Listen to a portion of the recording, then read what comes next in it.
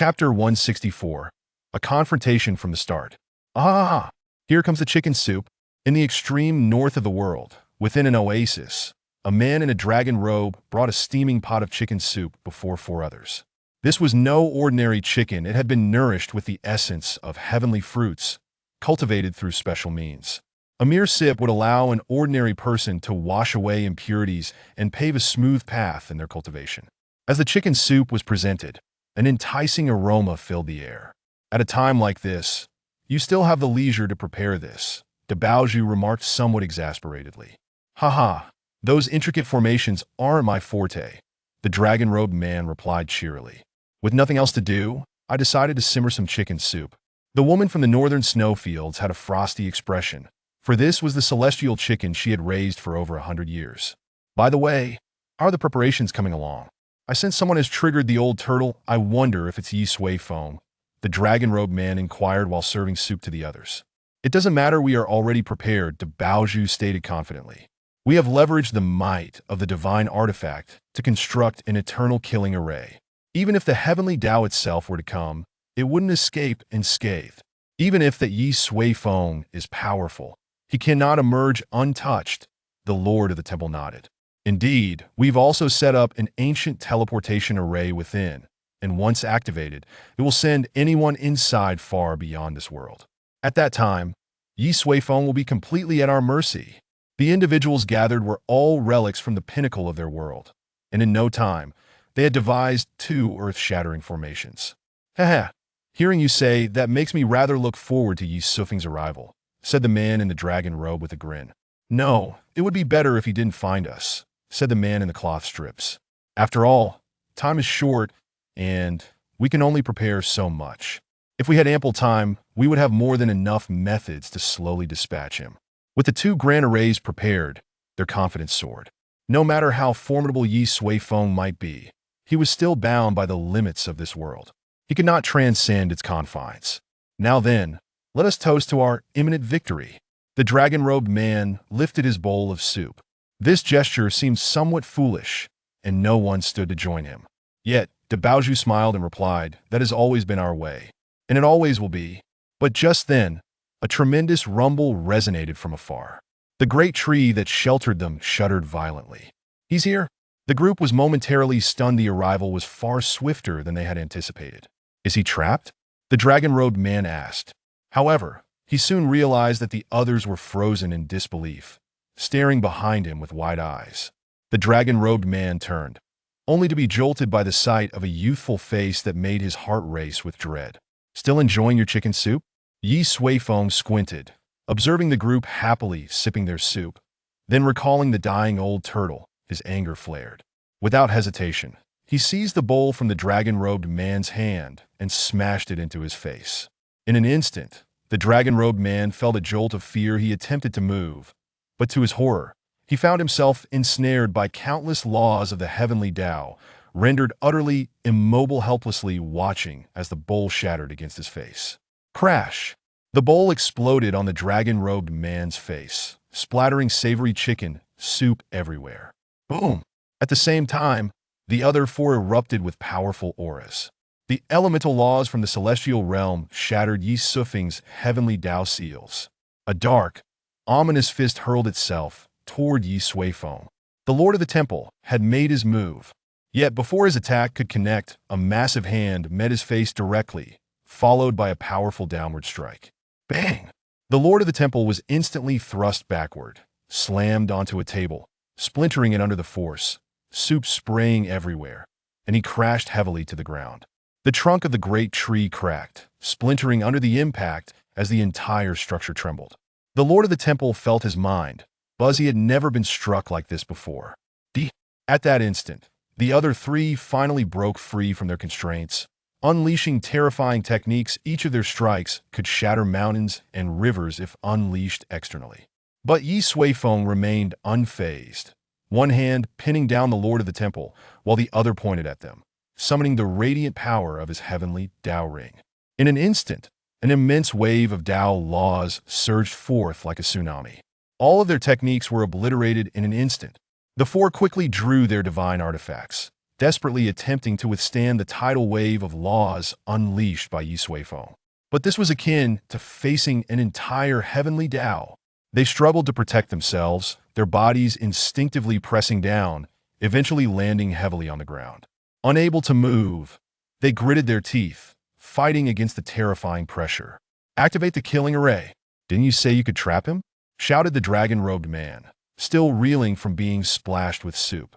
The others wore grim expressions, unwilling to respond. Couldn't they tell? Their previously confident and proud killing array had been destroyed in a flash by Ye Suifeng. "There's a killing array?" Ye Suifeng threw the lord of the temple aside with a single punch, then approached the dragon-robed man, kicking him fiercely. Earlier, he had indeed sensed the presence of an array when he arrived. However, consumed by anger, he had destroyed it without a second thought, not even taking a glance. Who would have thought it was the killing array set by these individuals? "Still enjoying your chicken soup?" Ye Suifeng caught a glimpse of the shattered bowl and grew even angrier. With a swift kick, he sent the dragon-robed man flying, crashing into the massive tree behind him, only to rebound. "Is the chicken soup that good?" He unleashed a fist that connected with the dragon-robed man's mouth, sending several teeth flying and blood spurting. "Having a grand time, are we?" Ye Suifeng seized the dragon-robed man, delivering punch after punch to his face. "It'll make you regret enjoying that chicken soup." Within mere breaths, his stubbled face had swollen to an alarming size, and he couldn't tell how many teeth he had left. The dragon-robed man felt helpless. It baffled him why Ye Suifeng was so fixated on beating him. Moreover, he hadn't even had the chance to enjoy his soup before it ended up on his face. The sudden ferocity of the battle demolished all structures atop the enormous tree in an instant. However, while Ye Suifeng mercilessly pounded the dragon-robed man, the others once again utilized their divine artifacts to break free from the pressure of the heavenly Tao ring.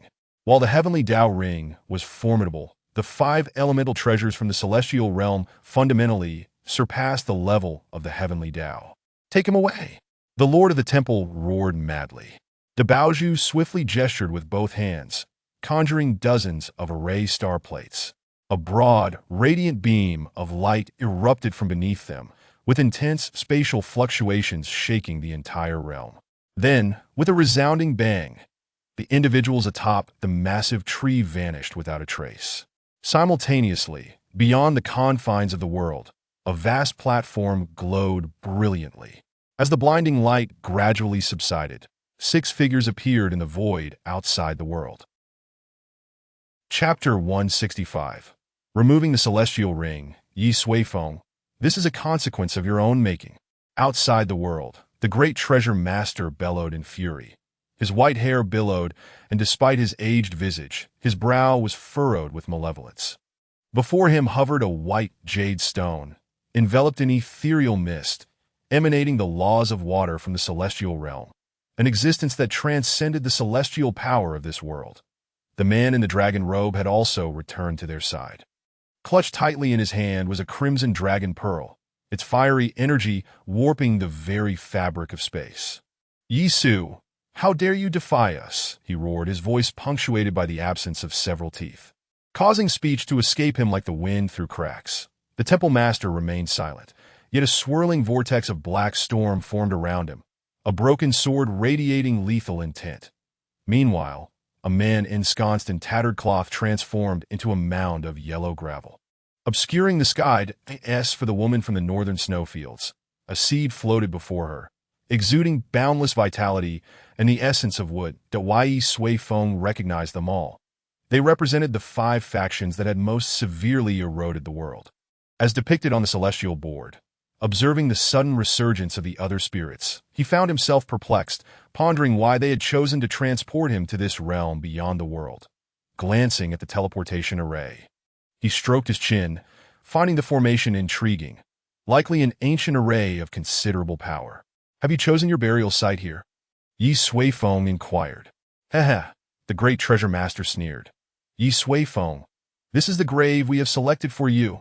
Indeed, Ye Suifeng's strength had once again exceeded their expectations. Who could have foreseen that a meticulously crafted killing formation would be obliterated in an instant by him? He then approached them without a word, launching a relentless assault. Since stepping into the realm of cultivation, None of the five had ever endured such a beating.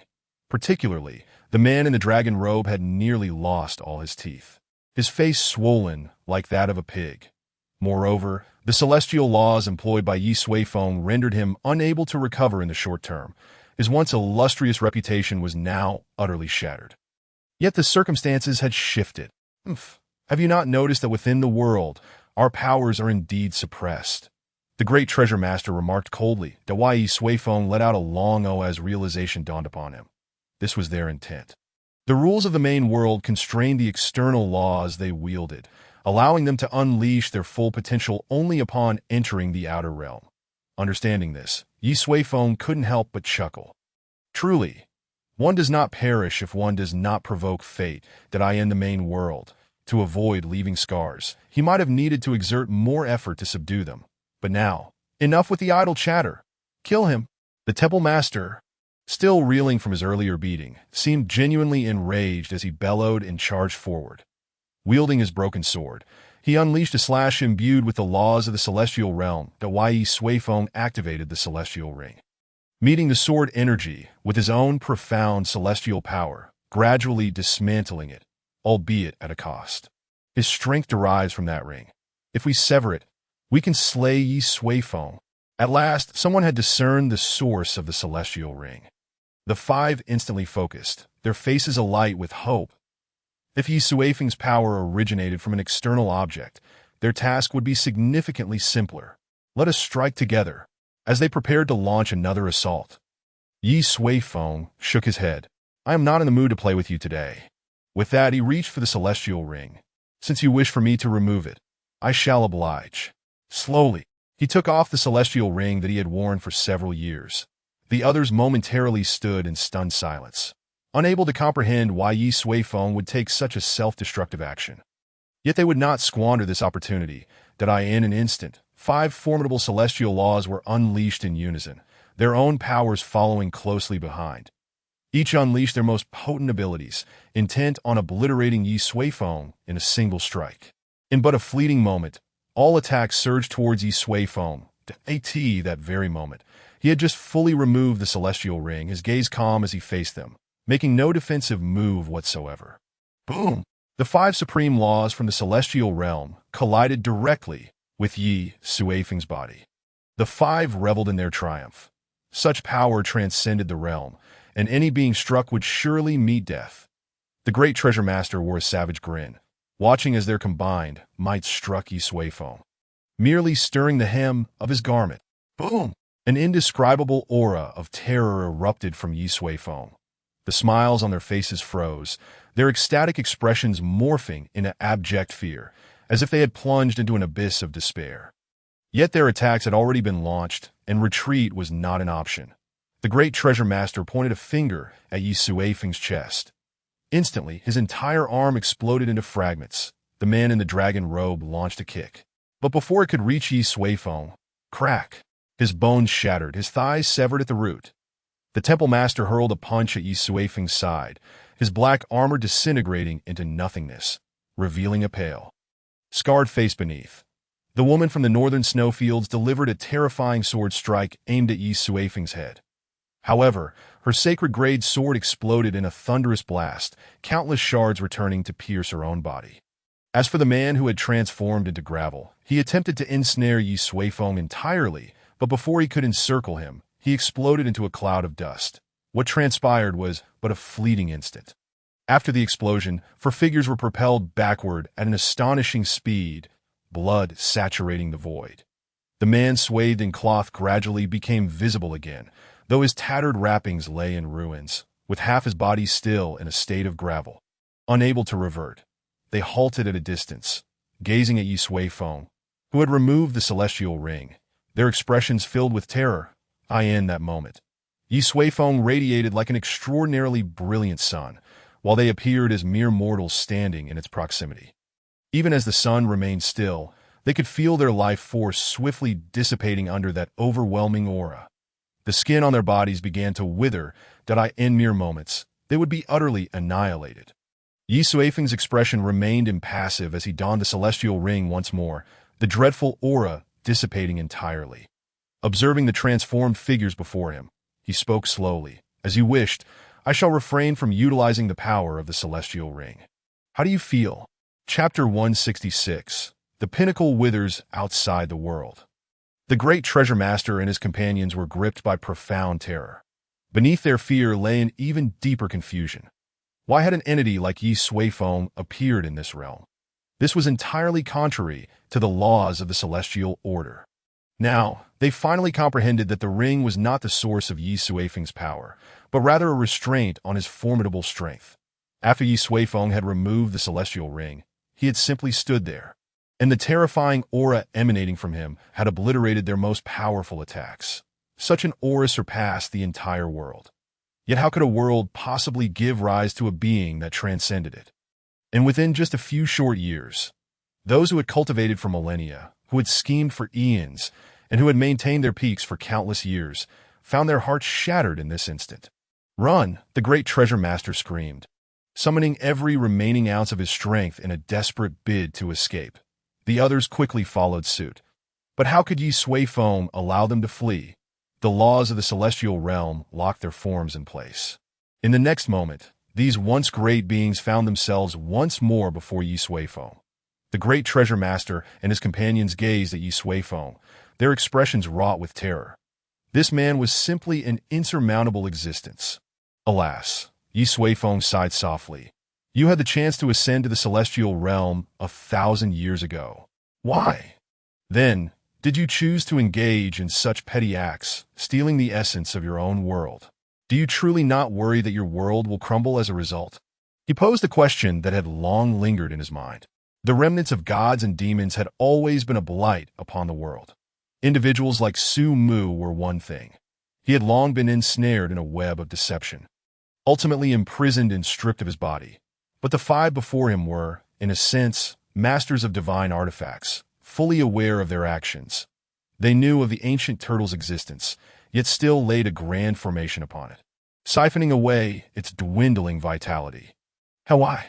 Perhaps resigned to their fate, the great treasure master chuckled quietly. The celestial realm is unknown. If we do not accumulate sufficient power, what use is it to ascend?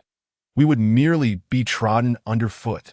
If we refine the essence of the world, we shall have a greater chance of solidifying our positions at the pinnacle within the celestial realm. His expression darkened as he glared at Ye Suifeng. You, with your overwhelming strength, cannot possibly understand the despair of the weak. If I surpassed you, the one kneeling here would be you, Ye Suifeng. We seek to become more powerful. What is wrong with that? You tell me, what have we done wrong? The master Dabo exclaimed, his agitation escalating to the point of nearly shouting. Ye Suifeng shook his head. Once again, this was the rationale presented to become more powerful, to establish oneself in the realm of immortals after Ascension. At first glance, it seemed there was nothing amiss with such a sentiment. However, the pursuit of strength should not justify unscrupulous methods. Perhaps some might resonate with the ideology of Master Dabo and his cohorts, but Ye Suifeng held disdain for such tactics. He would never exploit the land that nurtured him for the sake of securing a luminous future. One might argue that differing principles render each party justified in their own right. Fortunately, Ye Suifeng was far superior to them. While he was not satisfied with Master Dabo's response, he did glean the information he sought. He had no intention of pressing further. Conversing with such individuals sometimes led one to feel as though they were in the wrong. After a moment of contemplation, Ye Suifeng extended his hand. No, do not kill me. The leader of the temple, stripped of his armor, suddenly cried out. I know many secrets of this world, as well as the locations of hidden treasures. I can divulge them to you. In that instant, he relinquished all semblance of pride, pleading for his life. Yet Ye Suifeng remained unperturbed. There is no need. I have my own methods. Upon uttering this, a terrifying consciousness surged forth from above the five individuals, penetrating directly into their minds. His intention was not to slay them, but rather to extract their souls, a brutal technique that exacts a toll on the victim's spirit in exchange for information. Ye Suifeng seldom resorted to such measures, yet he felt no pangs of compassion for the five before him. The soul extraction technique he employed was the most rudimentary of spells, necessitating that the caster's spiritual power vastly exceed that of the target for success. Moreover, it inflicted torment far more severe than 1,000 cuts. In truth, Ye Suifeng possessed a more advanced form of soul extraction, that he chose to employ this lesser method deliberately. The moment the extraction commenced, the 5 emitted harrowing wails. Within a brief span, Ye Suifeng became acutely aware of all their past deeds, from birth to the present, including their ascent to greatness and their acquisition of treasures from the realm of immortals. Naturally, he also uncovered certain hidden locales and treasure troves within this world. Soon, the soul extraction was complete. Yet, in that fleeting moment, the 5 were drenched in cold sweat, their life forces waning further. Their souls bore irreparable damage. After perusing their histories, Ye Suifeng shifted his gaze to the sole woman among them. So it was you who killed Ye Jingguang. From her memories, Ye Suifeng had gleaned the entirety of the truth. The woman's computational skills were remarkable. She had indeed foreseen certain potential future events. Had she not slain Ye Jingguang, perhaps he would have arrived in this world under a different guise, or perhaps from another realm altogether. Indeed, the woman replied, her voice tinged with bitterness. I only regret that I did not eradicate the entire Ye family at that time. Ye Suifeng shook his head. The death of Ye Jingguang was a mere coincidence. A coincidence that was manipulated by an individual from the realm of immortals, leading Ye Suifeng to the river of time, where a trap was laid at that pivotal moment that I in a certain sense. Both Ye Jingguang and this woman were victims. Yet, regardless of the circumstances, she was indeed responsible for Ye Jingguang's demise, that a life for a life.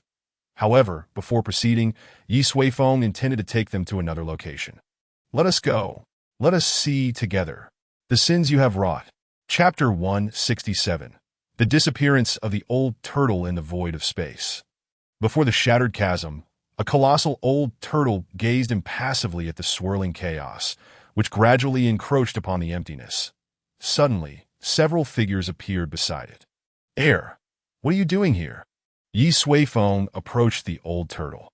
It had now detached itself from its immense shell, shrinking to an unfathomable degree. Yet, to the ordinary eye, it remained an imposing entity. The Ye Suifeng also looked towards the fisher, feeling a twinge of guilt before the master of space. There is no need for concern. The old turtle seemed to discern Ye Suifeng's thoughts, saying, as the world awakens anew, the chasm will gradually mend. Ye Suifeng no det visusuret. By the way, I have brought them. With that he waved his hand. The 5 individuals under Master Dabo were immediately drawn forth, kneeling heavily in the void before the old turtle. They're the ones who brought you to the brink of death. How would you like to deal with them? Ye Suifeng inhuidet. The old turtle lowered its gaze upon them. The 5 bowed their heads, appearing remorseful, though in truth, it was Ye Suifeng who had compelled them to do so. 5 unfilial children, sighed the old turtle after a moment. You decide their fate. I cannot interfere in the grievances among living beings. It lifted its head, weariness etched in its eyes. This is also a matter of your own grievances. Ye Suifeng replied that he wished to honor the old turtle's wishes. A swift execution was an option, as was sparing them entirely.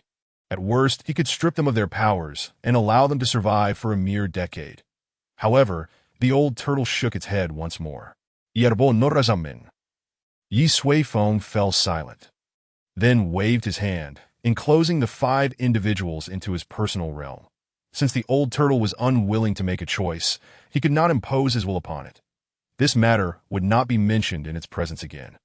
Have you found all 5 treasures of the immortal realm? The old turtle asked. Indeed. Ye Suifeng nodded and subsequently produced the 5 items he had acquired from them. The jade stone, the dragon pearl, the broken sword, the seed, and a handful of yellow sand, each corresponding to the 5 elements. Follow me, the old turtle stated, turning to depart. They distanced themselves from the river of time and the great chasm, arriving at an open expanse. We do not know who orchestrated this scheme within the immortal realm, but based on my suspicions, they possess the means to refine the lower realms, indicating their strength is formidable.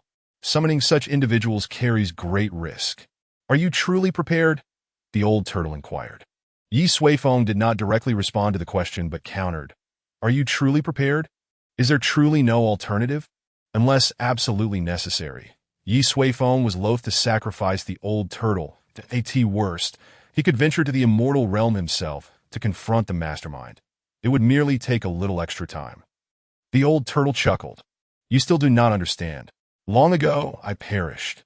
Now, as the world births a new will, I must yield my place for it to truly emerge. As it spoke, the old turtle transformed into a sapling, the tree of enlightenment.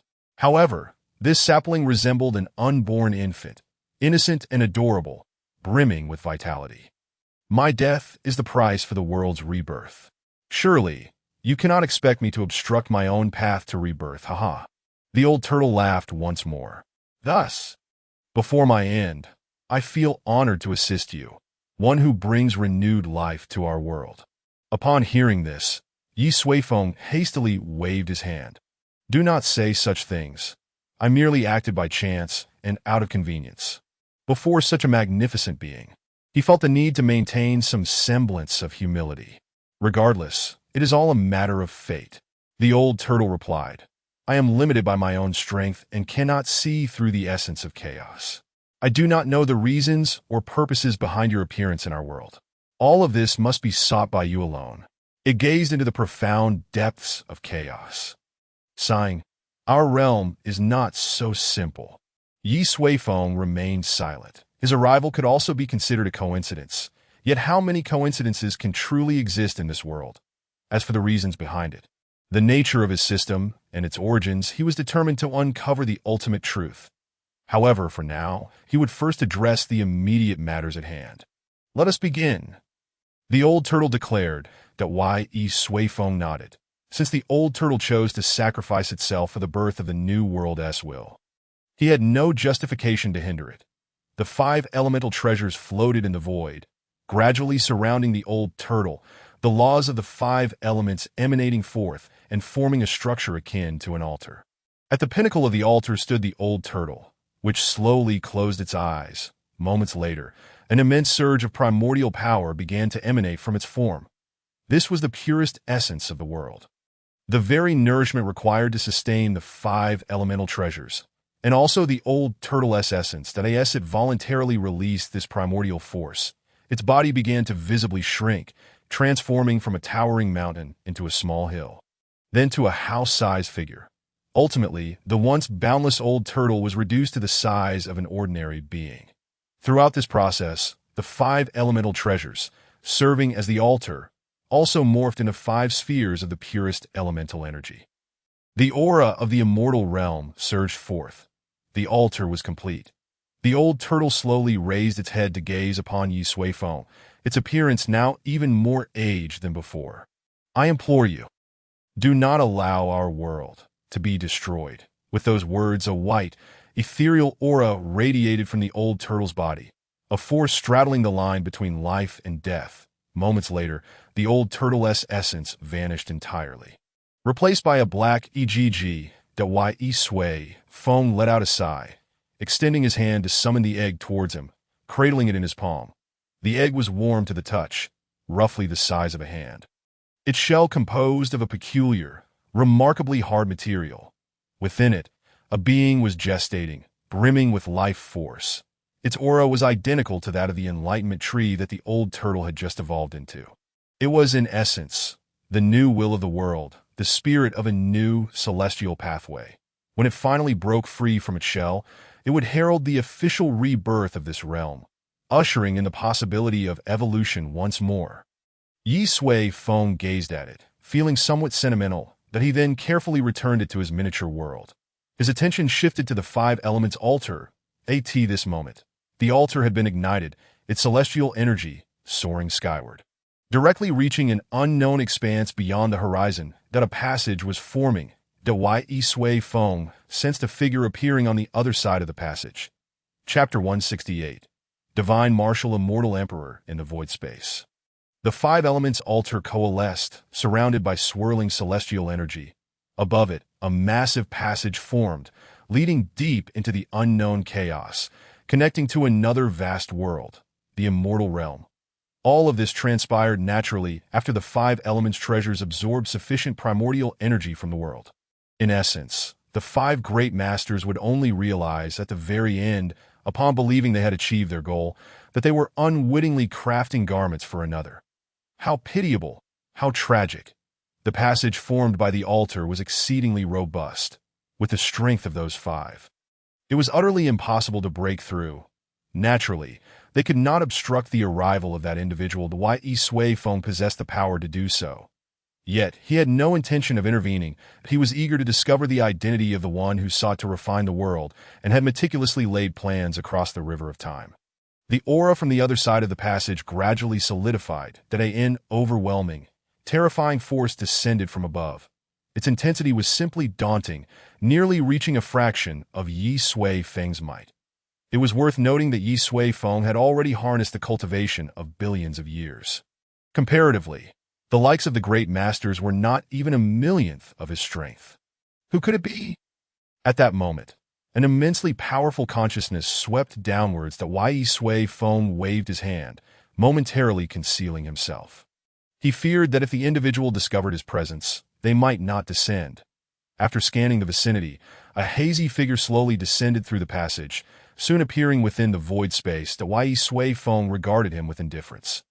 The figure was tall, clad in silver armor. He bore no helmet, and his chiseled visage, with sword-like brows and starry eyes, exuded an unparalleled majesty that as he arrived, a vast celestial aura surged forth, rippling through the entire void space, imposing a subtle pressure upon this realm. The man gradually landed, but he surveyed the solitary altar beneath him, his brow furrowing in apparent confusion. Suddenly, he pivoted sharply, spotting a figure standing behind him, smiling in his direction. "Hi," Ye Suifeng waved. The man's eyes widened in shock. When he had scanned with his consciousness moments earlier, he had detected no living presence. "Who are you?" he bellowed. The immense sound waves, coupled with his terrifying aura, surged forth, far more violent than a tempest from the heavens. Yet Ye Suifeng remained unyielding, a cold smile gracing his lips. "That is a question I ought to pose to you," he replied languidly. The man fell silent, his brows knitting together. Abruptly, he soared upwards, darting through the passage with astonishing speed. Ye Suifeng extended his hand. Bang! The man collided with an invisible barrier, producing a thunderous sound, before rebounding back heavily onto the five elements altar. To come and go as you please is rather impolite. "Now, tell me, who are you?" Ye Suifeng's gaze was frigid. The man's expression darkened, yet he remained silent, fixating on Ye Suifeng. Suddenly he roared, bursting forth from the passage, launching a powerful punch. The blow, infused with celestial energy and merging with profound techniques, was so potent that it caused fissures to appear in the void space. Chaotic energy surging forth that Ye Suifeng furrowed his brow slightly. The man's strength was indeed formidable. Engaging him here could exacerbate the already heavily damaged void space. Observing the cataclysmic attack, Ye Suifeng waved his hand, and the surroundings instantly transformed. They found themselves in a verdant little realm. This was Ye Suifeng's personal world. However, to pull the man into this space, he refrained from erecting defenses. Boom! The man's fist struck directly against Ye Suifeng's chest, that a torrent of energy erupted, sweeping through the small world that in an instant, earth and stone were upheaved. Nevertheless, the precious items within this world were safeguarded by Ye Suifeng. Remaining untouched as the dust settled, both figures became visible. The man had indeed struck Ye Suifeng, yet his punch merely rustled Ye Suifeng's elegant robe, that Ye Suifeng's form remained utterly still. A faint smile adorning his face, a hint of mockery replacing his earlier indifference. "Ah!" The man, witnessing this, immediately unleashed another punch, even more ferocious than the last. "Stop your howling!" Ye Suifeng swiftly retaliated, delivering a resounding slap to the man's head. The man's chiseled face rippled, his features contorting as he staggered heavily to the ground. Bang! A tremendous noise echoed. Yet this time, Ye Suifeng had safeguarded the earth, causing no disturbances. The man fell, a large palm print rapidly emerging on his face. His head ringing, his vision filled with bright stars. Ah! The man yelled, desperately pounding the ground, attempting to rise and launch another attack. But while still in the air, another hand struck the same spot on his face. He collapsed once more. I told you to stop howling. Ye Suifeng's voice was cold. Ah! Bang! The same scene unfolded again. The man appeared relentless, repeatedly striving to rise and resist Ye Suifeng's suppression. Ye Suifeng remained silent, that as long as he dared to stand. A swift slap would find him. It was only after the man's once chiseled face had been transformed into a round, swollen visage, bloodied and barely recognizable, that he finally ceased his struggle, lying on the ground in a rather peculiar position, too afraid to move. Ah! Ye Suifeng clapped his hands, reflecting that this was the first time since arriving in this world that he had encountered someone so resilient to beatings. Although he had not exerted his full strength, it had indeed been gratifying. Observing the now subdued man, who did not dare to move, Ye Suifeng approached him and conjured a chair to sit down. Lift your head. Now! Tell me, who exactly are you? Ye Suifeng inquired calmly. The man, cradling his head with his hands, cautiously raised it. He was genuinely dazed by the individual before him. I am the divine marshal, immortal emperor of the Taikang Great Domain. Ye Suifeng was momentarily taken aback. An immortal emperor. Just this, gazing at the man resembling a pig's head, Ye Suifeng could not help but squint, inwardly scoffing that an immortal emperor looks like this. Chapter 169. The Shadow Behind the Scenes. The divine martial immortal emperor felt a pang of bitterness within. He had originally thought the situation was nearly guaranteed, yet it had morphed into this outcome. Who exactly was this man before him, and why was he so bizarre? He could not fathom it. Divine marshal, immortal emperor, is it? Ye Suifeng spoke coolly. Explain why you wish to refine my world. In detail. Please. I am not a particularly patient person. As he spoke, Ye Suifeng rubbed his hands together, relishing the sensation of having exerted his strength. The divine martial immortal emperor's eyes twitched involuntarily, and he hastily replied, the matter is as follows. I am an immortal emperor who ascended in the Taikang Great Domain over 10,000 years ago. As he recounted his tale, Ye Suifeng gradually began to comprehend the situation. The immortal realm was vast and boundless. The territory dominated by humanity was generally divided into 10 great domains, each of which dwarfed the world where Ye Suifeng currently resided by a factor of thousands. In these domains, the immortal emperor stood as the supreme sovereign, controlling all. The divine martial immortal emperor was one such figure.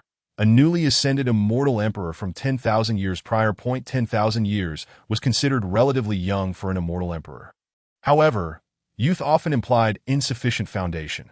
Compared to the older immortal emperors, the divine martial immortal emperor was significantly lacking in strength, influence, and resources, elements that constituted essential foundation, having been accumulated too little.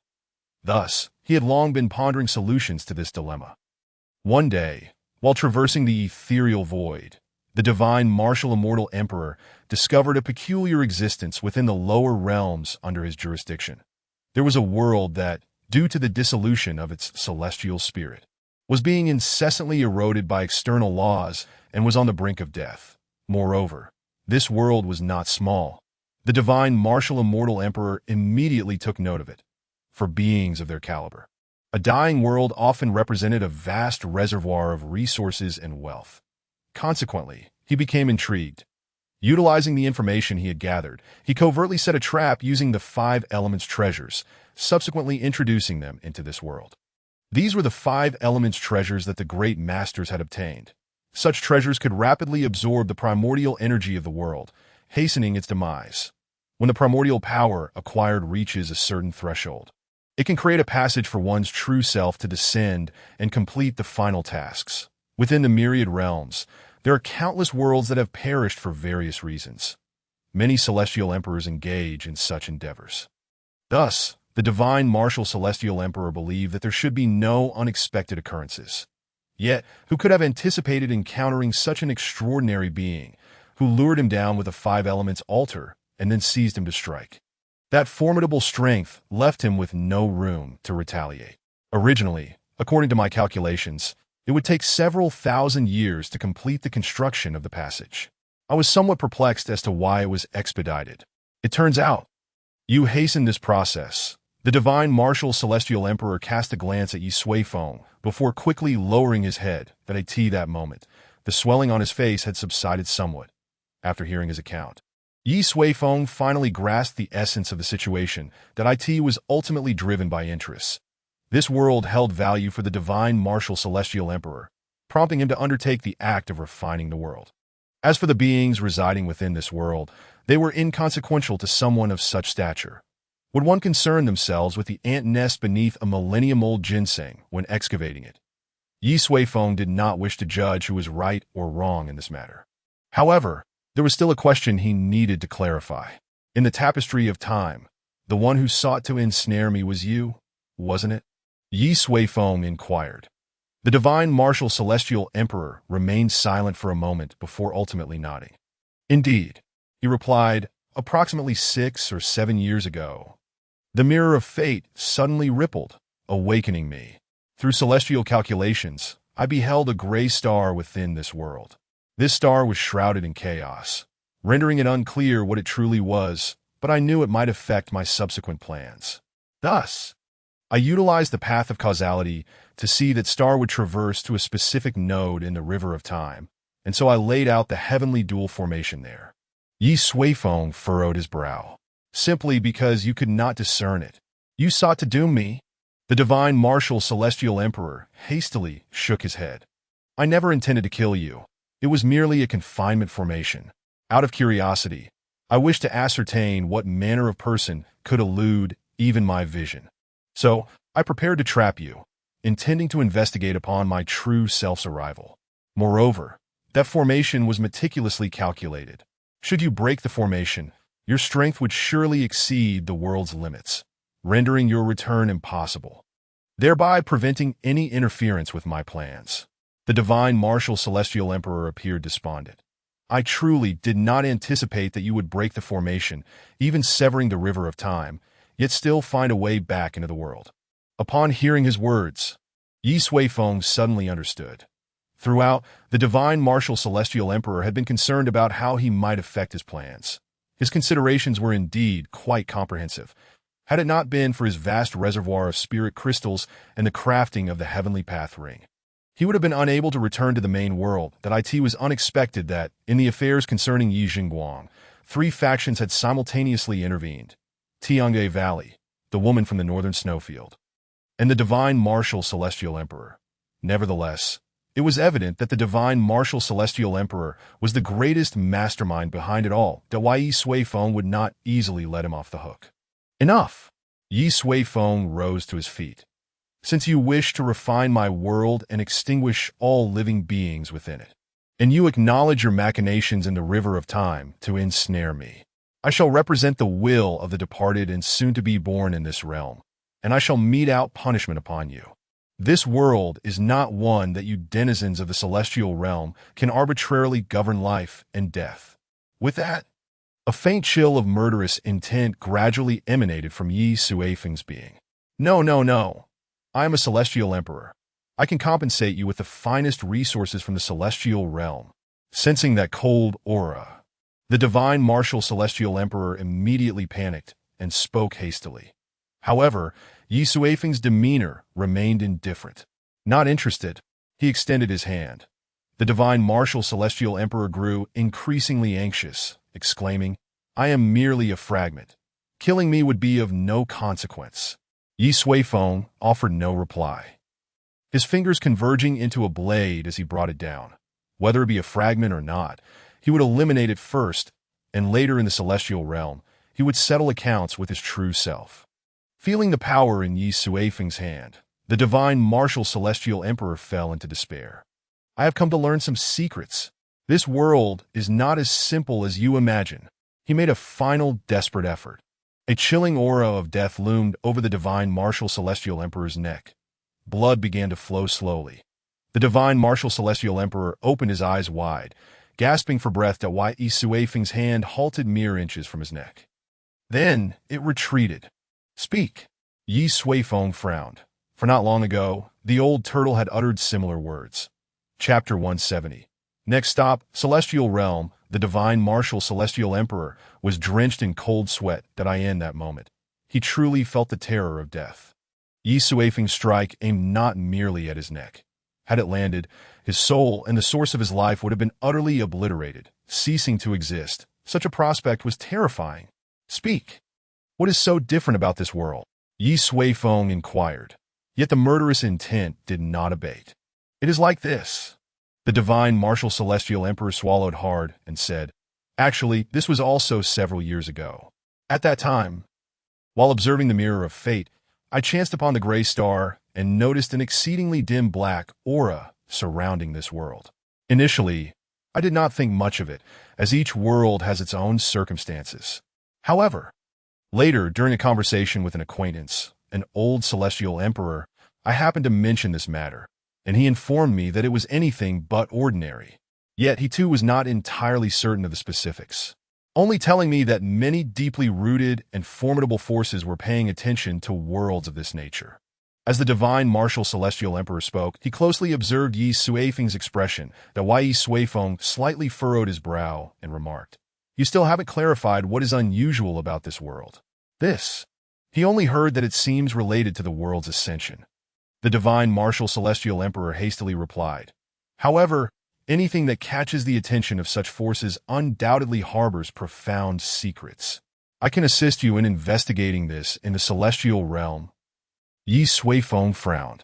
Connecting the words of the divine marshal Celestial Emperor with the warnings and instructions from the old turtle before his demise, it seemed this world was indeed not as simple as it appeared. Furthermore, within the myriad realms, there were apparently many similar worlds. This warranted careful contemplation. You mentioned it is related to the world's ascension. After a moment of silence, Ye Suifeng inquired again. Indeed, sensing the softening of Ye Suifeng's tone, the divine marshal Celestial Emperor relaxed somewhat. He informed me that those ancient forces seemed to be facilitating the ascension of such worlds, with some even having successfully elevated entire worlds into the celestial realm. As for the reasons behind this, further investigation is required.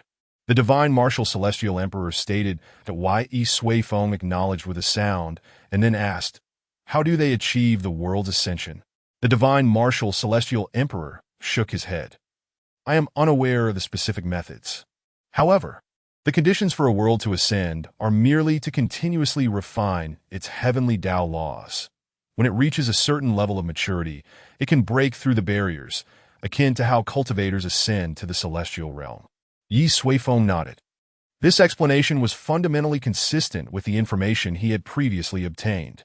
However, the divine marshal Celestial Emperor suddenly shifted his tone, his expression somewhat awkward as he said, In your world, the spirit of the heavenly Tao has perished, and the path to ascension has been severed.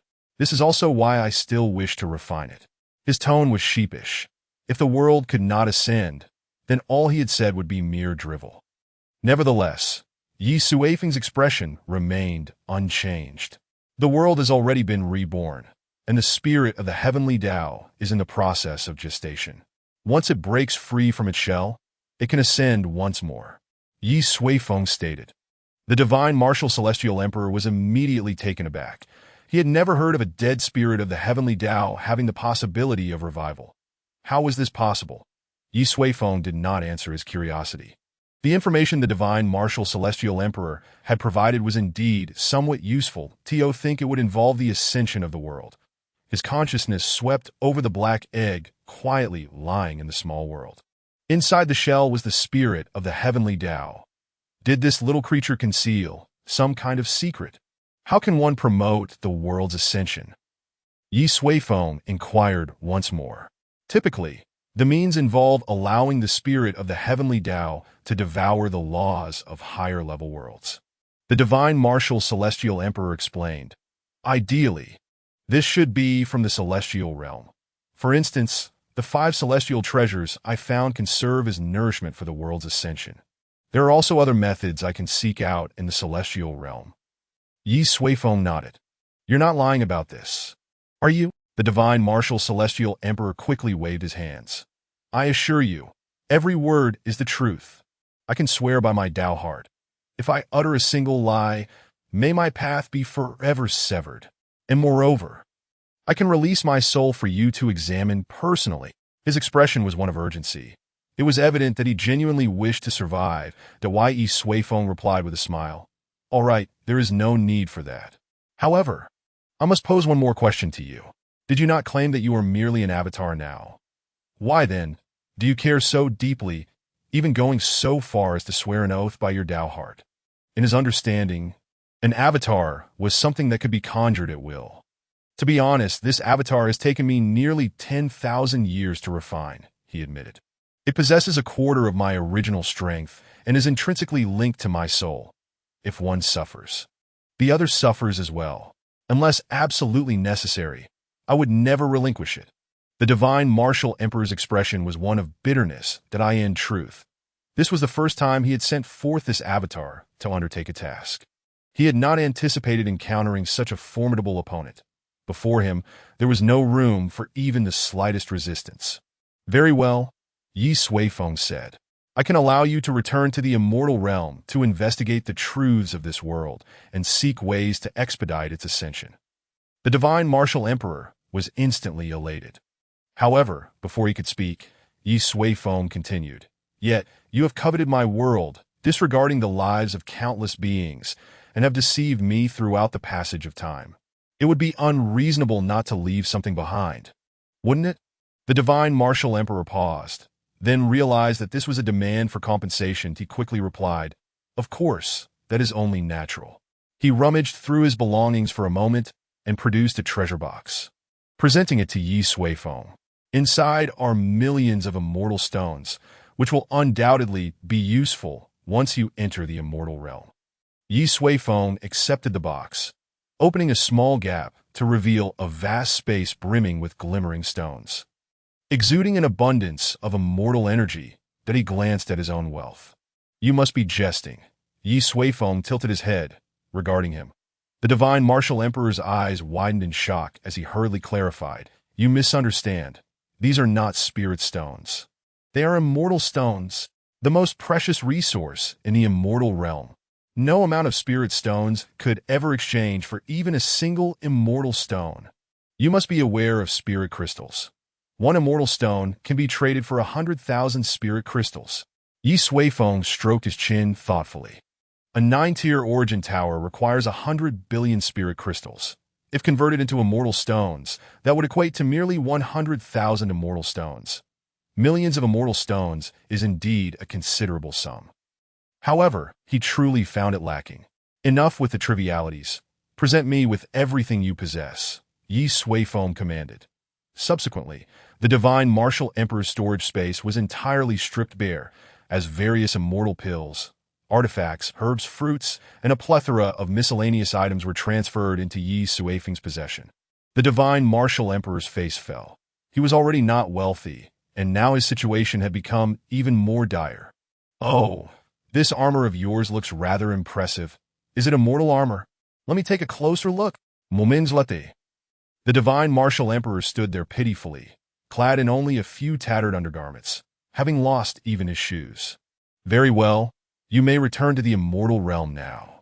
Ye Suifeng, using his formidable divine sense, established a beacon within the emperor's consciousness. Should you uncover any clues, use this to contact me. You would do well to take this seriously. Otherwise, once I arrive in the immortal realm, you can imagine the consequences. The divine marshal emperor forced a smile. I assure you, I will be diligent. Thereafter, Ye Suifeng led him away from the small world, returning to the altar. Soon, the divine marshal emperor ascended once more to the altar, traversing the passage back to the immortal realm. Moments later, the passage atop the altar gradually faded from view, and the 5 elemental treasures reappeared. The Ye Suifeng waved his hand, collecting them all. They were bountiful provisions birthed from the spirit of the heavenly Tao. Observing the once again silent void, Ye Suifeng let out a soft sigh. He had initially thought he had uncovered the truth of this world, only to realize that the reality behind it was shrouded in even greater mystery. What, indeed, was so special about this world? Why were the superpowers of the immortal realm also taking heed of it? What secrets lay hidden behind its ascension? And himself was an ultimate enigma. After a long while, Ye Suifeng smiled. Regardless of what was concealed, he would pursue the ultimate truth step by step. First, he would await the hatching of the new heavenly Tao spirit to see if any revelations would arise. Then, the next destination would be the immortal realm. Chapter 171. The fates of 5. The divine marshal emperor returned to the immortal realm, departing with a sense of lightness that he had bestowed upon Ye Suifeng all his valuable possessions, immortal pills, herbs, and techniques in abundance. There was no shortage of these items, and being the product of an emperor, they were far from mundane. That's why Ye Suifeng planned to cultivate the immortal herbs and fruits in the Mirror Lake Garden upon his return. While several divine medicines would find a home on the small island in the center of the lake, such treasures of heaven and earth would not only benefit Yunshao City, but would also greatly enhance the entire world. They inherently carried laws, making them ideal for nurturing the soon-to-be-born spirit of the heavenly DAS. For the immortal pills, he intended to allocate a portion for the higher-ups of his family, to aid in cultivating the core descendants and those who had made significant contributions. The remainder, Ye Suifeng would keep for himself, perhaps to feed the small fish in the lake. Regarding the techniques of immortality, including top-tier alchemy, artifact crafting, and formations, Ye Suifeng planned to study them thoroughly upon his return. These were high-grade goods from the immortal realm, and he could surely glean valuable insights from them, which would help address his deficiencies in the Tao techniques. Furthermore, he could further refine the primordial skill, achieving methods beyond the 9 difficulties, that is, the cultivation methods surpassing tribulations. After all, as the world continued to ascend, its limits would rise accordingly. The methods of cultivation must also be elevated in tandem. Whether by further delving into existing techniques or forging a new path of cultivation, Ye Suifeng was well prepared to embark on the latter. After pondering for a moment, Ye Suifeng flashed into his personal small world. The earlier confrontation with the divine marshal emperor had left the small world in disarray.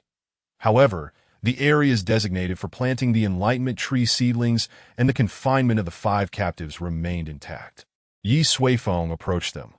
The group immediately tensed, having realized the vast chasm that lay between them and Ye Suifeng. Ye, Senior. The great treasure master struggled to speak. Yet before he could continue, Ye Suifeng flicked his finger, and a powerful surge of energy instantly swept past the great treasure master's neck, striking down a woman behind him from the northern snowfield. She widened her eyes in shock, her pupils dilating as she collapsed to the ground. Having killed Ye Jinhua, Ye Suifeng would certainly not spare her and offered her no chance to articulate a plea. What were you about to say? Ye Suifeng inquired, gazing at the great treasure master. At that moment, the great treasure master and the others were drenched in cold sweat. The sudden death of the woman had instilled a bone-chilling fear within them. Spare my life? The great treasure master prostrated himself on the ground, repeatedly begging for mercy. Ye Suifeng's expression remained impassive as he stated, "Your fate will be determined by Shinmi and the others. I hope you have treated them well." He then turned his gaze to the others. "As for you all, Ye Senior, I govern a vast empire in the east, managing hundreds of billions of people. I can lead them all to submit to you," exclaimed the man in the dragon robe, who had been the first to plead for mercy beyond the world. It seemed that his desire for survival was the strongest. Very well. Ye Suifeng nodded, casting a spell that penetrated the man's soul. From this day forth, every action he took would be under Ye Suifeng's watchful eye, should he even dare to rebel. His life could be extinguished with a mere thought. The man in the dragon robe stood in a daze for a moment, seemingly unable to believe that Ye Suifeng had truly acquiesced. He quickly bowed his head. "Thank you for your mercy, Senior." Witnessing this scene, the man wrapped in cloth strips also quickly spoke up. "I could do the same, Senior Yi. Most of the divine nations in the West fall under my management. I am willing, like him, to lead everyone to submit to you henceforth." The man in cloth strips knelt down as well. Ye Suifeng nodded once more, casting the same spell into his soul. The survival of these two was indeed preferable to their demise. They both governed vast territories and populations. Forcibly annihilating them would undoubtedly lead to chaos and the loss of countless lives amid the turmoil. Such devastation was unnecessary, that Ye Suifeng preferred to resolve issues through peaceful means. With 4 individuals accounted for, only the temple master remained. His black armor lay shattered, revealing a frail figure beneath. With pallid skin to at that moment, he appeared even more drained of color, for he understood that the temple had fallen into Ye Suifeng's hands, leaving him with no leverage. "I will not kill you." However, Ye Suifeng's words ignited a spark of hope within him. But Ye Suifeng continued indifferently. "I will strip you of all your cultivation, forcing you to live out your days as a mere mortal." The temple master's gaze fell. After standing atop the world for tens of thousands of years, to be reduced to a commoner was akin to death in itself. "Then you might as well kill me," the temple master lamented. That Ye Suifeng smirked coldly. "Do you truly believe you possess the right to make choices? I will send you back to the great Dao temple. To spare your life is not my intent. Rather, I wish for you to experience the profound sensation of a dying elder betrayed by those once deemed confidants." The demise of the old turtle remains an unresolved knot in Ye Suifeng's heart. The absence of death does not imply the absence of punishment. "Very well, let it be as it is," he concluded, thereafter choosing to disregard them and departed from the small world. Upon emerging, he contemplated briefly, and with a flicker of his form, vanished into the void. When he reappeared, it was before the immense array that lay outside the world. This array was the focal point that several of them had traversed from the extreme north. The formations upon it pulsed with ancient energies, exquisitely intricate, that Ye Suifeng swiftly discerned its principles. It essentially harnessed the formidable energy of spirit stones to conjure a construct akin to a spatial gate, allowing for the traversal of vast distances. With some optimization, it could prove immensely useful, he mused, and with a grand gesture, he incorporated the entire array into the small world. The universe is vast, and even the most elite cultivators may not traverse its myriad corners in a single lifetime. A means of transportation would facilitate matters greatly. Distance often stands as a colossal barrier to the advancement of civilization. After accomplishing this, Ye Suifeng activated the protective features of the heavenly Dao ring and melded into the world. Chapter 172. The Death of the Great Master in the Third Heavenly Domain of Central Continent. Beneath the enormous enlightenment tree, in a newly erected pavilion, Xinqian sat at a table, furrowing her brow as she perused the information contained within various jade symbols. The table was cluttered with similar symbols that in the span of a single day. The Wanbao Pavilion underwent tumultuous changes, with the Great Dao Hall also being integrated. The current overseer, Xinqian found herself inundated with an overwhelming array of responsibilities.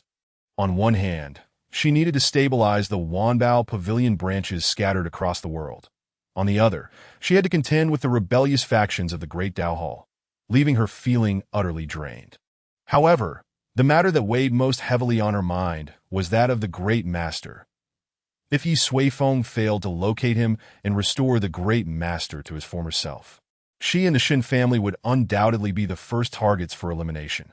She was gambling that if she succeeded, the Shin family could reach unprecedented heights under her stewardship. Should she fail, there would be no recourse but death. She could only hope that Ye Suifeng was indeed immensely powerful and capable of resolving the situation with the Great Master. With a sigh of frustration, Xinqian discarded a jade symbol and rubbed her temples. Suddenly, a knock resounded at the door. "Head of the family, it is I, Shin Tianming." Xinqian's delicate brows knitted slightly. She recognized Shin Tianming as a promising junior from the family. His sister, Shin Ningyue, had once been a family star, tragically perishing at the hands of Yi Qinyao during the recent Destiny War. Nevertheless, she bore no resentment, as she understood the risks inherent in such battles. For a superfamily, lamenting the loss of a single offspring and thrusting the entire clan into turmoil would be profoundly unjust to the others within the lineage. "What is it?" Xinqian inquired, holding a relatively favorable impression of Shin Tianming. Though his strength was modest, his capabilities in execution were exceptional. "The Great Master has returned," Shin Tianming announced from outside the door. Instantly, Xinqian's body trembled, and she shot up from her chair. The jade symbols on the table scattered to the floor with a clatter. Her complexion paled slightly. Could it be that he had returned so swiftly, Was it possible that Ye Suifeng had dealt with him? Xin Qian's hands trembled slightly, and she pinched her arm fiercely to regain her composure. Her expression darkening. The great master's power was already formidable, and coupled with that fearsome artifact, she doubted her entire clan could contend with him. Taking a deep breath, Xin Qian approached and opened the door. "Where is he?" she asked in a low voice. Upon seeing the head of the family's grim countenance, Xin Timing hesitated for a moment before responding. "He is in the Immortal Garden. The other overseers of the Wanbao Pavilion are gathered there." "The great master." "It would be best for you to see for yourself," Xin Tianming suggested. Xin Qian nodded, then swiftly made her way to the Immortal Garden. Along the way, her thoughts swirled as she contemplated numerous possibilities. Regardless of her fate, she pondered whether there might be a way to preserve her family and prevent its complete annihilation. She traversed this distance slowly, yet time felt fleeting. Before long, she arrived in the Immortal Garden, where a large gathering of individuals congregated, all prominent figures within the Wanbao Pavilion. Upon her arrival, they greeted her and parted to clear a path. Xin Qian inhaled deeply, striving to calm herself as she approached. As her vision cleared, she beheld a familiar figure seated quietly upon a slab of blue stone. It was indeed the great master. Xin Qian's heart jolted with shock, though confusion soon clouded her gaze. The great master before her bore none of the oppressive aura that once commanded reverence and fear. His hair hung loosely, his back hunched, struggling to draw breath. His withered skin made him appear decades older. Devoid of any cultivation, that he resembled an elderly man in the twilight of life. "Congratulations," the great master rasped, his voice weak and hoarse as he acknowledged her presence. Xin Qian remained silent, her expression a mixture of disbelief and uncertainty, as if struggling to reconcile the sight before her with the illustrious figure he once was. "Indeed, it is I," the great master continued, seemingly reading her thoughts. "Your new master, Ye Suifeng, has stripped me of all my cultivation. I am now merely immortal, subject to the whims of others." Cough, cough. As he spoke, the great master broke into a violent coughing fit, taking some time to recover. Did I in that moment? Xin Qian finally grasped the reality of the situation. In such a short span, Ye Suifeng had indeed located him and rendered him powerless. Furthermore, he had honored his promise, delivering the great master directly to her. How formidable must he be to accomplish such a feat? Xin Qian could scarcely fathom it. Yet, the burden that had weighed upon her heart finally lifted. Henceforth, she would no longer need to fear the destruction of her family. "Why did you abandon us and flee alone?" Xin Qian inquired, her voice low and serious. This question resonated in the hearts of all present. The great master chuckled weakly, lifting his gaze. "I foresaw Ye Suifeng's arrival and understood that I could not contend with him. If I did not flee, would I remain to await my demise?" Xin Qian frowned. "You should have at least informed us or left some contingency plan. To leave without a word and seek refuge alone. Did you ever consider what would happen to us when facing Ye Suifeng? If he were a ruthless killer, none of us would survive." Xin Qian's voice brimmed with anger. The great master's clandestine escape was the source of her greatest ire. What had they become? In response to Xin Qian's reproach, the great master lowered his head, offering a faint, enigmatic smile. "I believed you could delay him for a time." Xin Qian's anger flared. "Delay? With what? Our lives?" The great master remained silent, tacitly conceding to this assertion. He appeared to have relinquished all concern for his own thoughts and the awareness of those around him. This scene incited fury among the other overseers present. Not only were they esteemed figures, but even an ordinary individual would resent being treated as mere fodder. "How absurd! Is this the individual to whom we have pledged our loyalty?" someone exclaimed, laughter tinged with rage. "Let us slay him," another declared, seething with indignation. "Head of the Xin family, what say you? What course of action shall we take?" The assembly of overseers turned their gazes to Xin Qian, that Ye Suifeng's appointed representative. She had now become the de facto leader of the Wanbao Pavilion following the great master's complete loss of power and trust. Xin Qian fixed her gaze upon the great master, sensing the surrounding fury. Clang! A blade of light sliced through the air. Once a figure of unparalleled might, the great master's head rolled away, tumbling into the nearby mire. Thus, The Wanbao Pavilion was irrevocably claimed by the Yi family. Chapter 173, Unity of the World in the First Heavenly Domain of Central Continent, within the Great Dao Hall. A diminutive figure, pale as death, suddenly materialized on the plaza. He surveyed his surroundings, his expression one of utter bewilderment. Soon, he attracted the attention of those nearby. "Who are you?" Moments later, in the Great Dao Hall's conference chamber, the majority of the high-ranking members of the hall convened, alongside representatives from the Wanbao Pavilion, who were there to assume control of the Great Dao Hall. Hall Master, an elderly voice, spoke weakly. This was the elder who had once impeded Ye Suifeng and Xun Qian during their ascent to the celestial ladder. Though gravely injured by Ye Suifeng's strike, he had managed to evade the subsequent purge orchestrated by Xun Qian. "Why did you betray us?" At that moment, a younger individual, filled with indignation, slammed his hand upon the table, rising to confront the elder. The others remained silent, making the young man's outburst appear somewhat peculiar, as if he were performing for the benefit of the Wanbao Pavilion representatives. The hall master gazed at the youth, disbelief mingling with sorrow in his voice. "Nephew." "Who is your nephew?" the young man interrupted sharply. "From the moment you betrayed us and fled on your own, our relationship was severed. And it's not just me, others feel the same," he shouted, sweeping his gaze across the assembly. The gazes of the other elders gradually turned indifferent as they looked towards the Lord of the Temple. The injured elder let out a silent sigh.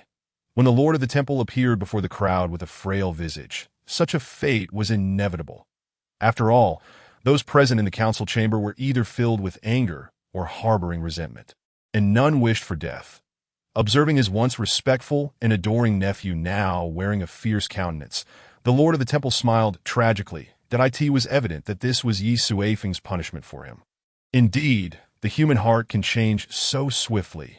"Lord Peng, I suggest we execute this scoundrel publicly to serve as a warning to others," the young man declared sharply, addressing the overseer of the Wanbao Pavilion.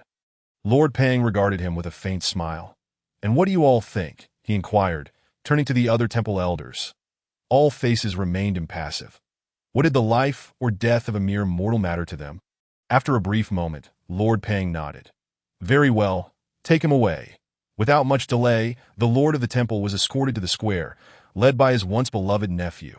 The nephew even affixed a badge of identity upon him, as if fearing others might not recognize who he was. Soon after, he was bound tightly and secured to a decaying wooden stake. "This old fool should have died long ago," the young man returned, self-assuredly walking over to Lord Peng. "Well then, you shall be the one to take action," Lord Peng said with a smile. The young man hesitated momentarily, a flicker of inner turmoil evident in his eyes. After all, this was an elder who had once illuminated his path. Yet that struggle was swiftly replaced by a ruthless resolve. With a steely gaze, he strode up to the Lord of the Temple, fixing his eyes on the frail figure before him, and unsheathed his long sword. However, the Lord of the Temple smiled at that moment. "Go ahead, my child, I bear you no grudge." Suddenly, he froze. Once, someone had spoken those very words to him. It was a millennium ago when he, alongside 5 others, first inscribed a formation on the ancient turtle. The turtle's consciousness was still awake then, aware of its impending fate. Yet it had uttered the same phrase. "Children, I do not blame you." And now, those words escaped his own lips. The Lord of the Temple suddenly understood. The gaze the ancient turtle had cast upon him was that of an elder watching over a beloved junior. Tears began to roll down his cheeks. This small display of emotion caused the young man to pause. Once again, he found himself grappling with doubt. Yet ultimately, he clenched his teeth and whispered, "I just want to live. I just want to rise to a higher position. I have done nothing wrong." He spoke to the Lord of the Temple, yet it felt as though he was trying to convince himself. The Lord of the Temple bowed his head, slowly closing his eyes. Indeed, he had thought the same when dealing with the ancient turtle. What right did he have to blame his own nephew? Die. The long sword came crashing down. The pale head, accompanied by a segment of rotten wood, rolled onto the square. The expressions of those in the temple varied. Some felt vindicated, others elated, some were confused, and a few mourned. Yet, they all understood. From this day forth, the Great Dao Temple had irrevocably become a part of history, after the young man severed the head of the Lord of the Temple. He turned and returned to Lord Pang, his demeanor solemn. "Well done," Lord Pang nodded. "Now, you shall manage the temple on my behalf and strive to cleanse all rebel forces in the shortest time possible." The young man was taken aback with joy, kneeling on one knee and proclaiming, "Yes." Thus, the temple's curtain fell. Moments later, another overseer from Wanbao Pavilion approached Lord Pang. "This man is unscrupulous and malevolent. He cannot be trusted," he said coolly. Lord Pang chuckled lightly. Who would trust him? He shook his head. However, this wretched fellow might still be of use for a time.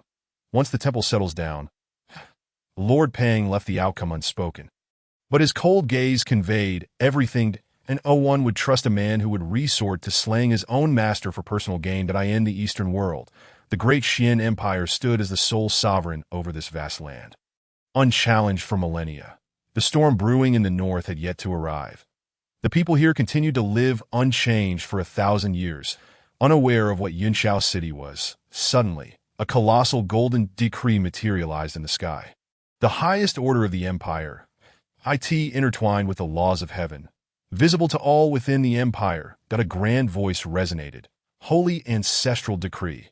From this moment forth, the great Xian Empire, along with all its vassals, shall jointly revere the sacred land of Yunshao, Ye Suifeng. In the Western world, amidst swirling sands, numerous beings persevered against the harsh environment. Their survival was primarily due to the protection of the divine kingdom. In every human settlement, statues of deities were worshipped. The gods would occasionally bestow grace, aiding them in resisting the wild forces of nature and the ferocious beasts hidden within the sandstorms. Today, the statue of the deity glowed once more. The crowd immediately gathered at its feet. Kneeling with utmost reverence as usual, the deity showered blessings, gradually restoring those tormented by injuries and ailments. But then, the deity spoke. "Believers, this world has welcomed the one true God. The true God descends from the heavens, residing in the sacred city of Yunshao. His name is Ye Suifeng." Chapter 174. The final preparations in Yunshao City, on the Isle of the Mirror Lake. Beneath the towering enlightenment tree, a simple stone table and benches were arranged beside a tranquil pond. A delicate young woman sat at the table, diligently writing something.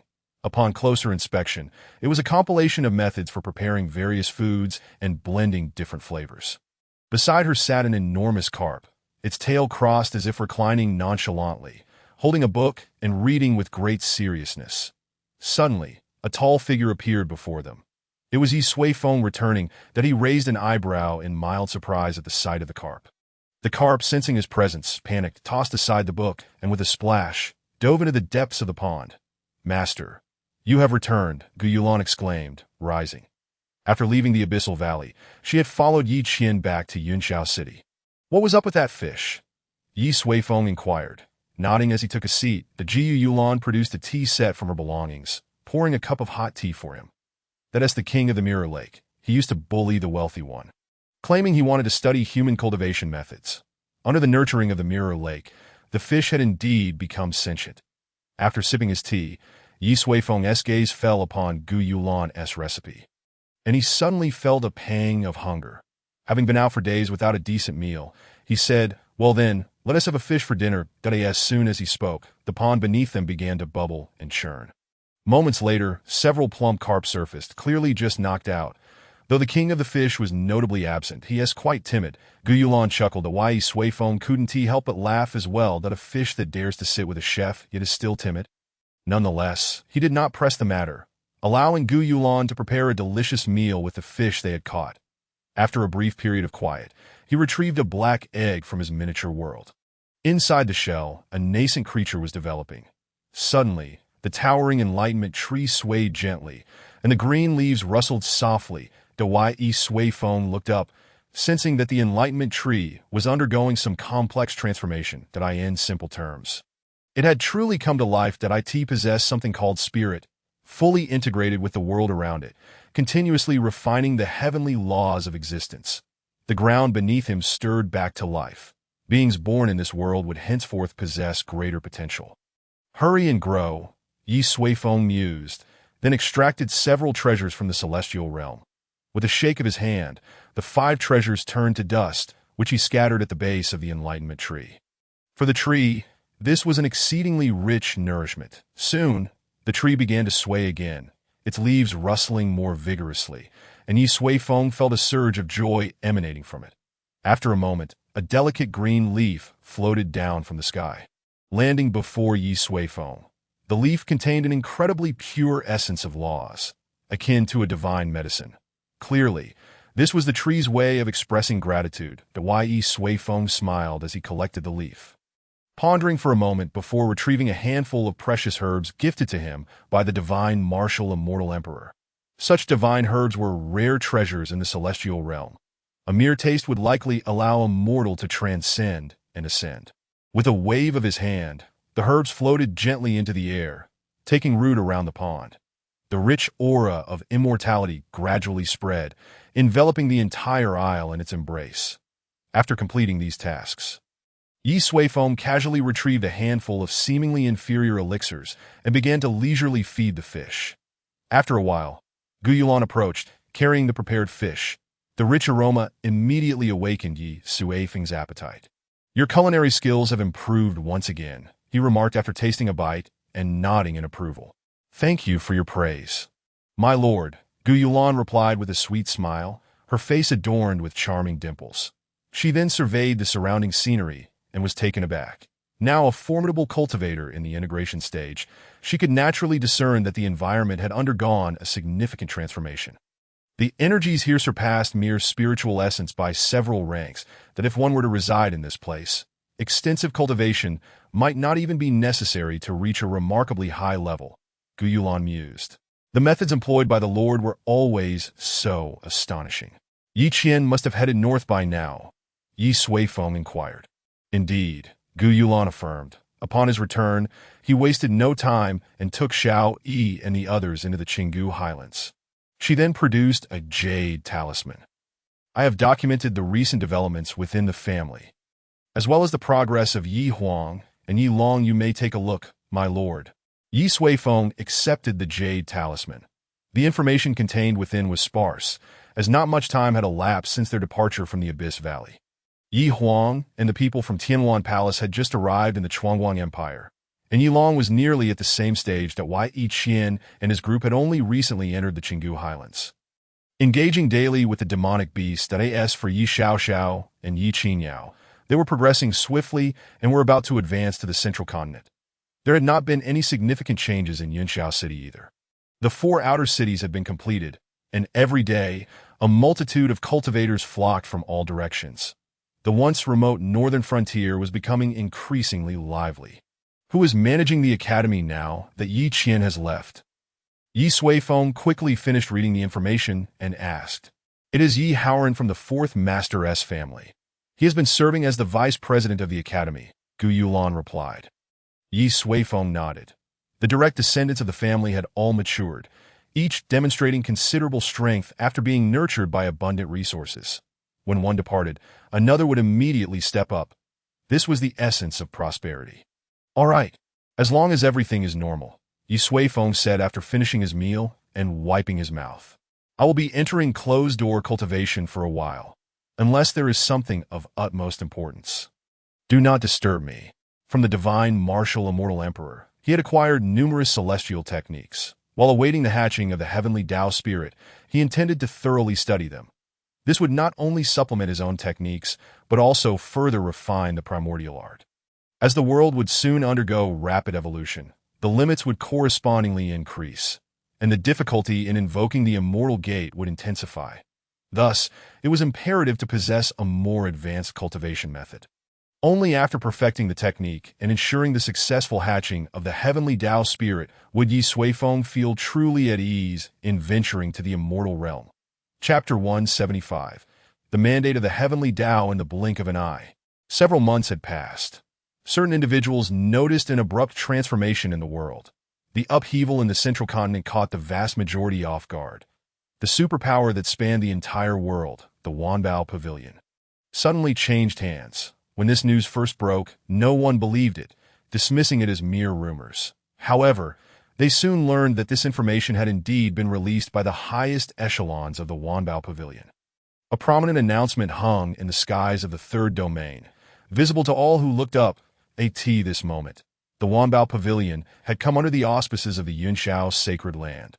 The Ye family. Panic ensued, as many believed a calamity was imminent. Yet they soon discovered that aside from the change in ownership, the Wanbao Pavilion continued to operate normally, with little alteration. However, before they could find solace, a formidable entity declared that the dominant force in the first domain, the Hall of the Great Dao, would merge with the Wanbao Pavilion, simultaneously aligning with the Yunshao sacred land. Concurrently, news emerged that the Tianfu Academy in the fifth domain had also pledged allegiance. All under the same banner. The Yunshao Ye family, Ye Sheng and Ye Suifeng. The cultivators of the central continent were left bewildered. This name was unfamiliar to them. How had it suddenly swept across the region, assimilating the top 3 superpowers in an instant? They had witnessed shifts in power before, but never such an unprecedented upheaval. What kind of individual could accomplish such a formidable feat? The people of the central continent began frantically investigating. With countless pieces of information circulating widely, it wasn't long before they unraveled the history of the Yunshao sacred land. Yet, they were even more confused. It was merely a border force that had risen to prominence in recent years. Although its ascent was remarkably swift, how could it possibly topple the legendary Wanbao Pavilion and the Hall of the Great Dao, which had stood unyielding for millennia? This was utterly illogical. Many remained skeptical of this outcome, preparing to venture north to witness the truth for themselves. Meanwhile, some ancient beings had already taken note of the changes in the heavens and the world's transformation. They raised their banners, successively declaring their allegiance to follow in the footsteps of the Wanbao Pavilion and to honor the Yunshao sacred land. This was a strategic move, hoping to seize advantageous opportunities amidst the impending upheaval. The central continent was beginning to surge with immense tides, while the eastern domain experienced a monumental earthquake. The Dacian Empire, the dominant force of the eastern domain, also issued a supreme decree overnight, fully submitting to Yunshao. In contrast, far off in the western domain, they even underwent a change in divinity. Throughout these months, the most discussed topic across the world was none other than the Yunshao sacred land, and the names Ye Sheng and Ye Suifeng. At the mirror lake of the Ye family, under the influence of divine medicine, the celestial aura had spread across the entire surface of the lake, enveloping it in a misty essence. Countless birds, fish, and insects had made their home here, rapidly undergoing transformation under the nurturing of the celestial aura and potent primordial liquid that on the small island in the middle of the lake, amidst pavilions and towers. Ye Suifeng slowly opened his eyes. Finally completed. He exhaled, stretching his limbs in a grand yawn. Over the past few months, he had thoroughly studied the celestial techniques sent by the divine marshal immortal emperor. Techniques of this caliber were exceedingly intricate. Yet before Ye Suifeng's trillion-year-old soul, they posed no challenge. In fact, he had even improved upon certain aspects that were slightly flawed. Furthermore, the primordial art had also made significant progress. The 9 trials, which traditionally followed the tribulation phase, had expanded by 4 levels: Earth Immortal, Heaven Immortal, Golden Immortal, and Great Luo Golden Immortal. Among the artifacts left by the divine marshal immortal emperor, Ye Suifeng learned of the cultivation tiers within the immortal realm. Following the tribulation, the Great Ascension phase, upon ascending to the immortal realm and receiving the infusion of celestial essence, one would become a true immortal. This tier was termed Earth Immortal. Following Earth Immortal came Heaven Immortal, Golden Immortal, Great Luo Golden Immortal, Immortal King, Immortal Sovereign, and finally, Immortal Emperor. Thus, Ye Suifeng took a shortcut, directly adopting the cultivation stages of the immortal realm. After the 9 trials, one would achieve the Earth Immortal stage. Aside from lacking the infusion of celestial essence, there was no distinction between this and the Earth Immortal of the immortal realm. This meant that if, in the future, someone were to cultivate the primordial art to the Great Luo Golden Immortal stage in this world, when they ascended to the immortal realm and received the celestial essence infusion, they would indeed become a true Great Luo Golden Immortal. However, all of this hinged upon the heavenly Tao laws also reaching that level. It may sound peculiar, but from another perspective, it becomes quite comprehensible. The myriad realms, both great and small, are as numerous as the stars in the sky. Each realm possesses its strengths and weaknesses. Certain extraordinarily powerful realms have heavenly Tao laws that are even approaching those of the immortal realm. Therefore, when the pinnacle cultivators of that realm ascend to the immortal realm, they certainly would not start their cultivation from the earth immortal stage. The more powerful the ascendant, the easier it is for them to establish themselves in the immortal realm. And the greater the benefits they can return to their original world. This creates a virtuous cycle, aligning with the principles of the great Tao. This will suffice for now. Ye Suifeng nodded, putting away the technique. The primordial art, having been extrapolated to the great Luo golden immortal level, had already surpassed the limits of the world. The hatching of the heavenly Tao spirit would gradually elevate those limits. Once both were in close proximity, it would not be too late to further extrapolate the subsequent stages of the primordial art. After contemplating for a moment, Ye Suifeng retrieved the dark egg once more. Compared to several months ago, the life force within was more vibrant. Seemingly on the verge of hatching, Ye Huang and Ye Long had already located over 1,000 heavenly Tao nodes and planted the enlightenment trees. Ye Suifeng estimated that it would only take filling about half of those nodes before the new heavenly Tao spirit could emerge. The life within the black egg remained shrouded in chaos, rendering it indistinguishable. Suddenly, Ye Suifeng frowned, recalling something. This egg was transformed from the old turtle. Did that mean that the form it would hatch into would also be a turtle? Ye Suifeng stroked his chin, pondering if it would be a turtle offspring. It seemed to sense his emotions. As the black egg quivered slightly, Ye Suifeng shook his head, deciding that he would know in due time whether it was a turtle offspring. For now, he should complete the tasks at hand. After a moment of reflection, Ye Suifeng lifted his gaze to the sky. Suddenly, with a sweeping gesture, all the heavenly Tao laws of the world began to tremble.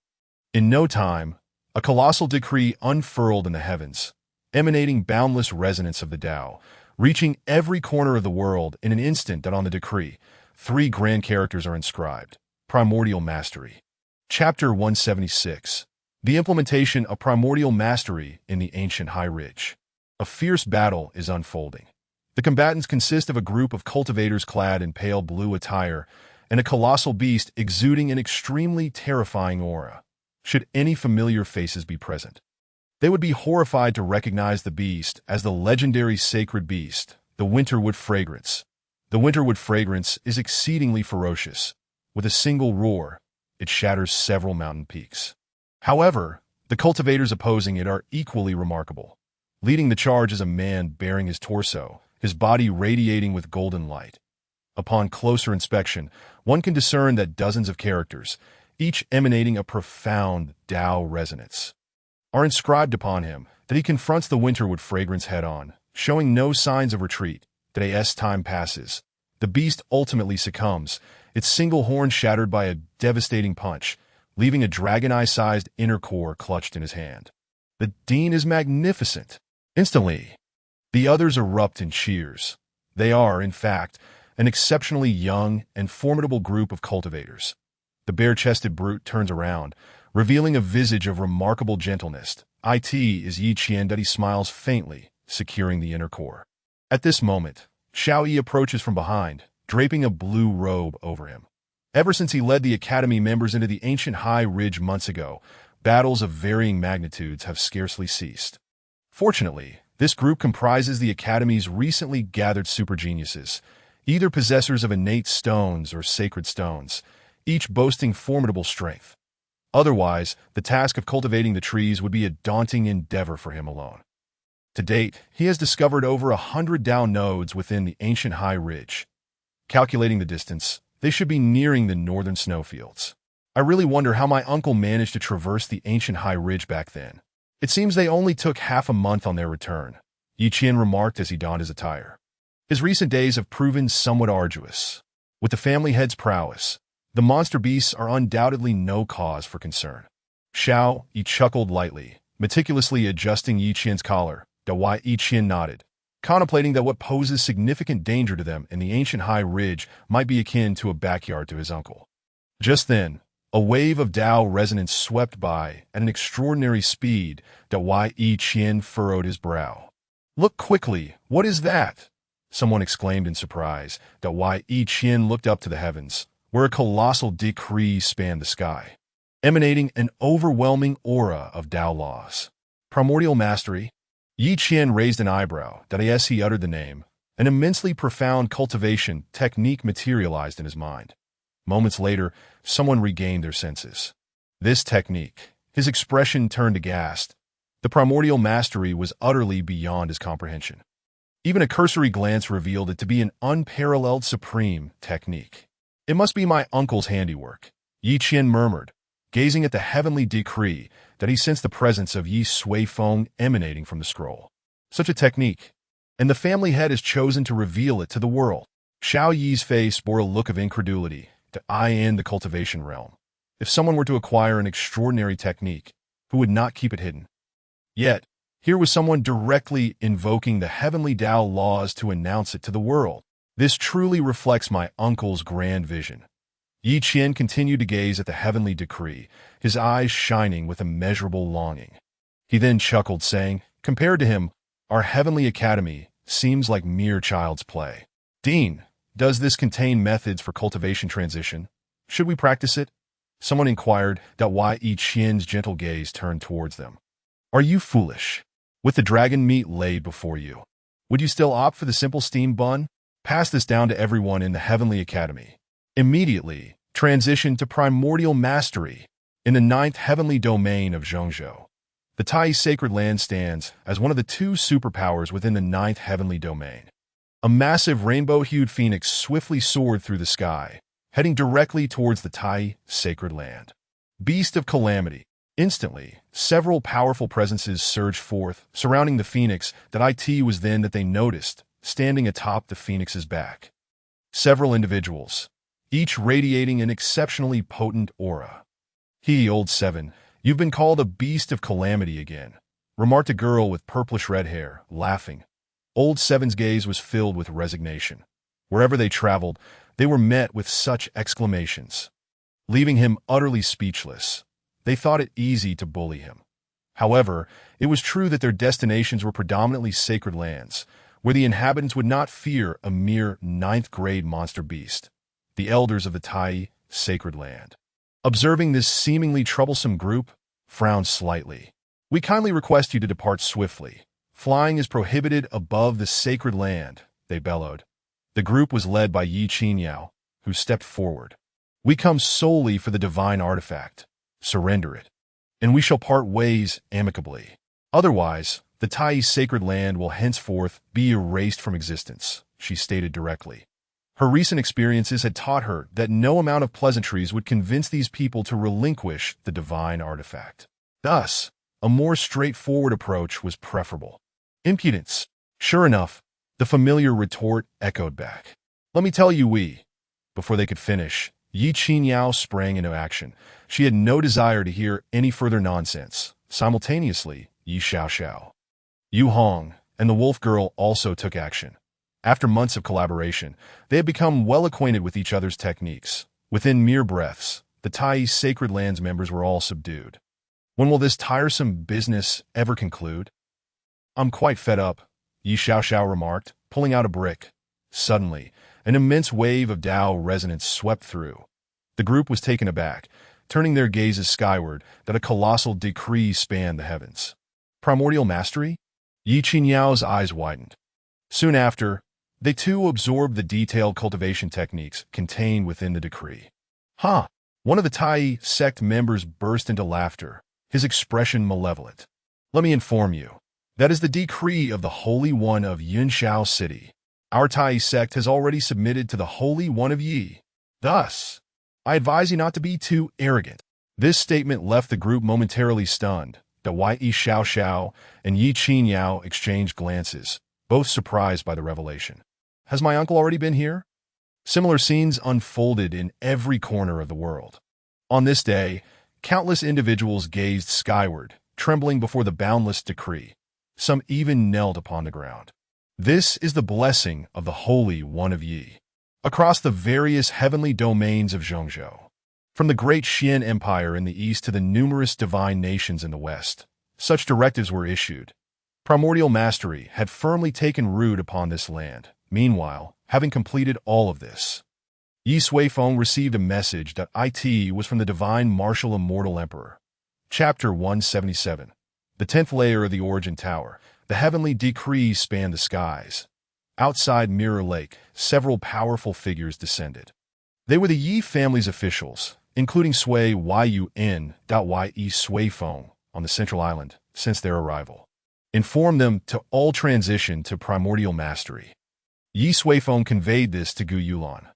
Currently, he had no time to meet with Sui Yun and the others.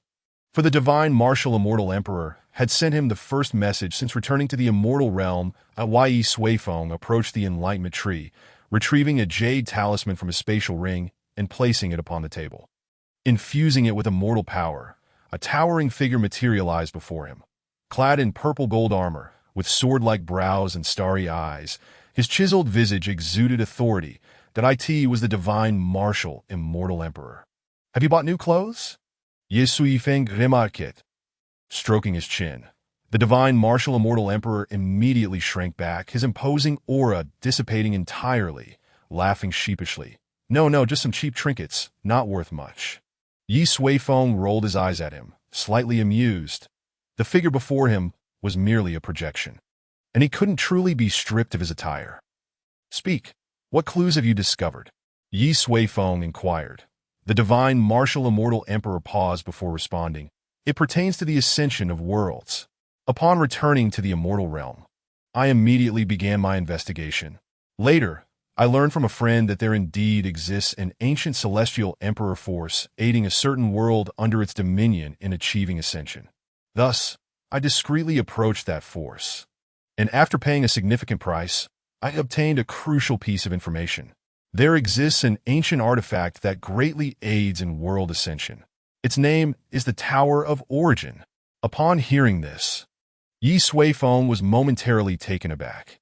"What?" The divine marshal immortal emperor's expression turned grave. "The Tower of Origin," he continued. "You may not know, but it is an ancient artifact, and there are perhaps only a handful of artifacts of its caliber throughout the entire immortal realm.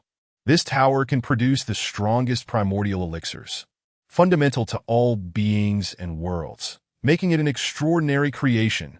Moreover, it is the only ancient artifact that can be completely replicated. Allow me to describe it to you in detail." Just as the divine marshal immortal emperor was about to elaborate extensively, Ye Suifeng hurriedly interrupted him, that he then reached into his spatial ring, grasping a handful of origin towers and tossing them onto the table. "Is this the item you speak of?" The divine marshal immortal emperor gazed at the small tower, which lay askew upon the table, one of its positions misaligned, causing it to tumble down. His eyes nearly bulged from their sockets. "Holy moly, how could you possibly possess this?" He recognized it at once as the primordial artifact he had mentioned. "Such a thing is ubiquitous across the world," Ye Suifeng casually remarked as he lifted one. "It indeed possesses the ability to promote the growth of the world. But it cannot be as exaggerated as you claim, right?" The divine marshal immortal emperor swallowed hard, reluctantly shifting his gaze away from the origin tower. "That is because you possess a 9-layer origin tower," he continued, "according to the information I have obtained. Only from the 10th layer onward can one truly elevate the world and create a significant impact." Ye Suifeng frowned slightly. The origin tower was not particularly secretive in this world. Almost all factions wielding divine artifacts possessed a few, albeit with varying layers. Yet, it was surprising that an immortal emperor would be so concerned about it. Moreover, from his words, it seemed that 9 layers were not the limit of the origin tower, a fact he had never heard before. "May I inquire how these origin towers were acquired?" the divine marshal immortal emperor asked, appearing even more perplexed. "Oh, I crafted them myself," Ye Suifeng replied, suddenly recalling something the deceased elder Tianji had once mentioned. The origin tower was, in fact, developed by the ancestors of Tianji Valley from an ancient artifact that had survived since the dawn of the world, from the primordial battlefield of gods and demons. He conveyed this information to the divine marshal immortal emperor, who then appeared enlightened, exclaiming, "Indeed, this world harbors profound secrets. The primordial artifact has even circulated here." Ye Suifeng shrugged. "Did you not say it could be replicated? It must be a copy then." "That is still remarkable," the divine marshal immortal emperor sighed. Such artifacts are only possessed by ancient factions that I have been an immortal emperor for a millennium and have only heard of them. Ye Suifeng regarded him thoughtfully. Have you considered the possibility? In truth, origin towers are not rare in the immortal realm. You simply do not know, perhaps because you are rather inept. The divine marshal immortal emperor. I lack a powerful background. To govern a territory spanning millions of miles requires immense effort. For instance, if you were to rule the entire world, how long would it take? The divine marshal immortal emperor argued. The Ye Suifeng stroked his chin. Probably just over 7 years. The divine marshal immortal emperor. Must you be so heartless? Cough, cough. The Ye Suifeng swiftly changed the subject. Have you managed to uncover the method for refining the 10th layer of the origin tower? The divine marshal immortal emperor shook his head. Anything beyond the 10th layer is shrouded in secrecy. I have only obtained the refining methods for the first 9 layers, but it appears you no longer need them. He then pondered for a moment and added, Did you not mention that there are origin towers that have been passed down in this world? If there is a 10th layer, it would be the same. I shall continue to seek a way to acquire those beyond the 10th layer. Ye Suifeng nodded. Since there was a means to expedite the world's elevation, he would certainly not let it slip away. With Elder Tianji deceased, he could later seek out Yu Hong to inquire about the whereabouts of the ancient origin towers that had once circulated. Is there any other information? Ye Suifeng inquired. None. This time, I was merely here to bring you the refining methods for the 9-layer origin tower. The divine marshal immortal emperor replied, his gaze fixed on the origin tower on the table. Brother Yi, how many origin towers do you have here? Ye Suifeng responded, not many. Altogether, it adds up to over 100,000. The divine marshal immortal emperor's lips twitched. 9-layer origin tower requires 100 billion spirit crystals. And one immortal stone can be exchanged for 1 million spirit crystals. That if you calculate the total for 100,000 towers, it exceeds 100 billion immortal stones. No wonder, when he had presented 10 million immortal stones. Ye Suifeng had remarked that he was merely casting crumbs to a beggar. Where did this fellow acquire so many spirit crystals? However, he chose not to inquire further, lest his heart could not handle it. I have learned that the 10th layer of the origin tower requires 1 million immortal stones to refine. The immortal stones I graciously bestowed upon you last time can only refine 10 towers. The divine marshal immortal emperor stated that Ye Suifeng regarded him, deciding against revealing his wealth. Let's first secure the refining method for the 10th layer. Chapter 178. Fortune-telling in the Central Continent. At the Tai Chi Sacred Land. This is akin to a flood sweeping through the Dragon King's temple. The ancestral figure of Tai Chi's sacred land, who had not emerged for centuries, personally welcomed a group of young individuals today. This was because they hailed from the Yunshao sacred land, a terrifying force that had swept the world with unprecedented speed, and they were direct descendants. So, you are voluntarily aligning yourselves with the Yi family? Yi Qinyao inquired. The Tai Chi ancestor chuckled. Indeed, at this moment, our dispatch member should be nearing the sacred land. Ha! Yi Xiaoxiao handed a piece of honey to the affluent individual beside her, laughing. I never imagined that Uncle's name would have grown so illustrious. Shall we take a breather for now? Perhaps play a bit while planting trees? She had grown weary of the repetitive tasks over the past few months. However, upon finishing her sentence, she realized that everyone had fallen silent, gazing at her with peculiar expressions. Yi Xiaoxiao turned her head, her eyes widening at the sight of a large bald head before her. Ah, bang! Even her hair seemed to frizz up momentarily. Always thinking of slacking off? Ye Suifeng shook his head. Yi Xiaoxiao covered her forehead and hurriedly exclaimed, I was just joking, Uncle. Yi Qinyao stood up, and the others quickly followed suit, bowing respectfully. You are Yi Sheng? The Tai Chi ancestor's eyes widened in disbelief. He had not anticipated that the person they were discussing would suddenly appear before them.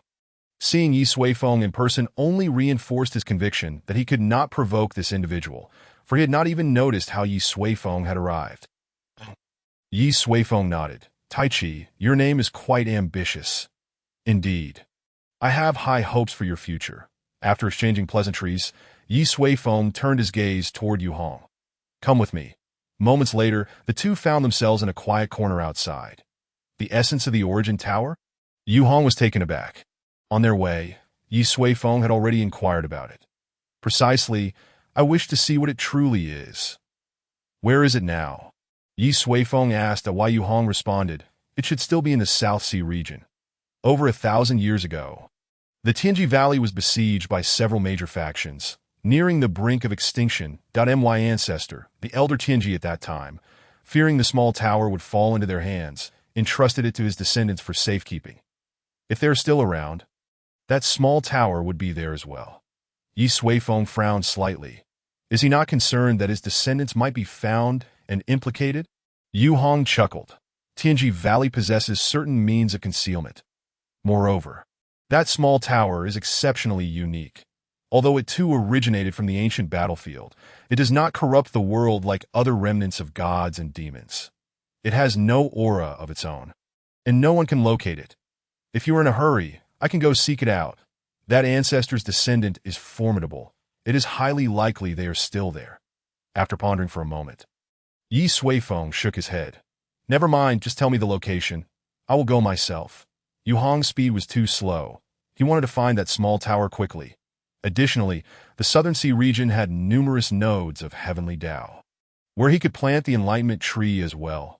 Calculating the numbers, if he managed to plant all of them there, the spirit of the heavenly Dao would likely be ready to hatch.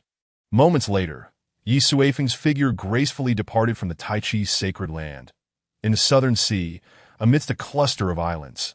This was a relatively large island, its total area nearly equivalent to half of the 9 cities alliance.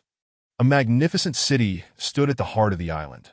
Suddenly, a slender figure appeared above the grand city. It was Ye Suifeng. After sensing for a moment, he vanished in a flash. Within the city, fortune-telling time. Come one. Come all. Let me tell your fortune. Authentic fortune-telling. Satisfaction guaranteed. If I cannot predict accurately, you owe me nothing. An old Taoist with a handlebar mustache lounged by the roadside, leisurely shouting out his call for fortune-telling. However, the bustling street saw no one halting in front of him, for everyone recognized him as merely a deceitful old swindler. While the old man continued his calls, he sipped from a gourd of wine. Before long, he had emptied the gourd. Is it accurate? Suddenly, a voice broke through. The old man looked up to find a stranger standing before his stall, his eyes instantly sparkling with interest as he rose to his feet. Ah, a fated person, please have a seat. The old man stroked his beard, adopting the demeanor of a sage. As Ye Suifeng sat down with a smile, he subsequently produced a translucent crystal and placed it upon the table. This is accurate. All of these are yours. The old Taoist gazed at the crystal, a look of avarice immediately overtaking him, that it was indeed a high-grade spiritual stone, enough to indulge in fine wine for half a year. At that moment, a passerby, witnessing the scene, interjected, advising from the side, "Young man, he is nothing but a charlatan. Do not be deceived." The old Taoist's eyes widened in fury. "You foolish imbecile! How dare you tarnish my reputation? Beware that you might bear a son with no backside." In that instant, his true nature was unveiled. The passerby, equally hot-tempered, retorted sharply, rolling up his sleeves as if preparing to engage in a fight. Onlookers gathered, drawn by the commotion, predominantly siding with the passerby against the old Taoist. Observing this spectacle, Ye Suifeng found amusement in the unfolding drama, pondering what the old Taoist had done to incur such animosity. Just as it seemed the two were about to clash, he swiftly intervened. "No need for hostility. I am not in want of these spiritual stones. If his calculations are imprecise, I shall not allow him to gain them easily," Ye Suifeng stated. Hearing this, the passerby huffed in acquiescence, crossing his arms and standing by, waiting for the old Taoist's next move. The old Taoist, though unwilling to concede, felt a quiet delight at the gathering crowd. Today, I shall demonstrate my prowess to these mundane folk and enjoy the spoils for quite some time." Yet he maintained an outward composure, stroking his beard as he inquired, "Young man, what do you wish to measure? Fate, fortune, or future prospects?" Ye Suifeng chuckled lightly. "Since you are a fortune-teller, I shall seek to measure my destiny today." The old Taoist was momentarily taken aback. It was rare for someone to request a destiny reading. Nonetheless, he was exceedingly confident in his abilities. "Very well. The old Taoist surveyed the crowd, snorted, and then grasped a talisman, his fingers deftly tracing intricate patterns. Puff! The talisman ignited in midair. Heavenly Eye! The old Taoist extended his index finger, pressing it against his brow, and with a forceful stroke, a crimson mark appeared. The red hue emanated a faint glow, causing the onlookers to gasp in astonishment, as it indeed appeared quite impressive. Humph! The old Taoist beamed with pride. Relishing the crowd's reaction, his true skills were nothing short of extraordinary. He then utilized the heavenly eye to peer into Ye Suifeng's destiny, that in but a fleeting moment, an overwhelming chill enveloped his soul. He beheld not a destiny, but rather a terror the likes of which he had never encountered. Ah! The old Taoist erupted in a spout of blood, staggering backward in shock. His spirit was shaken. Trembling as he pointed at Ye Suifeng, rendered speechless by fear, that moment, Ye Suifeng discovered what he had been seeking, a dilapidated small tower, silently concealed within the depths of the old Taoist's soul. Heavenly Secrets Pavilion. You truly possess your own methods. Chapter 179. The Tremors of the World Above the Boundless Sea. Two figures materialized from thin air, Ye Suifeng and the old Taoist who had just attempted to read his fortune. A vivid crimson mark was evident upon the old Taoist's brow, his expression a mix of fear and confusion. The fear stemmed from the moment he had attempted to probe Ye Suifeng's destiny, only to be repelled by an overwhelming aura that caused him to bleed. Subsequently, he had been unceremoniously lifted by Ye Suifeng, devoid of any capacity to resist. The confusion arose from their departure from the island, as this formidable being guided him through the vast ocean, alternately soaring through the skies and plunging into the depths, embedding clusters of vibrant green saplings into the void. Senior, what precisely are we doing? The old Taoist could no longer contain his curiosity and inquired. Are you not a fortune teller? Why not divine it yourself? Ye Suifeng chuckled lightly, retrieving a sapling from his possession and embedding it into a spatial node before him. Before a senior such as yourself, I dare not showcase my meager skills, the old Taoist replied with an awkward smile. He had come to realize that the power of the individual before him vastly exceeded his expectations. This person was likely a transcendent being at the tribulation stage. Ye Suifeng remained silent, completing the arrangement of the heavenly nodes before turning to the old Taoist. Do you know who your ancestors are? He suddenly inquired. The old Taoist was taken aback, responding, My forebears have lived on Yellow Sparrow Island for generations. If you are interested, I can show you my family tree. Ye Suifeng shook his head, realizing that the old Taoist was unaware that he was a descendant of a certain heavenly secrets elder. This was understandable, for had any clue been left behind, it could have led rival forces to discover them. What of your other relatives? Ye Suifeng inquired further. Upon hearing this, the old Taoist's expression darkened. In this generation, I am the sole survivor. However, our ancestors were once among the most esteemed on Yellow Sparrow Island. Ye Suifeng nodded, a faint sigh escaping him. According to Yu Hong, the lineage left by the heavenly secrets elder had indeed once flourished. Yet, time had wrought its changes, leaving only this old Taoist behind. Moreover, this fellow's skills were lacking, and he seemed to lead a disorganized life, perpetually lost in indulgence. I am a friend of your forebear, Ye Suifeng said. Remember this. Your ancestors were honorable individuals, deeply concerned for the well-being of the world. In the future, do not tarnish his name. Each generation of heavenly secrets elders dedicated their lives to the welfare of this realm. Their descendants ought not to live so carelessly. The old Taoist was momentarily stunned. He knew of the past splendor, but had never considered it reached such a level of influence over the lives of others. Yet, the presence before him seemed too sincere to deceive him regarding such matters. I shall heed your teachings. Esteemed senior, the old Taoist replied respectfully. Ye Suifeng nodded. Very well, let us proceed. I shall take you to another location. With that, he grasped the old Taoist by the collar and vanished from sight. Days later, Ye Suifeng returned to the isle at the center of the lake that he traversed from south to north, making a round trip.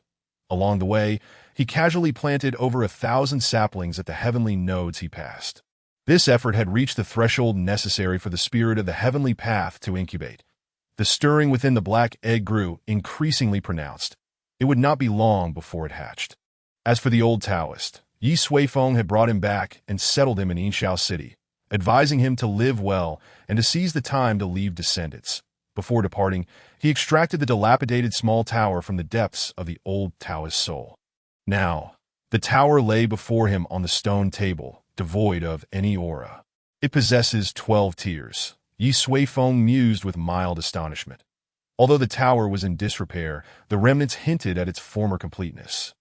Comprising a total of 12 tiers. I wonder if this is a replica or a genuine artifact from the Primordial era. He was uncertain of the true number of tiers in the original Tower of Origin, making it impossible to ascertain its authenticity. Nonetheless, as the divine marshal immortal emperor had stated, the presence of a 12-tiered origin tower in this realm, regardless of its veracity, was a remarkable occurrence. Such artifacts were often concealed by the ancient powers of the celestial realm. Well then, let's see if I can derive the method of crafting from it. Ye Suifeng picked up the small tower, examining it closely. The entire structure appeared as though a portion had been severed from the top, extending down to the 8th tier, leaving a significant gap. The 1st through 8th tiers remained relatively intact, crafted from spiritual crystals. The formations inscribed upon them bore a striking resemblance to those in his current possession of the Origin Tower, with modifications made solely to better adapt to the rules of this realm. From the 10th tier onward, materials of celestial stone were employed. The tower's shape narrowed progressively, yet intriguingly, the quantity of materials increased. If the 10th tier required 1,000,000 celestial stones, the 11th tier would necessitate 100 million, while the pinnacle tier demanded a staggering 10 billion celestial stones. No wonder the Heavenly Secrets Valley has only managed to research the first 9 tiers. Ye Suifeng Sikofut. Even if he were to fully deduce the formations of the 10th tier, it would prove inconsequential, for celestial stones did not exist in this realm. Fortunately, he possessed a small quantity of celestial stones. Now, he merely needed to complete the remaining formations. Looks like I shall retreat into seclusion once more. Ye Suifeng sighed, suddenly realizing that during his 7 years in this world, he had spent a significant portion in seclusion, whether refining techniques or nurturing saplings. Now, he was once again set to complete the formations. Truly a model of diligence. Once I finish here, I must take the time to enjoy myself in the celestial realm. With that, he waved his hand to arrange the formations and began to meditate beneath the saplings. Suddenly, the black egg on the stone table quivered, rolling towards Ye Suifeng and coming to rest against him. Ceasing its movement, that it seemed to revel in the aura he exuded. Simultaneously, the immense sapling swayed gently, soft luminescent particles cascading from the heavens to grace Ye Suifeng's shoulders. Even the surrounding flowers and trees leaned slightly in his direction, as if the entire world was extending goodwill towards Ye Suifeng, infused with a touch of intimacy and dependence. Chapter 180. The effects of primordial techniques. Months flew by in a flash. Nestled amidst a continuous mountain range stood a sizable sect. Within, order reigned supreme. The decree of the heavenly path still lingered in the skies, yet the people had long since grown accustomed to it. I have no intention of switching to any primordial techniques. A young man, adorned in luxurious attire and exuding an air of arrogance, declared, surrounded by numerous young men and women, all leaders in their own right. It was evident that he was a prominent figure within the sect. We are a second-tier grand sect. The cultivation techniques we practice are far from mundane. There is absolutely no need to squander time on practicing an unknown technique. The youth scoffed, adding dismissively, moreover, who would readily disclose their supreme techniques to the world? It must be a conspiracy. Only those foolish enough would believe such nonsense. Just wait and see. They will undoubtedly meet a grim fate. As he spoke, he caressed the soft, fragrant beauty in his embrace. Brother Kai is absolutely right. A single mysterious technique can incite countless cultivators to fight to the death. Supreme techniques. We would never fall for such a ruse. The surrounding youths flattered him, further inflating his pride. Those who practiced the primordial technique were merely fools. Only they considered themselves wise. Suddenly, a loud shout pierced the air, drawing everyone's attention that it was another youth, glaring at Kai Ming and his entourage with a look of indignation. Oh! Isn't that Shirtian? The pitiful waste has come seeking humiliation again. It's perfectly normal for his childhood sweetheart to be with Brother Kai. I heard he has switched to the Primordial technique. Could it be that he has made progress in just a few months? Ha ha! Everyone recognized this youth. 2 years prior, Shirtian had arrived at the sect with his childhood sweetheart. Unfortunately, he was a talentless cultivator, having remained at the 5th level of chi refinement for 2 years, while his childhood companion had already reached the 8th level, leaving him in her shadow. Ultimately, she chose to follow Kai Ming, who had attained the 10th level of chi refinement. That in their eyes, this was entirely normal. It was merely Shirtian who could not accept it. Time and again, he attempted to confront Kai Ming, only to be soundly defeated each time. And now, he had returned once more. Look, here comes someone who has switched to a supreme technique, Kai Ming remarked, squeezing the beauty in his arms, who blushed with a shy smile. The lady was none other than Shirtian's childhood sweetheart. Witnessing this scene, Shirtian's expression darkened. You wretched woman! If it weren't for me investing all my cultivation resources into you, how could you have advanced so swiftly? He bellowed. Yet the woman merely snorted disdainfully. That is your foolishness to be why following Brother Kai, I have the potential for a brighter future. Kai Ming's smile faded as he warned. Mind your words, Shirtian. She is now my woman. If you dare to speak disrespectfully again, I shall break your leg today.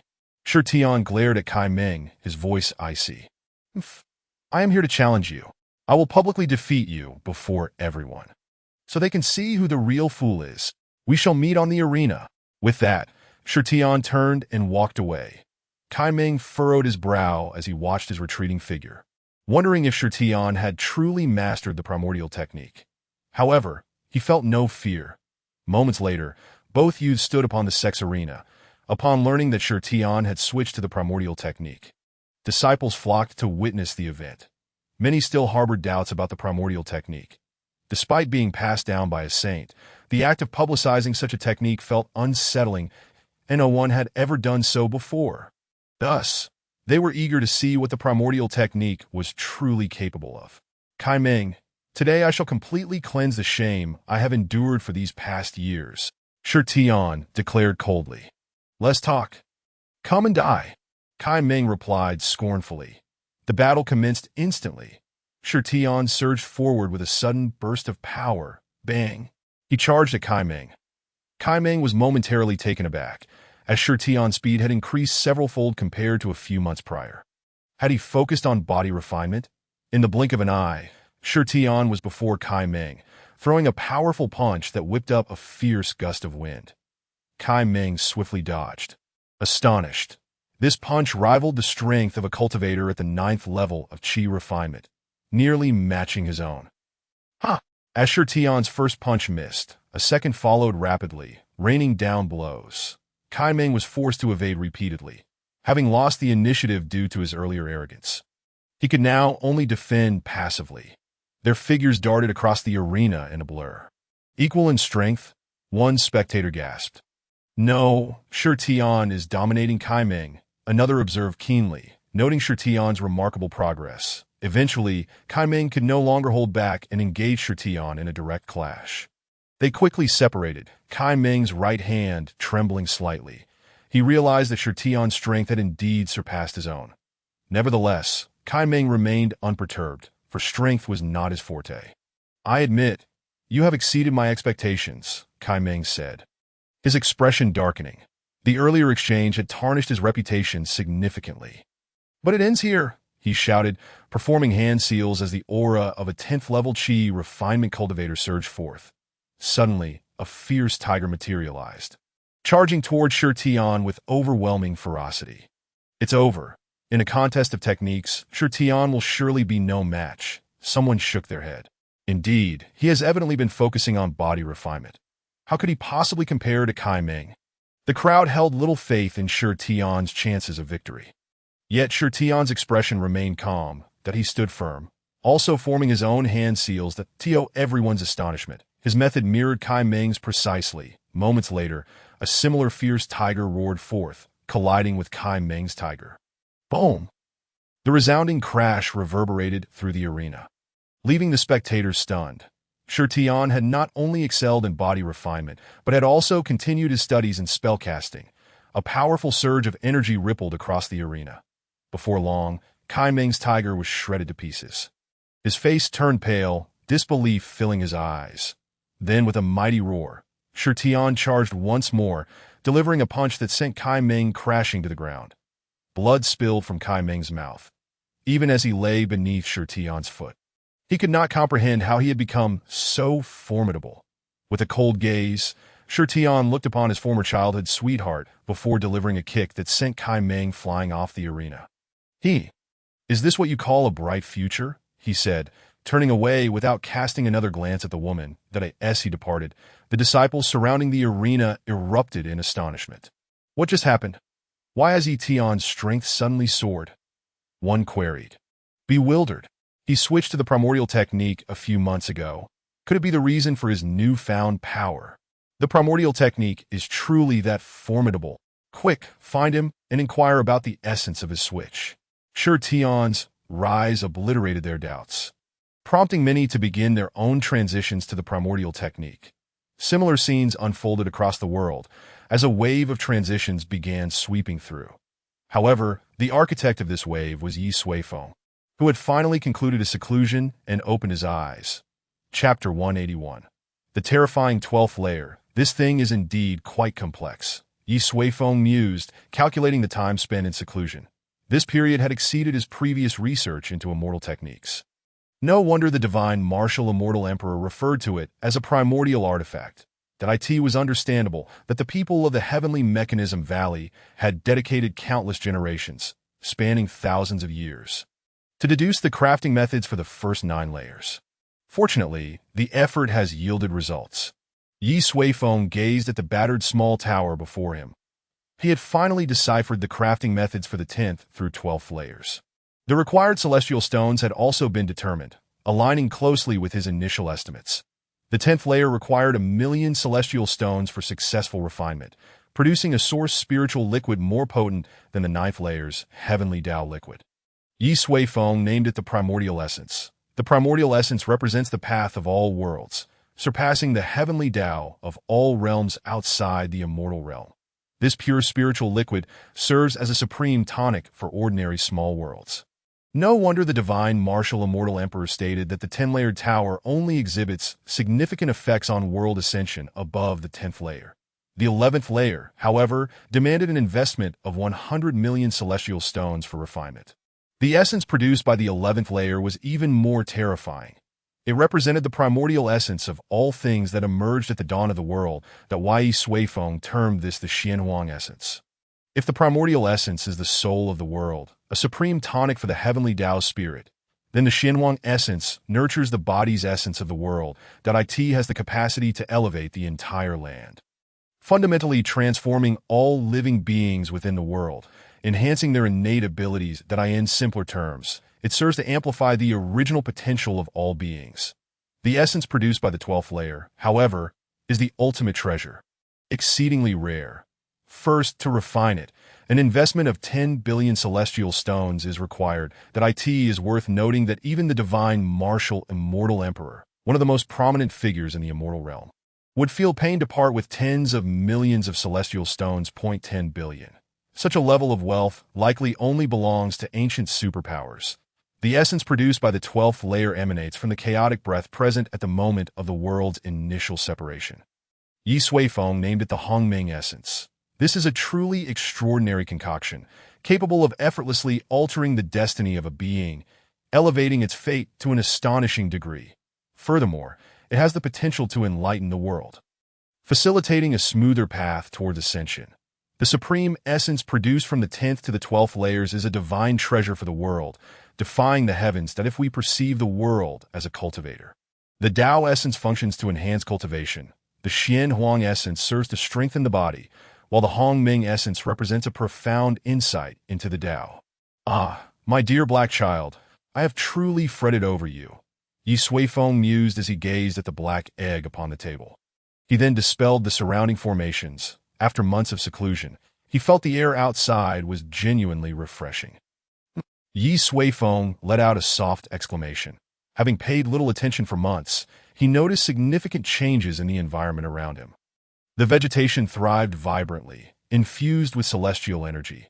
Most importantly, it seemed as though the world itself had acquired a spirit, no longer appearing lifeless as before. It appeared that the essence of the heavenly Tao was gradually maturing.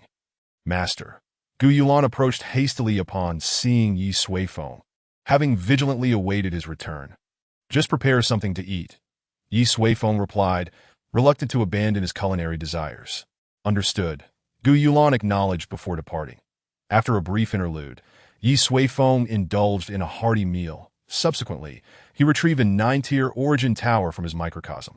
Let us see how the 12th tier manifests, Ye Suifeng stated without hesitation, producing a substantial quantity of celestial stones.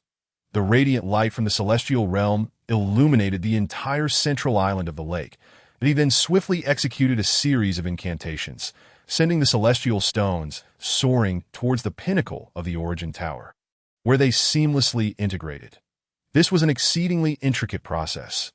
Each celestial stone required the engraving of complex and profound formations, necessitating their connection to one another. Only an individual of profound mastery in the art of formations could accomplish such a feat. Expending considerable effort, even Ye Suifeng approached this task with utmost caution, inscribing only a few thousand formations at a time. The refining process persisted for 2 to 3 hours before he successfully completed the 10th layer of the origin tower. A mysterious aura began to emanate from the tower. As the powerful rhythms of the Tao gradually coalesced within the 10th layer, as anticipated, it would require approximately a year to condense a drop of Tao essence. However, upon its successful refinement, the production speed of the essences from the preceding 9 layers significantly increased. Ye Suifeng calculated that their output had risen by nearly 100-fold prior to reaching the 10th layer. Each additional layer would only augment the previous essences 10-fold. To his astonishment, the rate of increase transformed into 100-fold beyond the 10th layer. How intriguing! Ye Suifeng mused in amazement that he inspected the state of the origin tower and found no issues. He then proceeded to refine the 11th layer. This time, with experience on his side, he exercised less caution than before. He divided his consciousness into over 100 fragments, allowing him to refine millions of celestial stones simultaneously. Moreover, he intended to complete both remaining layers in one go. After several hours, a 12-tier origin tower hovered serenely before Ye Suifeng. At last, it is finished, he exhaled, gazing at the tower at the very top. A faint purple aura enveloped it, signifying the ultimate transformative power, the Hong Ming essence. The 11th layer radiated a dense dark yellow mist, representing the Xian Huang essence. With the completion of the 12th layer, its condensing speed likewise amplified by 100-fold. The 10th layer had already manifested a transparent liquid, the Tao essence. As for the production speed of the essences from the layers preceding the 10th, it had increased by a staggering million-fold. This meant that the output of this 12-tier origin tower equated to that of a million 9-tier origin towers. It was truly terrifying. If all the existing origin towers were refined to the 12th layer, the entire world would flourish with a splendor akin to that of the celestial Holy Land. Each month, spiritual rain would nourish the world. It was unimaginable what heights the future world and all living beings within it would reach. Ye Suifeng gazed at the origin tower and extended his hand to draw forth the already condensed Tao essence. The essence of the Tao surged forth, rushing towards the heavens. Simultaneously, the dormant black egg, which had remained silent for over half a year, let out a crack. With a resounding crack, fissures appeared on the shell. The essence of life surged forth, pulsating with vitality. Ye Suifeng raised an eyebrow. Is it finally time for it to hatch? He glanced at the Tao essence in his hand, pondering. Could it be that this little one sensed the aroma of the Tao essence and is now eager to break free? After some contemplation, Ye Suifeng cautiously brought the Tao essence closer to the black egg. Indeed, the rate of the shell's fragmentation accelerated once more. Such a glutton! Ye Suifeng chuckled wryly as he poured the entirety of the Tao essence over the eggshell. In an instant, the egg emitted a brilliant radiance. absorbing all the essence within. The vitality within surged more vigorously. Through the luminous glow, Ye Suifeng could discern a nascent form of life rapidly taking shape. It should resemble a turtle, Ye Suifeng mused, stroking his chin. This egg was left behind after the demise of an ancient tortoise, so logically, it ought to take on a turtle's form. He observed as the life within accelerated its development following the absorption of the Tao essence. Suddenly, with a resounding crash, the entire eggshell shattered and a plump, soft creature tumbled out through the fissure. It was completely snow-white, covered in soft fur, and coated in a viscous, transparent liquid that a large, round head bobbed awkwardly. Seemingly struggling to rise due to its weight, Ye Suifeng, taken aback by the sight of this adorably clumsy creature that defied naming, scratched his nose. How could such a little one hatch from an egg? Given its appearance, was it truly fitting to call it Black Child? As it continued to struggle to get up, Ye Suifeng extended his hand to assist the creature in standing upright. The little beast wobbled, eventually managing to settle on the stone table, its fluffy face nuzzling against Ye Suifeng's palm. At that moment, Ye Suifeng noticed two emerald green leaves sprouting from the top of its round head. Swaying gently with its movements, after a brief moment, the little creature opened its eyes, its dark pupils sparkling as they fixated on Ye Suifeng, exuding an irresistible charm. Suddenly, as if sensing something, it leaned closer to Ye Suifeng's palm. Its tiny pink tongue emerged, delicately licking a spot on his hand. Indeed, a little glutton, Ye Suifeng laughed, for it had licked a remnant of Tao essence. The little creature licked again, and then suddenly, with an awu, it bit down on Ye Suifeng's finger. To his surprise, the protective barrier of the heavenly Tao ring was breached by this single bite. Ye Suifeng hurriedly repaired the barrier, fearing that the little one's teeth might shatter. "Get away! Get away!" Ye Suifeng shook his finger, tossing the little creature onto the table, where it tumbled several times. However, it quickly righted itself and, trembling, scampered back to Ye Suifeng, nuzzling against his hand once more. Then the little creature looked up at Ye Suifeng, its mouth opening and closing slightly, producing a somewhat garbled utterance. "Dad!" The voice was soft and tender, sending a jolt of surprise through Ye Suifeng. "Black Child, you mustn't say such things." He quickly pushed the little creature away again. Having inadvertently gained multiple daughters was already bewildering enough, but for this little one to call him Dad was beyond comprehension. The little creature, undeterred by being pushed away, hopped back over. This time, it swiftly clambered up his arm and perched on his shoulder, its fluffy head rubbing against his cheek. "Dad, Dad." It chirped joyfully to Ye Suifeng. Exasperated, contemplated tossing it away once more. Suddenly, he sensed a familiar aura emanating from the little creature. This essence radiated from the two leaves atop its head. It was the essence of the enlightenment trees. Moreover, it was connected to all the enlightenment trees in the world. In other words, the consciousness of all the enlightenment trees converged within this little creature, which was a manifestation of their fusion. Ye Suifeng fell into a contemplative silence. Those enlightenment trees were seeds he had personally transformed, nurtured, and cultivated. In a sense, he could indeed be considered the father of this little creature, and it was clear that the little one believed this too. "Ah, Black Child." Ye Suifeng shook his head inwardly. Well, if it wanted to call him Dad, so be it. After all, he was the father of the heavenly Tao. Fortunately, the little creature did not resemble a turtle. Had it truly taken that form, Ye Suifeng would have vehemently refused to accept the title of father. Thus, rather than casting it aside, Ye Suifeng extended his hand to playfully tease it.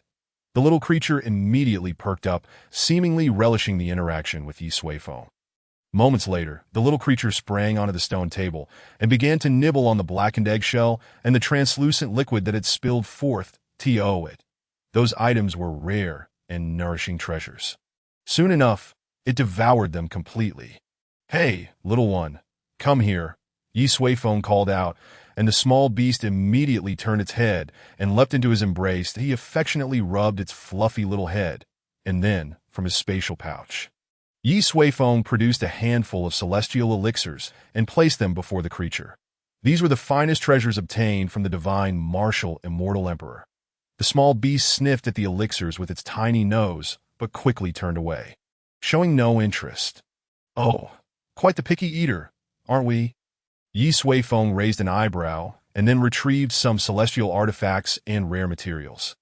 Unfortunately, none of them piqued the small beast's appetite.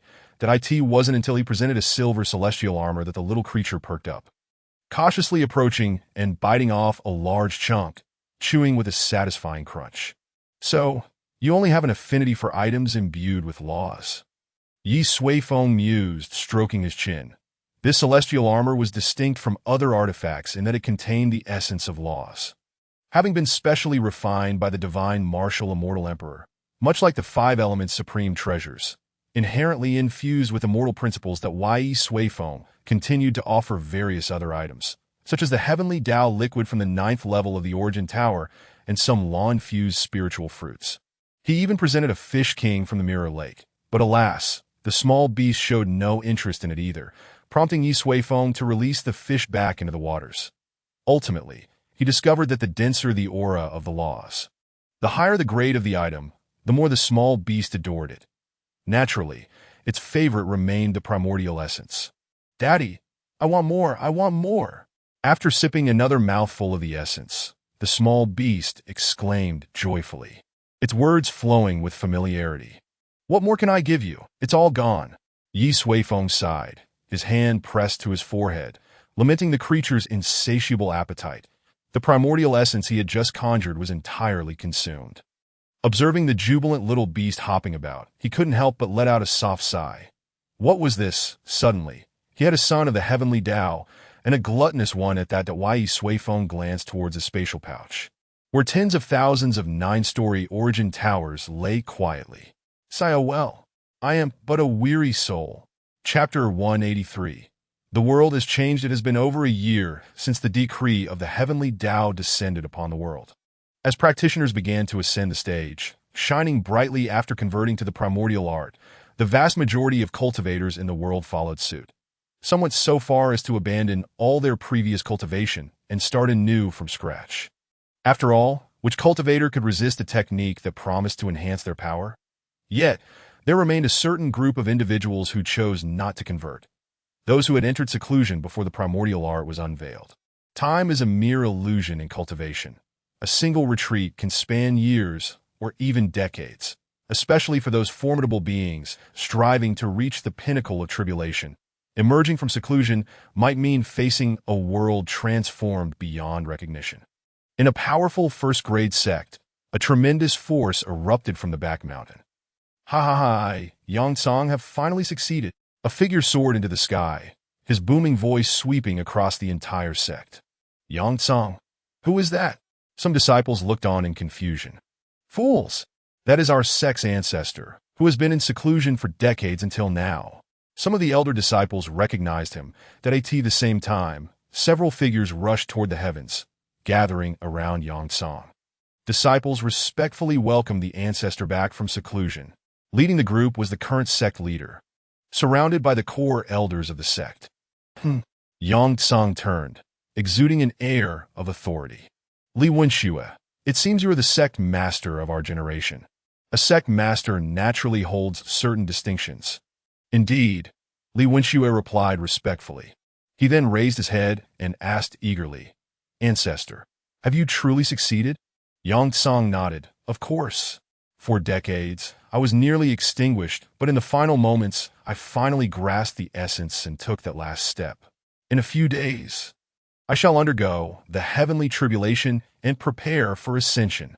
Upon hearing this, Li Wenxue and the elders' faces lit up with joy. Even within a first-grade sect, the existence capable of transcending tribulation would be etched into history. Wenxue, during my seclusion, has there been any significant change in the sect?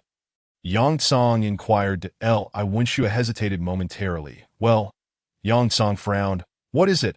Has the sect encountered an insurmountable calamity? Li Wenxue scratched his head. Not exactly. In recent years, the sect has developed smoothly. The number of disciples has been increasing, and their power has grown stronger by the day. Yangsang looked puzzled. Then why the hesitation? Li Wenshue's expression turned somewhat awkward as he sighed. Ancestor, the situation is like this. Although we are thriving, a year ago, the entire sect fell under the jurisdiction of Yunshao Holy Land, under the command of Saint Yi. Upon hearing this, Yang Tsang's eyes widened in fury. What did you say? His temper flared. How could they, a first-grade sect, easily submit to another force? Not even a holy land should have such power. What on earth transpired? Ancestor, please calm down. Li Wenxue hastily interjected. In truth, all forces across the land have united under Yunshao. Allow me to explain in detail. Subsequently, Li Wenxue recounted the changes in the world over the past few years to Yang Tsang. After hearing everything, Yang Tsang's emotions remained tumultuous, that if not for the heavenly Dao decree still hovering in the sky. He would never have believed that one individual could encompass the entire world in just a few years, that it was utterly unfathomable. Yet, reality was as such that as he gazed at the decree of the heavenly Dao. The primordial art also appeared within his consciousness, that it was a supreme technique. Alas, I have already reached this stage. Otherwise, I would have certainly practiced the primordial art. Yang Tsang lamented. His heart still trembled with shock. But in the end, he accepted this reality. Days later, in a desolate mountain range, Yang Tsang established a grand altar in preparation for his tribulation. Li Wenxue and the powerful elders of the sect stood at a distance, ready to protect him. Once everything was set, Yang Tsang fully unleashed his cultivation, summoning the celestial lightning tribulation. In an instant, the power of the tribulation surged forth, dark clouds roiling in the sky. Everyone felt the terrifying pressure of the heavens. They couldn't help but tense up. Countless formidable beings had perished beneath such tribulations throughout history. Adequate preparations were essential. The tribulation clouds grew denser, black as ink. Yet, standing beneath the clouds, Yang Tsang furrowed his brow tightly, sensing something amiss. According to the accumulated wisdom of predecessors, the tribulation should have descended by now. Yet this mass of clouds above him continued to brew, as if it still lacked that final spark to unleash the true lightning tribulation. Yang Tsang's aura had reached its peak, but the tribulation remained elusive. Ultimately, the clouds began to dissipate gradually, slowly vanishing from sight. That it was as if the heavens were playing a trick on him.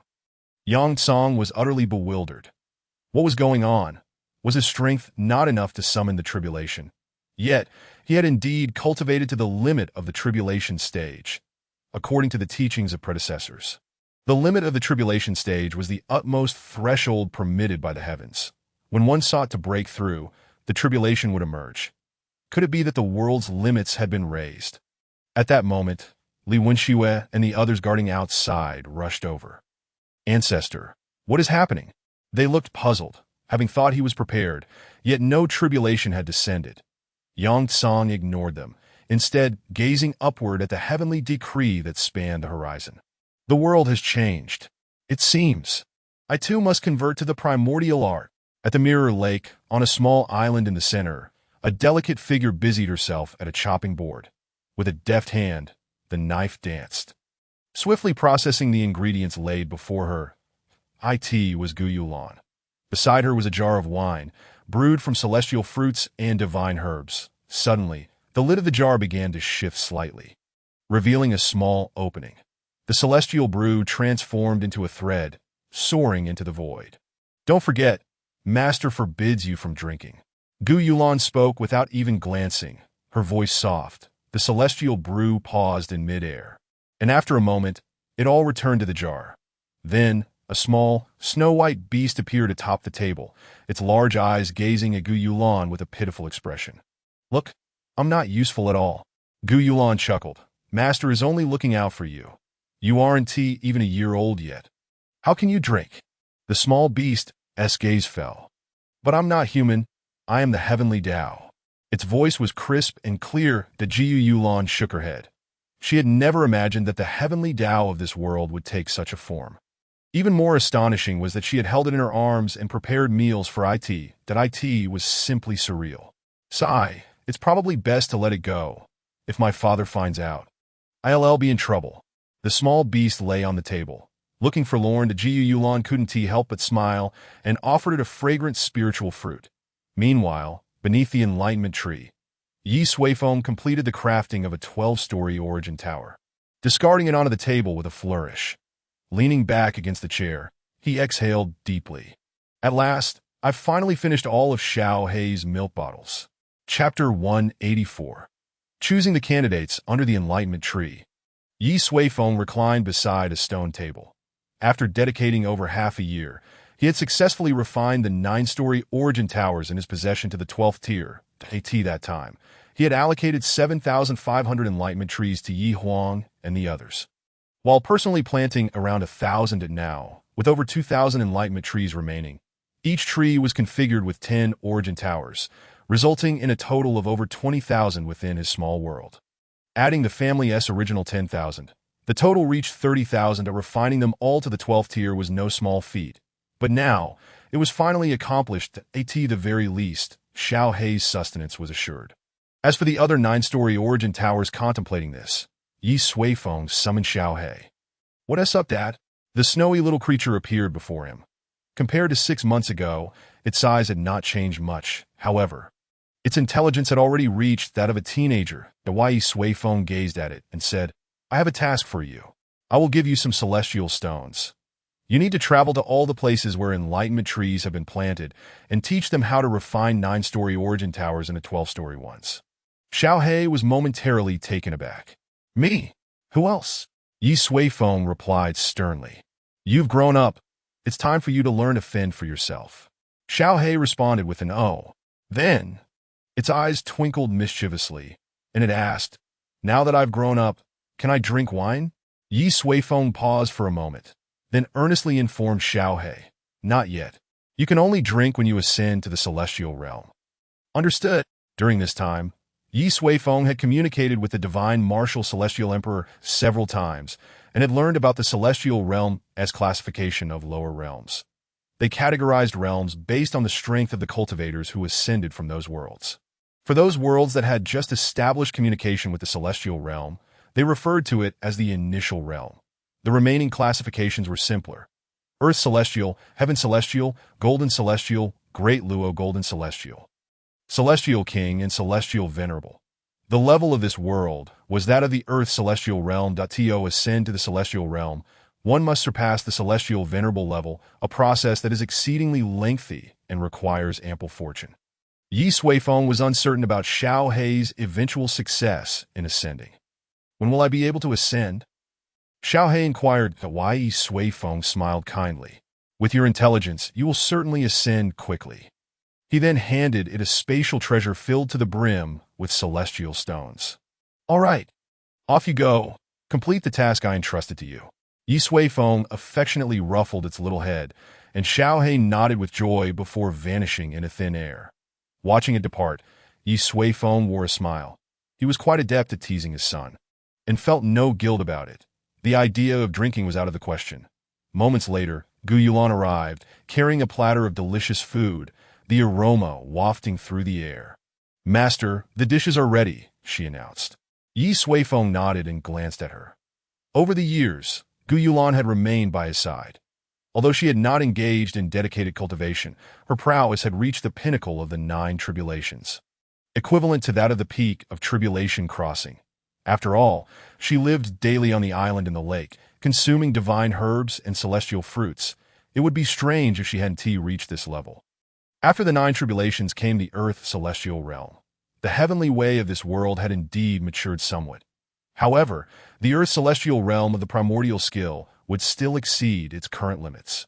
This meant that as long as the Primordial skill was cultivated to the Earth Celestial Realm, it could trigger the Thunder Tribulation and ascend to the Celestial Realm. "It is time for me to depart as well," Ye Suifeng mused while eating. Having lost the Celestial Sect, he could only access the Celestial Realm through other means. The divine marshal Celestial Emperor had set up a beacon for him, allowing for long-distance spatial transmission, similar to how the Emperor had descended into this realm previously. However, Ye Suifeng did not wish to employ that method. He wanted to witness firsthand the experiences of cultivators who ascended through a normal celestial sect. Ye Suifeng looked at Yulan once more. Perhaps he could borrow her celestial sect to ascend together. "Yulan, I have a question for you." "Please, master," Yulan replied quietly. After some contemplation, Ye Suifeng stated, I may soon be heading to the celestial realm. Would you like to accompany me? Gu Yulan's face lit up with a smile. Master, how could you even ask? Ever since that day 8 years ago, when I boarded your donkey cart, I have been yours. Wherever you go, I wish to follow, unless you no longer desire my presence. Ye Suifeng chuckled softly. That will never be the case. Over the years, I have grown accustomed to your culinary skills. After a pause, he continued, Then let us do this. Take some time to bid farewell to your family. When the time is right, we shall ascend to the celestial realm together. Gu Yulan nodded. Suddenly, a smile graced her lips as she asked, Master, will you be bringing Xiao He along? Ye Suifeng furrowed his brows in thought for a moment. Bringing the heavenly path along to sneak into the celestial sect was not particularly challenging. Furthermore, according to the investigations of the divine marshal celestial emperor, although the essence of the great path was the best supplement for the heavenly path, its growth still depended on items of law, akin to formless treasures, which could only be found in the celestial realm. Thus, taking Xiao He along to the celestial realm would also be quite beneficial. Let us bring him. It will just be the three of us, Ye Suifeng decided. This time he did not intend to bring too many people, including Yi Huang and the others. The celestial realm was an uncharted territory. He wanted to scout the area first. Moreover, he longed to temporarily set aside the burdens of family and the world and enjoy a period of respite. After the meal, Gu Yulan departed from the island in the lake. Ye Suifeng sat by the water's edge, his palms suspended above a complex array platform. This platform resembled the one designed over a year ago by Dabo and the others to teleport several individuals out of the world. Its core was an ancient grand array. Throughout the process of refining the 12-story origin towers, he had optimized the grand array significantly. The teleportation distance became more precise, and the required spirit stones were greatly reduced. Once the cost was minimized to a certain extent, it could be disseminated throughout the world. I, too, should go bid farewell. Ye Suifeng nodded, retracting the array platform. Gradually, his figure faded away. Chapter 185. Farewell within Yunshao City. The Gu family stood as a newly rising clan, having begun to emerge roughly 7 years ago. While the Gu family was not large, the residents of Yunshao City dared not overlook their presence. For the head of the Wanbao Pavilion in Yunshao City hailed from this very family. However, those familiar with the circumstances knew that the true rise of the Gu family was not due to Gu Wanxin, but rather the woman who had been taken as a maid by Yi Sheng. Today, a graceful young woman approached the grand entrance of the Gu family. Who goes there? Inquired the guard at the entrance. Gu Yulan gazed at the imposing gate with a complex expression. She then produced a small, exquisite token. The guard's expression shifted, and he bowed respectfully. I humbly welcome the fifth miss. Moments later, within the inner courtyard of the Gu family, a gathering of family members and elders convened. Ji Yulan sat quietly beneath the family head, with a group of elders displaying expressions of deep respect, showering her with various compliments. Even the family head, her father, spoke with utmost reverence, uttering an array of flattering words as if fearing to displease her. Meanwhile, her childhood companions appeared uneasy, fidgeting in their seats, observing this scene. Gu Yulan felt a wave of disillusionment. It had only been a few years since they had last met, yet everything had transformed into this state. She merely wished to return home, only to find that the family she cherished had long since lost its original hue. Not wanting to linger any longer, Gu Yulan interrupted the incessant flattery of the elders, asking, "Where is my mother?" The family head was momentarily taken aback, then replied with a smile, "She is resting in the back room. I have already notified her. She will come soon." Gu Yulan furrowed her brow. "No need. I will go find her." With that, she disregarded everyone present and turned to leave in no time. Gu Yulan arrived at an elegant courtyard. Underneath a pavilion in a flower garden, several familiar figures were seated, including her mother and her aunt, Gu Wanxin. "I told you, Long will definitely come," Gu Wanxin said with a smile upon seeing her. An older woman turned her head. "Lanny," she smiled gently. "Ah, mother." Gu Yulan felt her heart stir at the sound of that familiar call. The mother-daughter duo chatted for an unmeasured length of time. After a while, Gu Yulan languidly rested her head on the table while her mother carefully adorned her hair, with a flower-shaped cloth hairpin. "This was prepared for you when you came of age. I've kept it all this time," the woman said. Gu Yulan absent-mindedly played with the grapes in front of her. "Mother, in a few days, I will be going to the celestial realm with the master." The woman paused for a moment, then secured her hairpin and smiled, saying, "This is your blessing. Do not worry about me. The life I lead now is beyond anything I ever dreamed of," Gu Yulan replied. She lifted her head at a loss for words. The woman arranged her hair and said with a smile, "Rest assured, your aunt and father are here. Everything will be just fine. Do not blame your father. We have only just arrived in Yunshao for a few years that he bears the weight of the entire family. He loves you dearly, but he struggles to express his emotions." Gu Yulan sighed. How could she truly reproach her father? She leaned closer to the woman, resting her head on her lap, and said, "I will stay at home for a while." On the summit of Xiandao Mountain, beneath the immense enlightenment tree, Xinxian sat in the loft, managing the daily affairs of the Wanbao Pavilion. Over the course of a year, Wanbao Pavilion had achieved complete stability and was thriving even amidst the overwhelming tide of Yinshao's global prominence. The forces of opposition had been largely eradicated at the Great Dao Temple, now jointly managed by several high-ranking members of Wanbao Pavilion and the Temple. As the situation gradually stabilized, the central continent entered a fervent wave of cultivating the primordial arts. Suddenly, a figure appeared before Xinxian. Xinxian, startled, stood up. "Holy Master," she bowed. Ye Suifeng glanced at the table covered with communication jade slips and remarked, "You have done well during this time. However, do not neglect your own cultivation." Xinxian felt a surge of joy and replied with a smile, "Thank you for the reminder, Holy Master." Ye Suifeng nodded, then produced a small array plate that was a sample of a teleportation array, containing detailed information about its function and the methods to refine it. "Study this carefully. It would be best if you could maximize its potential to connect the entire world," Ye Suifeng instructed. Xinxian accepted the array plate and quickly scanned it, her heart racing. This formation could facilitate spatial teleportation between two locations, requiring only a few spirit stones, accessible to anyone. As a businessperson, she could easily envision its immense significance and the profound changes it would bring to the human world. "Holy Master, you truly are a beacon of wisdom," Xinxian exclaimed. "It is merely the accumulation of knowledge from others." Ye Suifeng waved his hand dismissively. "Focus on your tasks. In the future, you shall surely carve out your own place." With that, his figure gradually faded from the loft. Xinxian gazed at the spot where Ye Suifeng had vanished, her heart swelling with emotion. The Holy Master, as promised, was not mere words. Under her guidance, the Xin family would reach unprecedented heights in history, and her name, Xinxian, would forever be etched in the memories of her kin. After leaving Xiandao Mountain, Ye Suifeng visited the Dashuan Empire in the eastern region and the Divine Kingdom in the western region. Similarly, he imparted the teleportation array to the man in the dragon robe and the one wrapped in strips of cloth.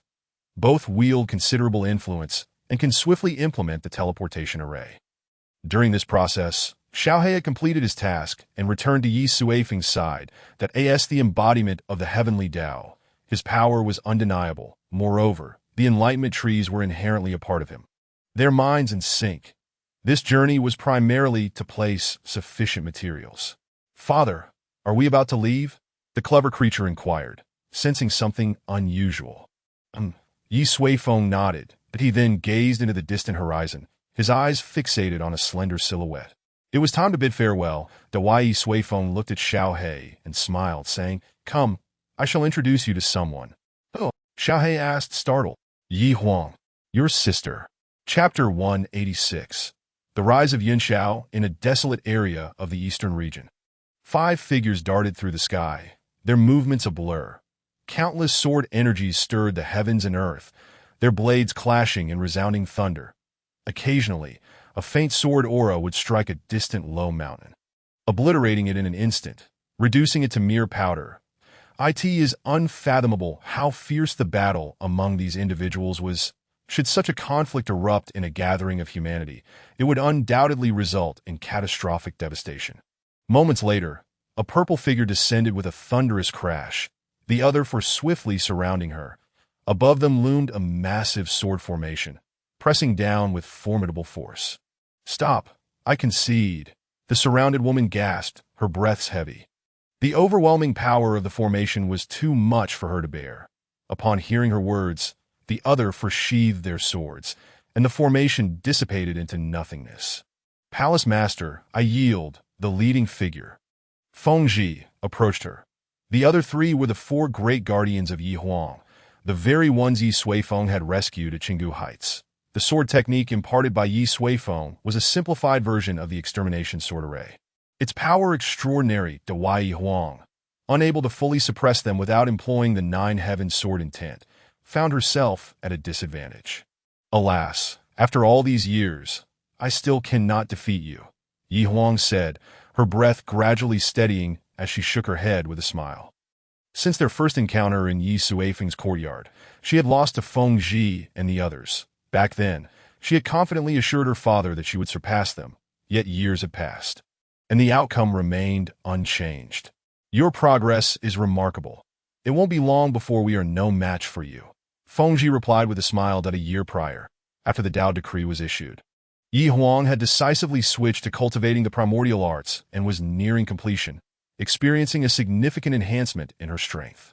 "I never expected my father to provide you with such a substantial advantage," Ye Huang chuckled, producing some spirit essence and sharing it with them as she sat cross-legged, recovering from the earlier battle. She was aware that the four guardians assigned to her by Ye Suifeng had already begun their studies in the primordial arts. "Huh. The Lord's methods are undoubtedly wise," Feng Ji remarked with a grin. "Tisich, I'm used to being raised by him," Ye Huang scoffed. "Who knows, one day he might take a liking to some woman, have a few little ones, and spend all day doting on them, just like the stories in certain romance novels. By then, my joy, poof, it would be gone." Ye Huang spread her hands in exasperation. However, Feng Ji then pressed a jug of fine wine into her hands. "The Lord holds great power. Having multiple wives is quite normal.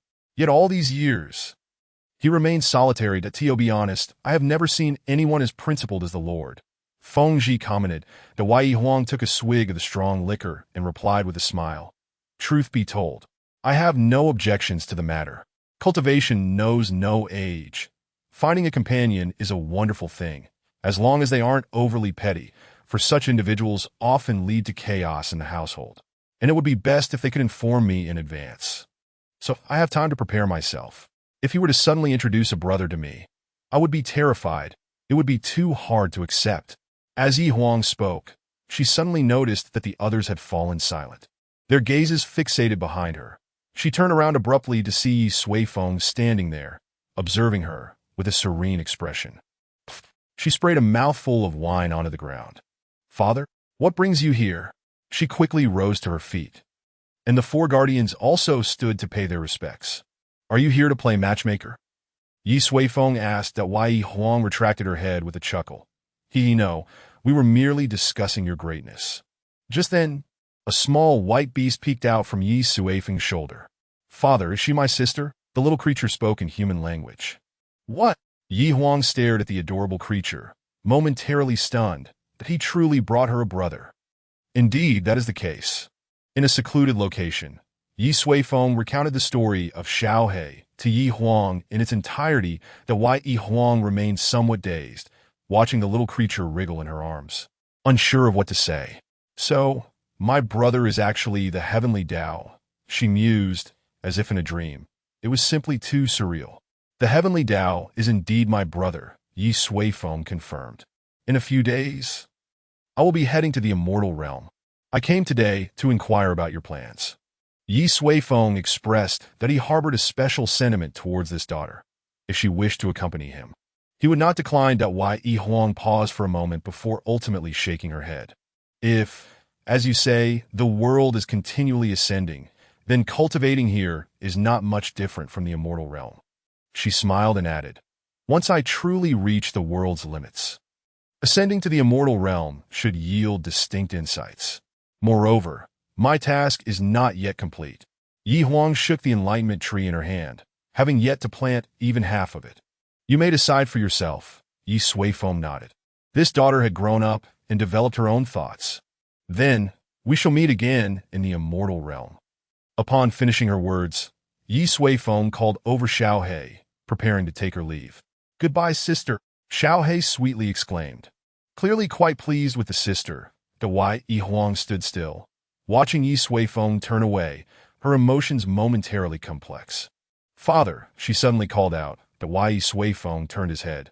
Clutching the sapling in her hands, Yihuang pursed her lips before speaking. "In this life and the next, I shall forever be your daughter." Ye Suifeng was momentarily taken aback, then smiled warmly. "Silly girl, I have always been your father." With that, Ye Suifeng turned and slowly vanished into the void in Yunshao City.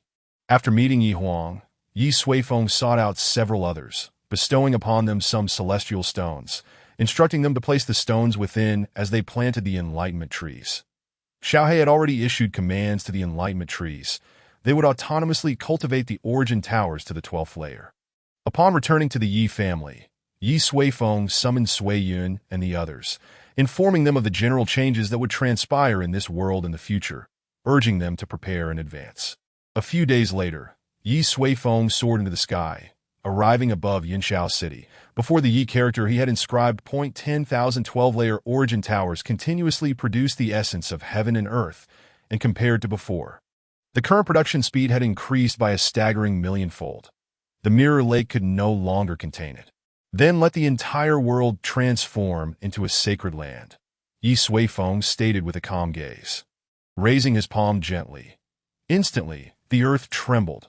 Amidst the astonished gazes of all, Yunshao City, along with the core area spanning 1,000 miles, lifted from the ground, soaring into the sky. It gradually halted at a height of approximately 1,000 feet. Truly embodying the name Yunshao City, that a magnificent circle of multicolored light rippled from the top of Yunshao City, the Tao rhythm sweeping across the entire world, a fine spiritual rain cascading down. Chapter 187. The peculiar heavenly tribulation. The spiritual rain that enveloped the world lasted a full 3 days. All things revived, and the air was thick with a misty aura. Anyone who lifted their head could see the massive floating city in the sky and the brilliant multicolored light emanating from above the Yi character. They understood that this was the sacred city of Yunshao. After the rain, the weather cleared, and on the small island in the center of the mirror lake, 2 figures stood on an open area at the island's edge, Ye Suifeng and Gu Yulan. "Are you ready?" Ye Suifeng inquired. Gu Yulan nodded. "Then let us begin." Gu Yulan closed her eyes. Moments later, a powerful aura erupted from her, shooting towards the sky. The surrounding laws of the world trembled slightly under her imposing presence. For Gu Yulan's strength had transcended the limits of this realm. Soon, a pitch-black tribulation cloud materialized out of thin air, gathering directly above Gu Yulan's head. Thunder rumbled ominously, and a tremendous pressure descended from the heavens. Far from the Mirror Lake, the higher-ups of the Yi family were also observing the process of this tribulation. It was the first time someone in the family had undergone a tribulation, and they were eager to witness what the tribulation lightning would be like. The might is overwhelming. Even standing here, one can feel the terrifying pressure from the heavens. Sui Yin remarked solemnly. "We must watch closely. This is an excellent opportunity," several others beside him replied. Their expressions grave. Their cultivation levels were substantial now, and surely in the future they too would face a tribulation. Time flowed slowly. The sound of thunder grew louder, and the tribulation cloud above had thickened to the point of resembling a pool of ink, as though it could swallow one's soul. However, despite the thunderous noise, not a single bolt of tribulation lightning descended. Jiu Yulan turned her head, looking at Ye Suifeng with confusion. Ye Suifeng frowned slightly, logically. The tribulation lightning should have already fallen. Why was it just making noise? Suddenly, he recalled something and grabbed Xiaohe from his shoulder. "You must be the cause of this, right?" Ye Suifeng questioned. Xiaohe blinked and replied, "Oh, there were lightning bolts wanting to strike Sister Gu, so I didn't let them come down." Ye Suifeng was momentarily speechless. Indeed, the tribulation was merely the manifestation of the will of the heavens. Since the heavenly will was present, it would not allow the tribulation to descend. This is nonsense. If you prevent Sister Gu from facing her tribulation, How can she summon the celestial gate? Quickly, let the tribulation lightning fall. Ye Suifeng commanded. Oh, very well then. Xiaohei waved its little paw. Suddenly, a bolt of white lightning finally descended from the heavens. It's here. Suiyun and the others quickly focused their minds, carefully observing the bolt of tribulation lightning. After such a long build-up, its power must be immense. Boom! As the lightning struck, Gu Yulan did not flinch. She charged upwards to meet it, colliding head-on with the tribulation lightning. Pop! The moment they made contact, the white lightning emitted a soft sound and dissipated into nothingness. Strands of electricity merely ruffled a few strands of Gu Yulan's hair. This, Suiyun and the others were instantly bewildered. Was this the tribulation lightning? It felt less potent than the lightning spells cast by a Qi refinement stage cultivator. Their gazes turned once more to Xiaohei. What are you up to now? Ye Suifeng asked, exasperated. Xiaohei blinked, then said, It's nothing. I can determine that Sister Gu has already passed the tribulation. This way, she can also summon the celestial gate. Don't believe me. Look. With that, it waved its little paw once more. The tribulation clouds in the sky promptly dissipated in the distant horizon. A massive portal gradually materialized, accompanied by ethereal sounds. The onlookers outside the mirror lake were completely stunned. Was it truly this simple to face a tribulation? Ye Suifeng's expression darkened. Facing a tribulation is also a form of cultivation. It purifies the body and soul of the cultivator, shedding mortal impurities. The you wish for Sister Gu to stagnate in her cultivation henceforth. Quickly, bring back the tribulation clouds and let her face the tribulation again. Ye Suifeng commanded. Oh, okay, please don't be angry. Xiaohei replied hastily, then waved its paw, causing the dark tribulation clouds to recondense. The half-formed celestial gate vanished once more. Those watching the tribulation outside the mirror lake were utterly bewildered. They had never seen, nor even heard of, such an unusual method of facing a tribulation. Father, which tribulation lightning should I use? Xiaohei asked, looking up at Ye Suifeng pondered for a moment before saying, Let us go straight for the 99 heavenly tribulation. That's quite formidable. Oh, Xiaohei responded, and immediately, a purple bolt of lightning, carrying an aura of boundless destruction, descended from the sky. Gu Yulan's brow furrowed. This time, she genuinely felt the immense pressure that a dagger appeared in her hand, one that Ye Suifeng had personally forged for cooking. Boom! Gu Yulan swung the dagger, colliding with the purple tribulation lightning. Instantly, the world shook. Countless purple arcs of lightning exploded in the sky, engulfing the entire realm, even causing the fish in the mirror lake to scatter in confusion. The power of this strike was an entirely different extreme compared to the previous one, as the light dimmed. Gu Yulan's figure emerged in the air, her body enveloped in purple currents, the transformative power of the 99 heavenly tribulation refining her body and soul. How was that? Xiaohei asked. Ye Suifeng stroked his chin. Let us have a few more. Subsequently, a thunderous feast erupted in the sky. One after another, purple bolts of lightning struck down, sometimes even 2 or 3 at a time, bombarding the figure above. The entire realm flickered with purple light. This process continued for about a quarter of an hour before gradually ceasing. The Ye Suifeng nodded slightly. Gu Yulan's progress had been remarkable, and though she had not delved deeply into her cultivation, she had many deficiencies.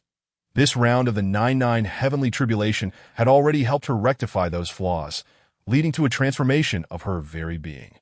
Excellent, Ye Suifeng mused. Xiaohei, make arrangements. From now on, whenever the Yi family bloodline faces a tribulation, let them all undergo 81 rounds of the 99 heavenly tribulation. This way, when they ascend to the celestial realm, they will have a solid starting point. Xiaohei blinked. What if they get struck dead? Ye Suifeng waved his hand dismissively. No worries. I will leave behind some life-saving items, so even if a few are struck dead, they can be saved, and they will surely remember the lesson. Xiaohei nodded. All right then. Meanwhile, outside the mirror lake, Suiyun and the others were astonished. having witnessed a tribulation process that would be recorded in history. Make sure to remember this. Facing a heavenly tribulation is no easy feat. Suifeng said seriously that he gazed at the now clear sky, silently praying that when it was his turn to face a tribulation in the future, it would not be so bizarre. At that moment, the celestial gate reappeared in the sky, the grand portal slowly opening. Ye Suifeng took a deep breath, waving his hand to conceal himself and Xiaohe. Then, he took Gu Yulan with him as they rushed toward the celestial gate. Chapter 188. Flying Immortal Island in the Celestial Realm. In the Tai Kuan Great Domain, at the extreme southern reaches, there lies a place known as Flying Immortal Island. This so-called Flying Immortal Island is the reception area where cultivators from the lower realms arrive after ascending to the celestial realm. It is a site established by celestial emperors using supreme Dao techniques, aimed at gathering all ascending cultivators into their own forces that if such a place did not exist, then once the cultivators ascended to the celestial realm, they could very well find themselves in some obscure corner of the universe that a moment's carelessness could lead them into some dreadful forbidden territory, resulting in their untimely demise before they could even begin their journey. In the realm of the divine marshal emperor, there are a total of 5 ascendant islands, each overseeing thousands of realms, both large and small. This southern island is no exception. However, among the thousands of realms, the vast majority are merely worlds that have just reached the threshold for ascension, referred to as initial realms. Only a few dozen realms have attained the standards of the Earth Immortal Realm, and even fewer have reached the Celestial Immortal Realm. As for the formidable Golden Immortal Realm, there is but a single representative within the southern Ascendant Island. On the Ascendant Island, there exists a broad celestial platform, where the cultivators from the lower realms first materialize upon their ascension. Surrounding the platform are over 100 powerful cultivators, their auras predominantly at the level of immortals. In the distance, several simple pavilions have been constructed, emanating an even more potent aura. The beings residing within these pavilions are, at the very least, of Earth Immortal rank. Regardless of their immense power, they are collectively known by a singular title, the Guiders. As their name suggests, they are the ones who guide the cultivators from the lower realms. They stand vigil day and night, awaiting the arrival of those who ascend from their respective worlds, subsequently ushering them back into their communities. Those who can ascend are exceedingly formidable and proud beings in their own worlds. Yet, this is the celestial realm. Without the warmth of camaraderie, it would not be long before they are battered by the harsh realities of existence. For this is the pinnacle of all realms, and the number of powerful individuals is simply overwhelming. Suddenly, the celestial platform bursts into radiant light. The crowd immediately focuses their attention, as this phenomenon indicates that someone is about to ascend. Moments later, a robust elder appears upon the platform, his long hair billowing, exuding an imposing presence as he surveys his surroundings. However, the Guiders merely shake their heads and disperse. This elder is not from their world, merely an ascendant from an initial realm, thus not warranting their attention. Yet, one individual steps forward to engage the elder in conversation. They hail from the same world.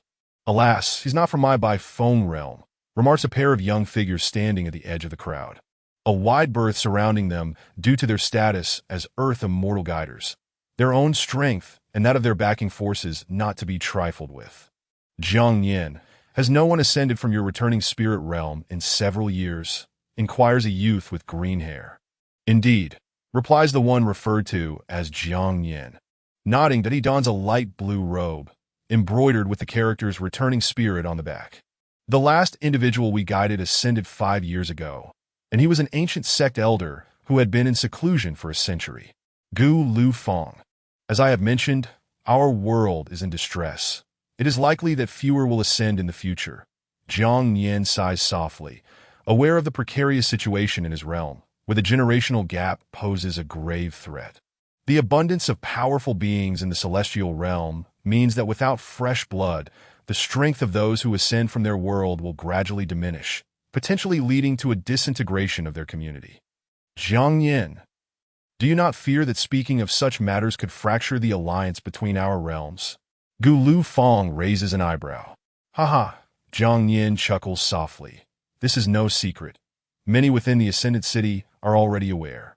And besides, we are friends, Gu Lufeng responds with a smile, choosing to remain silent thereafter. The dynamics between their respective forces are beyond their control. All they can do is strive to enhance their own capabilities, seeking a place within the vast celestial realm. I am the ancestor of Snake Mountain.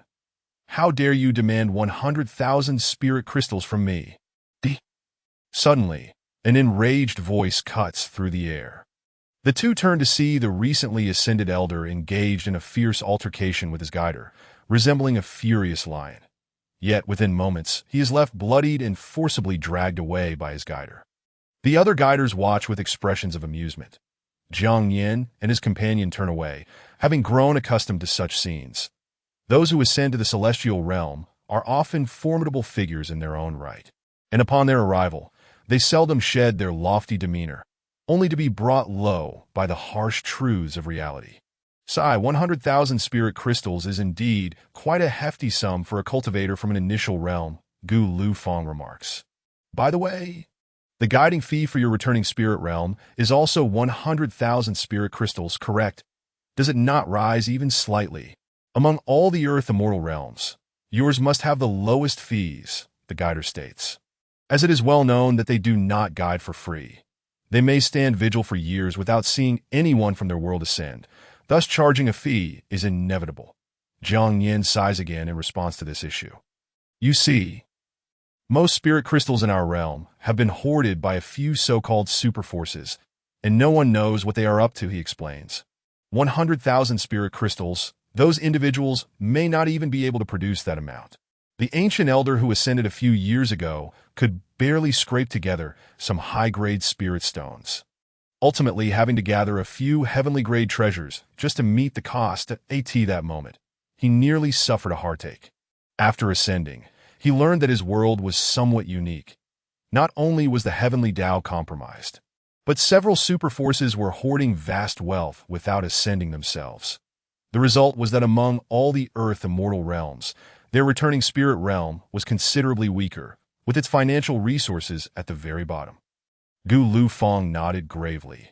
Indeed, during the Ascension, who could have anticipated that the treasures of the celestial realm would be so exorbitantly priced? 1,000,000 spirit crystals are required to exchange for a single celestial stone, which can only buy the most inferior low-grade celestial artifacts. We have guarded this place for over a decade, and the guiding fees we have collected amount to barely a single celestial stone.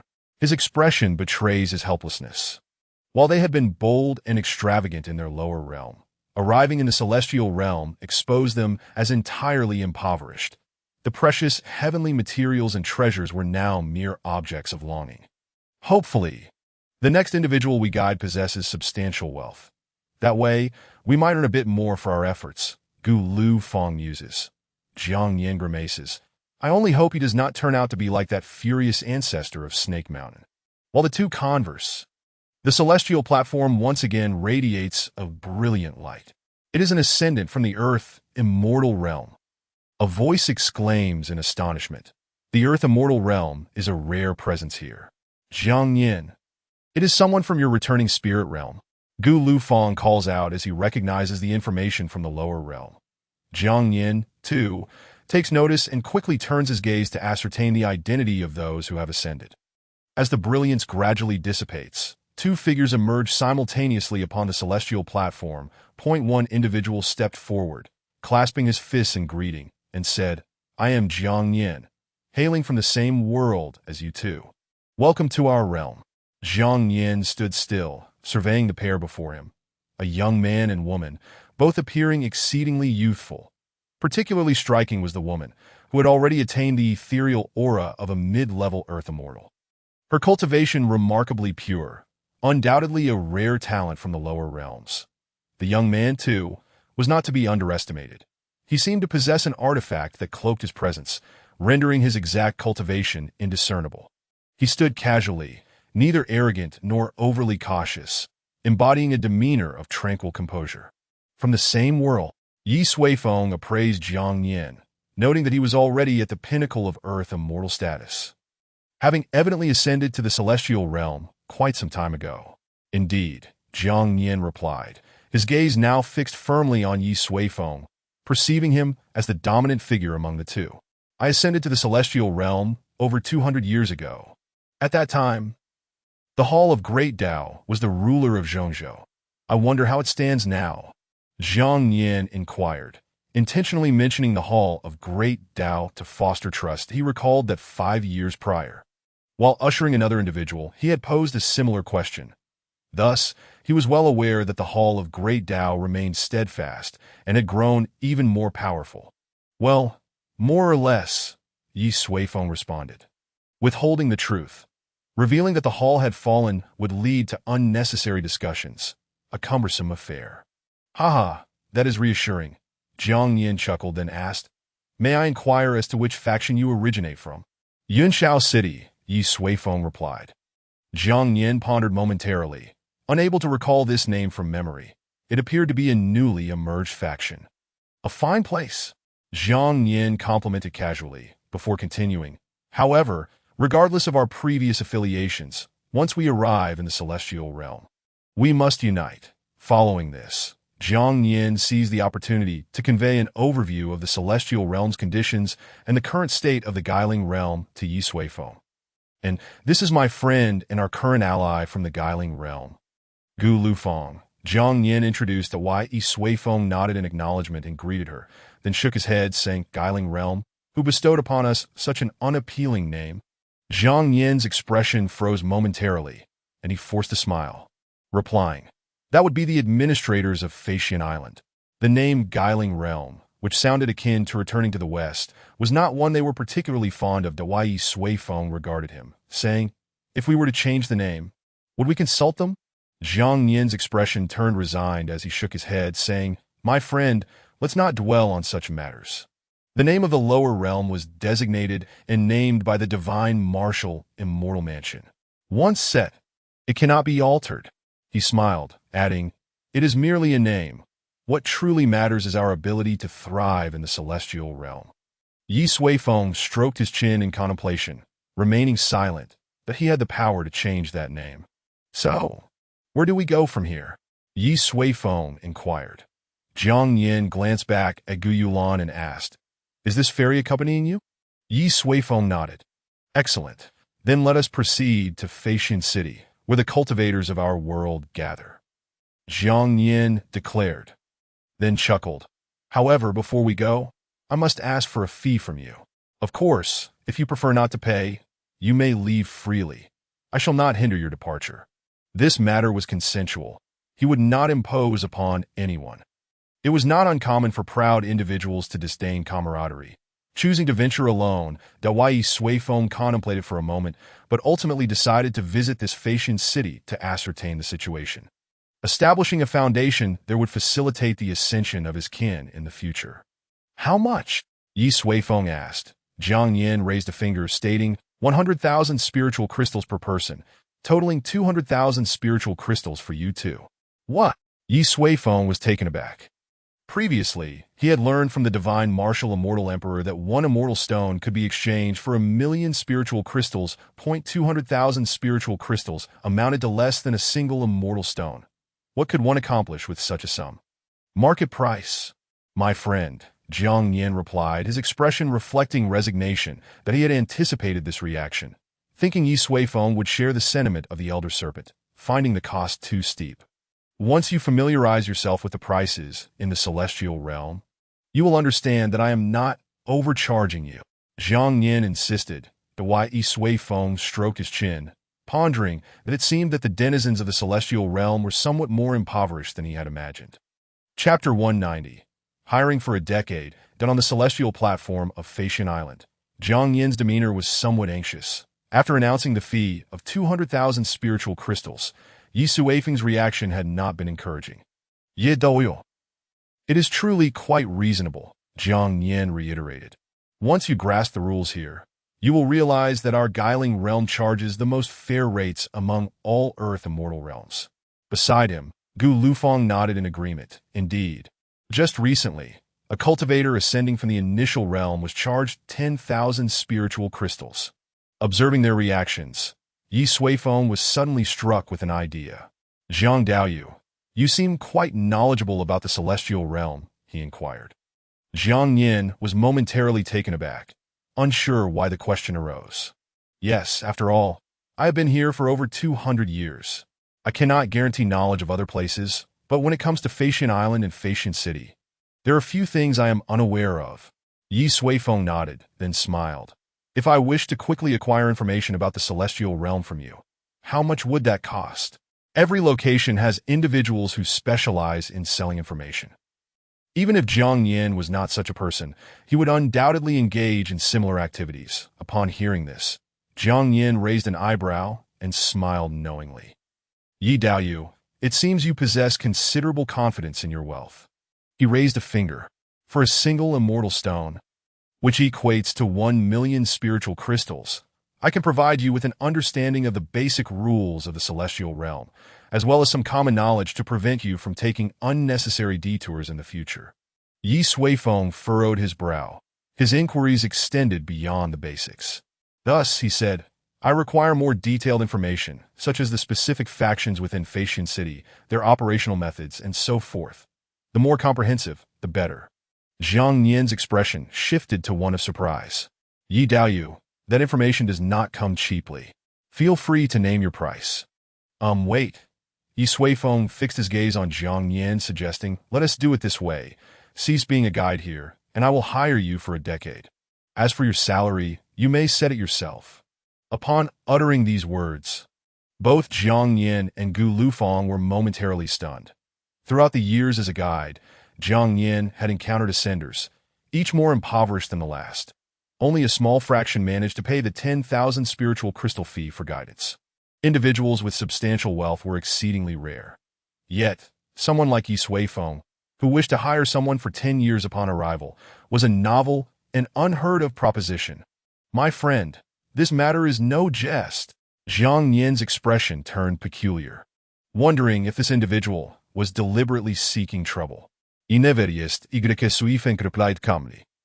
As a newcomer to the celestial realm, I indeed require a guide.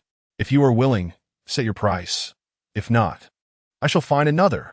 I will pay the guidance fee up front. With that, Ye Suifeng produced 200,000 spiritual crystals and handed them to Jiang Yin. Jiang Yin accepted the spiritual crystals, feeling a sense of uncertainty wash over him. Ye Daoyu. Hiring is a rather complex affair, he remarked. If it is merely as a guide, then 10 years, coupled with the job of a guide that I have painstakingly secured, would require at least 200 immortal stones. That amounts to 2 billion spiritual crystals. He scrutinized Ye Suifeng's expression, knowing that 2 billion spiritual crystals were not easily amassed in the Guiling realm. Most spiritual crystals or stones have been absorbed by the superfactions, leading to the common understanding that cultivators from the Guiling realm were the most impoverished. Ye Suifeng merely acknowledged this with an "oh." He then retrieved his storage bag, quickly filling it to the brim before presenting it to Jiang Yin. Here, 10 billion spiritual crystals. In the time to come, I may also require you to handle tasks beyond guiding, such as procuring certain resources, similar to a steward. Ye Suifeng explained. Jiang Yin accepted the storage bag, momentarily dazed. Upon opening it, he discovered 10 billion spiritual crystals gleaming within. He blinked, utterly perplexed as to how this newly ascended cultivator possessed such immense wealth. Could it be that Yinshao City was a hidden superfaction? If this is insufficient, I can add more, Ye Suifeng continued, noticing Jiang Yin's silence. No, this will certainly suffice, Jiang Yin replied, realizing that for a mere decade of stewardship in the celestial realm, 10 years would pass in the blink of an eye. Having spent several decades as a guide, he had only garnered benefits amounting to a few dozen immortal stones. 10 billion spiritual crystals equated to 1,000 immortal stones. Even Gu Lufeng cast an envious glance at him. This was the true essence of a guide, having elevated himself in the process. Then, it is settled, Ye Suifeng concluded. Moments later, several figures soared through the sky above the wilderness, precisely Ye Suifeng and his companions. Jiang Yin ultimately succumbed to the allure of wealth, resolutely selling himself to Ye Suifeng for a decade. Now he serves as his guide. The group maintained a leisurely pace, for the formidable laws of the celestial realm rendered flight more arduous than in the mortal world.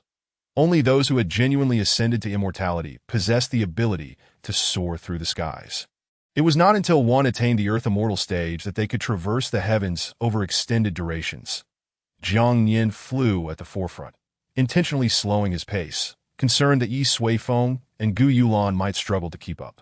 However, to his astonishment, regardless of his speed, the two remained composed, as if he were the one who had just ascended. After flying for a while, a colossal city emerged on the horizon. As they drew nearer, Ye Suifeng discerned that this place resembled not merely a city, but rather a vast amalgamation of towns. The central area resembled a typical city, while the outskirts were composed of various small towns, increasingly scattered as one moved outward, with some towns even several miles apart. "Brother Dao, we have arrived at the outer city of Facian City," Jiang Yin remarked. The outer city predominantly serves as a gathering place for mortal realm cultivators. Every world has its designated areas, much like the villages of the mundane realm. The initial realm is sparse and weak, akin to a village. Conversely, the Earth Immortal and Heaven Immortal realms are populous and powerful, resembling larger towns. As for the one and only Golden Immortal realm, its inhabitants reside solely within the inner city, holding significant positions. As they advanced, the density of the gathering became increasingly pronounced, and the streets grew lively. Eventually, they halted before a grand archway, not far from the gates of the inner city. Looking inward, rows of houses were interconnected, bustling with people entering and exiting various shops, resembling the towns of the mortal world. Nearly identical, above the archway, 3 large characters were inscribed: Guiling Town. "We have arrived," Shen Yin announced. Chapter 191. Housing rentals. Facian City's outer city, Guiling Town, though referred to as a small town, was substantial compared to the vastness of Facian City. In reality, its true scale rivaled that of the great cities of the mortal realm. The streets were deep and winding, with houses arranged in an orderly manner. Pedestrians were few, with the occasional child darting about, creating a scene of tranquility and peace. "Brother Dao, in fact, the proportion of cultivators who have ascended from the mortal realm in Guiling Town is not substantial," Jiang Yin explained. "Most of the residents here ascended to the celestial realm long ago, and these are the descendants of those cultivators. There are also some who moved here later due to various reasons, such as marriage. Over time, this has formed the current scale, excluding those who have been away for extended periods. There are still several 100,000 permanent residents." As they strolled along the street, Jiang Yin continued to introduce the town to Ye Suifeng. According to Jiang Yin, Guiling Town had a history of merely over 10,000 years. Established after the divine marshal immortal emperor ascended to power and brought in a group of mortals from other regions, settling them on the southern Facian Island. The mortal realm was a bountiful source of resources and talent, including Guiling Realm, that for those who had ascended from Guiling Realm over the past 10,000 years. Most either perished on the path of cultivation or joined other factions. The only one known to remain, as Jiang Yin mentioned, was the town's mayor, the Deluo Golden Immortal, Tu Zheng. A Deluo Golden Immortal merely serving as a town mayor? Ye Suifeng expressed surprise. The celestial realm indeed contained ordinary individuals. In fact, the majority resided below the immortal tier.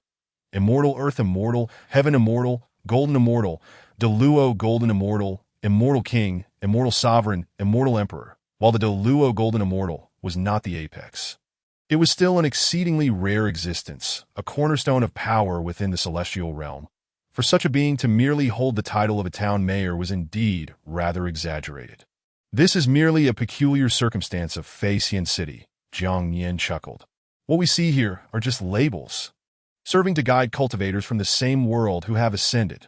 In some places, the mayor could even be an immortal king or immortal sovereign." Ye Suifeng understood that he had been pondering that if town mayors in the celestial realm were all of Deluo Golden Immortal caliber, it would be quite extraordinary. The group meandered leisurely along the street, during which Jiang Yin took them into several small shops. These establishments sold elixirs, spiritual herbs, and spiritual artifacts, offering a wide array of goods. However, the quality was not particularly high, with most items remaining in the realm of spiritual artifacts. A few decent low-grade celestial artifacts constituted the high-end merchandise. Naturally, Ye Suifeng held no interest in them. He had an assortment of exquisite celestial artifacts procured from the divine marshal immortal emperor, which would be akin to discarded iron if tossed on the ground. What he sought were treasures imbued with celestial rules, akin to the 5 elements supreme treasures. Such items could accelerate Xiao Hei's growth. However, it was evident that such treasures were unlikely to exist in this small town. Jiang Yin, having recently acquired wealth, purchased a middle-grade auxiliary celestial artifact, spending 55 celestial stones. This expenditure drew the shopkeeper's attention, who even considered introducing his unmarried daughter to Jiang Yin. I wish to acquire higher-grade cultivation resources. Where might I find them? Ye Suifeng inquired. Jiang Yin, still reveling in the joy of his recent purchase, replied with a smile, "You will need to venture to the inner city for that. There, you will find the divine marshal immortal mansion and shops established by powerful factions, which will offer high-grade resources. However, the prices will undoubtedly be exorbitant." Jiang Yin grimaced, suggesting that for him, it might only be feasible to visit such places after breaking through to the heaven immortal stage. Ye Suifeng nodded, realizing that a trip to the inner city was necessary to swiftly resolve Xiao Hei's sustenance issue. Relying solely on the essence of the Dao was not a sustainable solution. A change of flavor was essential for balanced nutrition. Moments later, they arrived at a spacious shop, where Jiang Yin informed Ye Suifeng that this was the housing rental center of the town. It was advisable for every newly ascended cultivator to secure a place to reside before making further plans. Jiang Daoyu, upon entering, the shopkeeper, who had been dozing at the counter, immediately perked up. "It's been 5 years since we last met, hasn't it?" The shopkeeper, evidently familiar with Jiang Yin, smiled and remarked, "It seems that more friends have ascended from Ling realm." He scrutinized Ye Suifeng and Gu Yulan, expressing surprise. "Are these 2 newcomers?" "Indeed," Jiang Yin confirmed, leaning closer to the shopkeeper and whispering, "These 2 are not ordinary individuals, and I am now their guide.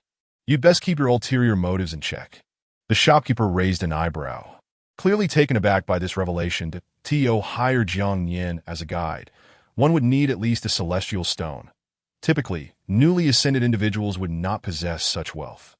"Rest assured, I won't tarnish my own reputation," the shopkeeper assured, then turned to Ye Suifeng with a warm smile. "Welcome to the celestial realm, esteemed friends." Ye Suifeng, maintaining a calm demeanor, replied, "I seek a place to settle. Please provide me with the relevant information." After observing the situation in Ling town, Ye Suifeng did not plan to reside here personally, as it lacked what he desired, rendering it largely meaningless. However, he did intend to purchase a dwelling to prevent future members of the Ye family from experiencing embarrassment due to insufficient funds upon their ascension. "You are indeed straightforward, my friend." The shopkeeper beamed with friendliness, quickly presenting all available housing information. Ye Suifeng skimmed through the options. Renting was indeed quite affordable. The annual rent for the most ordinary room was merely 50,000 spirit crystals. Renting for 20 years would cost just 1 celestial stone. Purchasing a house, however, was significantly more expensive than a typical house, could be priced around 30 to 40 celestial stones. Properties with courtyards, elegant surroundings, and conducive to cultivation range from dozens to hundreds of celestial stones. The 1,000 celestial stones Ye Suifeng had given Jiang Yin could purchase a villa in excellent condition, which explained Jiang Yin's excitement. After reviewing the options, Ye Suifeng had a general understanding. There was no need to prepare excessively. Acquiring 300 to 500 houses would suffice, if the Ye family ascended 300 to 500 members and could not establish a foothold here. Ye Suifeng would certainly send them back down to the mortal realm for reformation. Just as he was about to discuss the purchasing arrangements, a commotion suddenly erupted outside the shop. Peering through the window, he saw a group of individuals dressed in varying styles, embroiled in a heated argument with the townsfolk of Ling. "Those are people from the Taihe realm," Jiang Yin frowned and remarked. "Taihe realm is also one of the earth immortal realms here. However, our 2 factions have never been on good terms." Chapter 192. The return of a notable family in Ling town. On the main street, two factions confronted one another, engaged in an intense dispute. Ye Suifeng gathered that the individuals from the Tai He realm sought some form of collaboration with those from Guiling realm, but the latter was unwilling that it was merely an ordinary quarrel. However, the individuals from the Tai He realm exhibited an unmistakable disdain in their words, as if cooperating with them was an immense favor granted to the Guiling realm. Such an attitude naturally incited dissatisfaction among the crowd.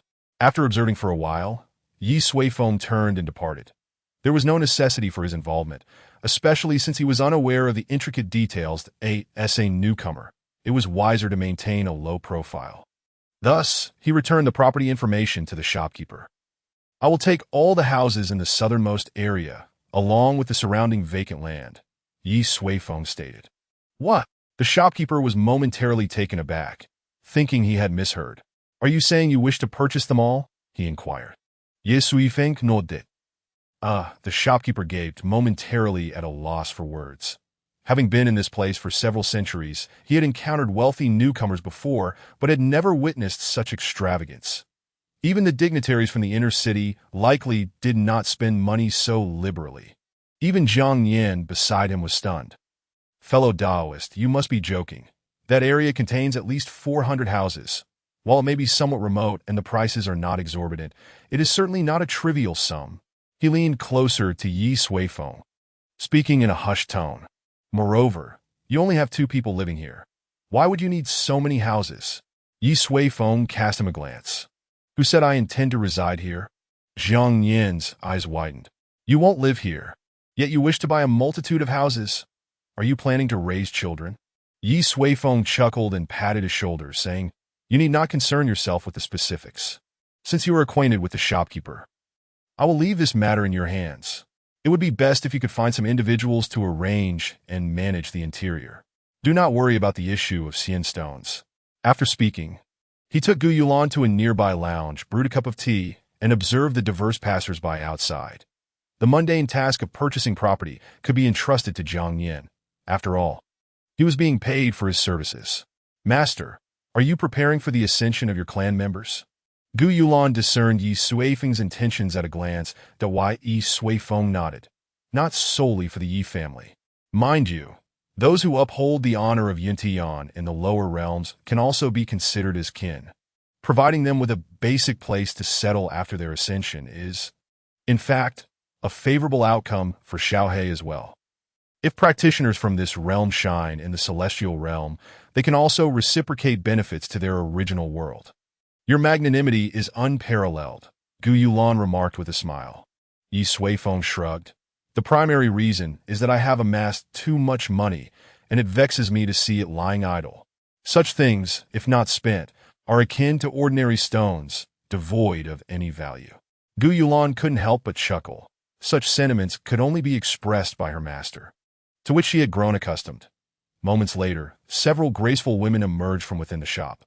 They bore alluring postures, carrying fragrant spiritual fruits and a few jars of fine wine, approaching to set down the spiritual fruits and pour wine for Ye Suifeng and Gu Yulan.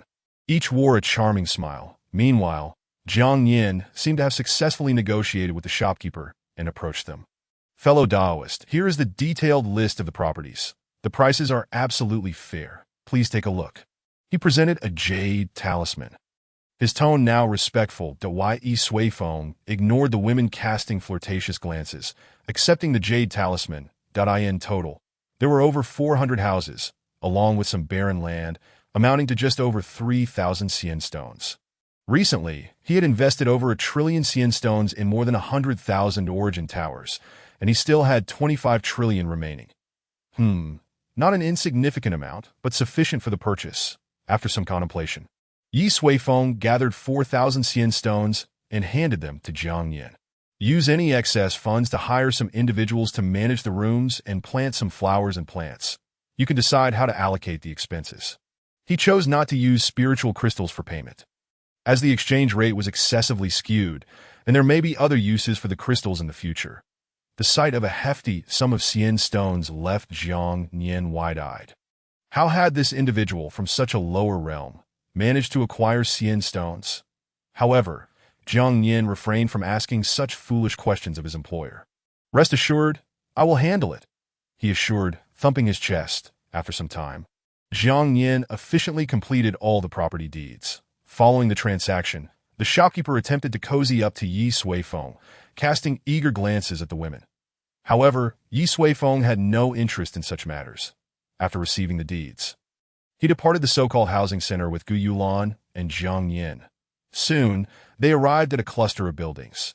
This area was on the outskirts of the town, inhabited mostly by individuals of modest means who rented here, unaware that their landlord had changed. Make this place more visually appealing. It should reflect the essence of a celestial abode, Ye Suifeng instructed Jiang Yin.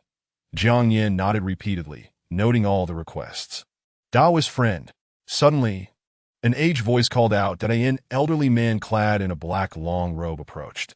"What brings you here?" He turned to glance at Ye Suifeng and the others, suddenly enlightened. "Ah, it seems another of our Guiling Realm's friends has ascended." As he spoke, he cupped his hands in greeting to Ye Suifeng. Jiang Yin smiled. "Brother Yi, this is the elder I mentioned, a venerable ancestor of a first-rate sect who ascended 5 years ago." The elder, upon hearing this, couldn't help but smile bitterly. What first-rate sect? What ancestor? After arriving in the celestial realm, I discovered that such titles mean nothing. Had I known it would be like this, I would have preferred to enjoy my twilight years in the lower realm. He shook his head with a sigh. Ye Suifeng remained silent. Such a mindset was likely prevalent in the celestial realm. Ascenders often stood at the pinnacle in the lower realms, wielding power and influence, basking in glory. Yet upon reaching the celestial realm, they were immediately brought back to reality. That sense of disparity could not be easily articulated. The younger generation might fare better, driven by ambition to grow stronger and explore broader horizons, thus ascending to the celestial realm. However, for elders like the one before him, their path of cultivation was essentially at its zenith that if they lacked aspiration, they might as well enjoy a leisurely life in the lower realms. "The celestial realm also has its mundanity," Jiang Yin remarked. "Once you acclimate to the celestial realm, should you truly lose interest in cultivation, with your earth immortal cultivation, you could thrive in the mundane world." The earth immortal realm, after all, was not weak. The celestial realm was vast. There would always be a place to belong. If one sought a comfortable existence, it would surely not be an issue. The elder nodded with a wry smile, having already contemplated this possibility, that he then looked at Ye Suifeng and inquired, "This fellow Taoist is also renting here?" "Huh. While this place may be remote, it boasts affordable rent. We shall be neighbors henceforth." Before Ye Suifeng could respond, Jiang Yin cleared his throat and interjected, "You misunderstand, fellow Taoist. Brother Yi does not reside here. He merely came to inspect his properties. Just to inform you, all the rooms in this area now belong to Brother Yi. You are now all his tenants." Upon hearing this, the elder's eyes widened, leaving him speechless. Even after they departed, he remained in a daze, struggling to comprehend the situation. After a long while, he could only let out a deep sigh. "We are all ascenders, so why is there such a disparity?" Chapter 193. Online trading platform in the highest loft of Guiling Town. A tall and resolute man sat in the top floor, but he was the town chief, a great Luo golden immortal. Tuzheng got a tea that moment. A guard stood below, reporting something. "Sir, the people from the Taya realm are causing a stir again. They claim to seek business cooperation with us to grow stronger together." Upon hearing this, Tuzheng nodded. "Ignore them. These rascals have always sought to pry into our secrets, and there are surely puppeteers behind them." His expression darkened. Every lower realm has its means of survival. In the Guiling realm, they primarily deal in spiritual plants, yet their output in both quality and quantity surpasses that of others. Thus, many are keenly interested in the secrets behind this success, having lived here for so many years. Tuzheng was well aware of the dynamics. "Understood," the guard replied respectfully. Similar incidents had occurred before, and he knew how to handle them. Not long after the guard left, another individual came to request an audience. It was the shopkeeper responsible for managing property rentals. Tuzheng was slightly surprised. Such a visitor was rare. Did something happen with the properties? "Greetings, Lord Tu." The shopkeeper entered and bowed respectfully. "What brings you here?" Tu Zheng asked. The shopkeeper raised his head and said, "Sir, just half a day ago, Jiang Yin, who oversees the ascenders, brought 2 newcomers. I initially thought they were here to rent. However, the newly ascended individual directly purchased over 400 vacant houses in the southern part of the town. And he paid with Xian stones. Such a matter is unheard of. I suspect something amiss, so I came to report to you." Upon hearing this, Tu Zheng furrowed his brows. Jiang Yin was aware. And not long ago, he had voluntarily resigned from his position as a guide. Initially thought to be a routine resignation, it now appeared rather unusual that a recently ascended individual possessed such formidable financial resources. Could it be that he had ascended from one of those powerful factions? Tu Zheng's expression turned grave, that if that were the case, this person must be privy to information regarding that secret treasure, which was fundamental to the survival of the spirit realm. "Where is this individual now?" Tu Zheng inquired. The shopkeeper replied, "He has already left Guiling town. Judging by his direction, he seems to be heading towards the inner city of Feixian City." Tu Zheng est beau furo deeply. The matter regarding the treasure was of great significance. If it were to be leaked, the consequences would be dire, and it appeared that he must personally meet this newcomer in the inner city of Feixian. Ye Suifeng and his companions strolled through the bustling streets. The vibrancy here far surpassed that of Guiling town. After wandering about, Ye Suifeng arrived at a splendidly decorated treasure pavilion. Inside, people came and went, exuding an air of affluence. "Brother Yi, this is a store under the auspices of the divine marshal immortal mansion. It should be one of the most upscale establishments in Feixian City," Jiang Yin whispered, his voice slightly trembling. Such a place was entirely foreign to him, as even the least expensive elixir on the shelves was beyond what he could previously afford. In contrast, Ye Suifeng remained remarkably calm and at ease, as if he frequented such venues often. "Feel free. I'll take a look around first," he said, before beginning to explore the surroundings. The items within the store were indeed far more precious than those in Guiling town. Predominantly of the level of immortal artifacts and of exceptional quality, that a few top-grade immortal artifacts were prominently displayed, clearly the store's prized possessions, with a minimum price of 5,000 immortal stones. Ye Suifeng shook his head slightly. Such items still fell far short of what he desired. After some contemplation, he approached the shopkeeper to convey his intentions. "Do you have anything above the grade of top immortal artifacts? Or perhaps some rare materials?" Ye Suifeng inquired. "What kind of thing?" The shopkeeper was taken aback, that why Ye Suifeng then produced several tens of thousands of immortal stones, showcasing his financial capability. This would help avoid unnecessary complications. He had no desire to be mocked before retaliating. The shopkeeper blinked in astonishment, and upon confirming he was not mistaken, he said with a peculiar expression, "If it is convenient, let us discuss this in the inner chamber." Ye Suifeng nodded in agreement. Moments later, the two entered a quiet and elegant room, where fragrant hot tea was served. "There are many eyes outside. Please forgive me," the shopkeeper said with great courtesy as he took a seat. "May I ask a rather presumptuous question? Have you recently arrived in the immortal realm?" Ye Suifeng raised an eyebrow. "How did you know?" He was somewhat puzzled. Was there something amiss with his earlier demeanor? No wonder, the shopkeeper chuckled heartily. If one had been in the immortal realm for a long time, one would not inquire about whether there are top immortal artifacts. Ye Suifeng frowned, somewhat perplexed. The shopkeeper quickly elaborated. "As a newcomer, there are things you may not yet understand. Although immortal artifacts are classified into 4 grades, low, medium, high, and top, there is a vast disparity within the same grade. The least of the high-grade immortal artifacts can be purchased for 1 or 2,000 immortal stones.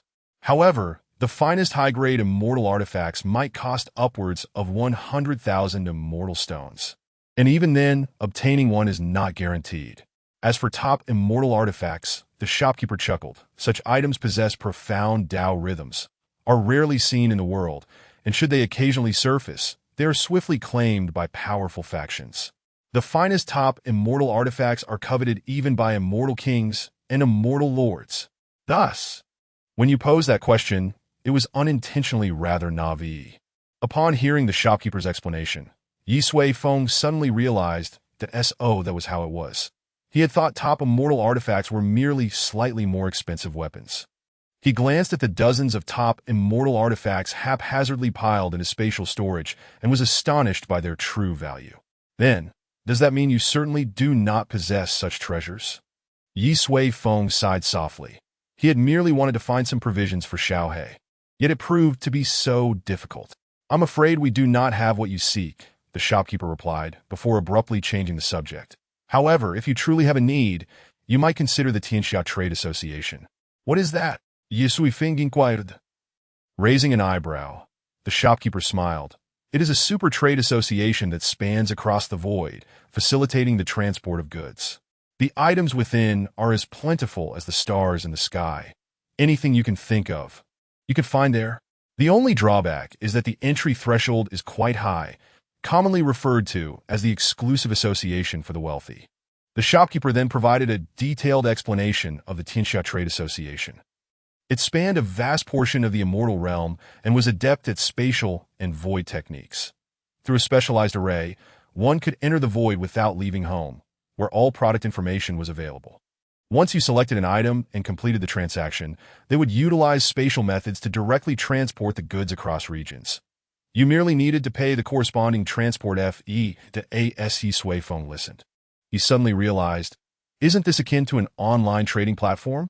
Chapter 194, 100% discount. In the elegant chamber of the treasure pavilion, the shopkeeper enthusiastically detailed the operational methods of the Tianxia Trade Association to Ye Suifeng. Cultivators could sell items in the void, while buyers could select products from among them. Once a purchase was confirmed, both parties would use the transport array provided by the Tianxia Trade Association to directly conduct the transaction. To Ye Suifeng, it was clearly a super online trading platform spanning much of the immortal realm. The Tianxia Trade Association even offered a range of after-sale services, such as returns and refunds for subpar goods, along with guarantees like 10-year exchanges and lifetime warranties. That Ye Suifeng was left astounded, feeling as if he had suddenly stepped into a modern technological society. However, upon reflection, it made sense. The civilization of the immortal realm had developed for over 1,000,000 years. Even while power held paramount importance and individual combat prowess was magnified, other aspects would not lag too far behind, such as food, daily life, transportation, or certain recreational venues, all of which had reached a remarkably high standard. So how does one log in to this Tianxia Trade Association? How does one gain entry? Ye Suifeng asked. You simply need to purchase the Tianxia Transport Array, the shopkeeper replied. There is a Tianxia establishment in Feixian City, and one array costs 3,000 immortal stones. 3,000 immortal stones could barely buy a decent high-grade immortal artifact. Haha. Hence, we refer to it as the exclusive association for the wealthy. Ye Suifeng nodded that he would go buy an array shortly to see what the Tianxia Trade Association was truly like. If he could indeed procure treasures of the laws, it would save him an immense amount of effort. Thank you for the information, Ye Suifeng said, clasping his hands in gratitude. In that case, please prepare a batch of immortal fruits for me. I would like to sample them. Make it a variety around 10,000 immortal stones. Regardless of the shopkeeper's motives, he had rendered Ye Suifeng a significant favor. He did not wish to owe anyone a debt of gratitude, no matter how small. The shopkeeper, understanding this, smiled and said, You are truly generous. 10,000 immortal stones would likely clear our inventory of immortal fruits. Rest assured, I will offer you the best price, and you are always welcome to return. Thus, a significant transaction was completed. The shopkeeper went to prepare the immortal fruits, while Ye Suifeng stepped out of the elegant chamber to wander in the hall. However, just as he exited, he witnessed a commotion unfolding. Isn't that Jiang Yin? You impoverished folk from the spirit realm dare to enter the treasure pavilion. Are you here to broaden your horizons? Ha! A group of individuals clad in dark green robes approached Jiang Yin. Laughing boisterously, drawing the attention of onlookers, Ye Suifeng raised an eyebrow.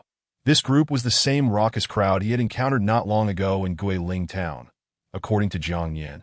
They hailed from the Taihe realm, and there had always been animosity between them and the spirit realm. Observing their disdainful expressions, Ye Suifeng shook his head slightly. It seemed even in the immortal realm. Foolish and immature individuals existed. Wang Qingzhou, what business do I have with you here?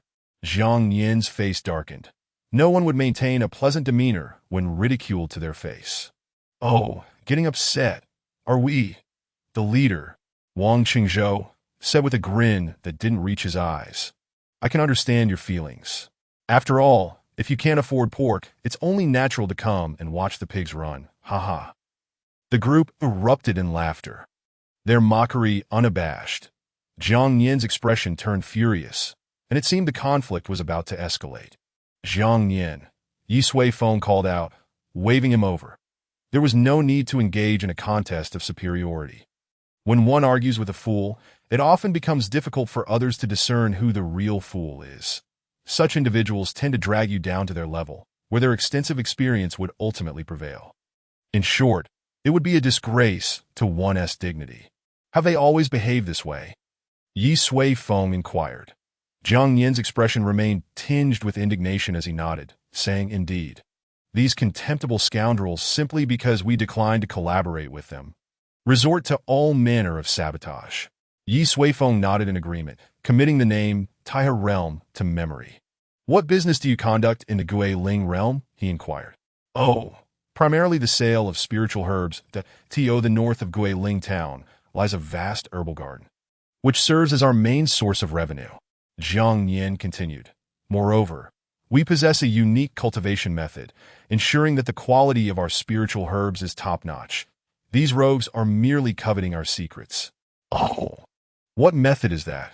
Ye Suifeng asked, slightly intrigued. Zhang Yin shook his head. Only the higher-ups are privy to that information.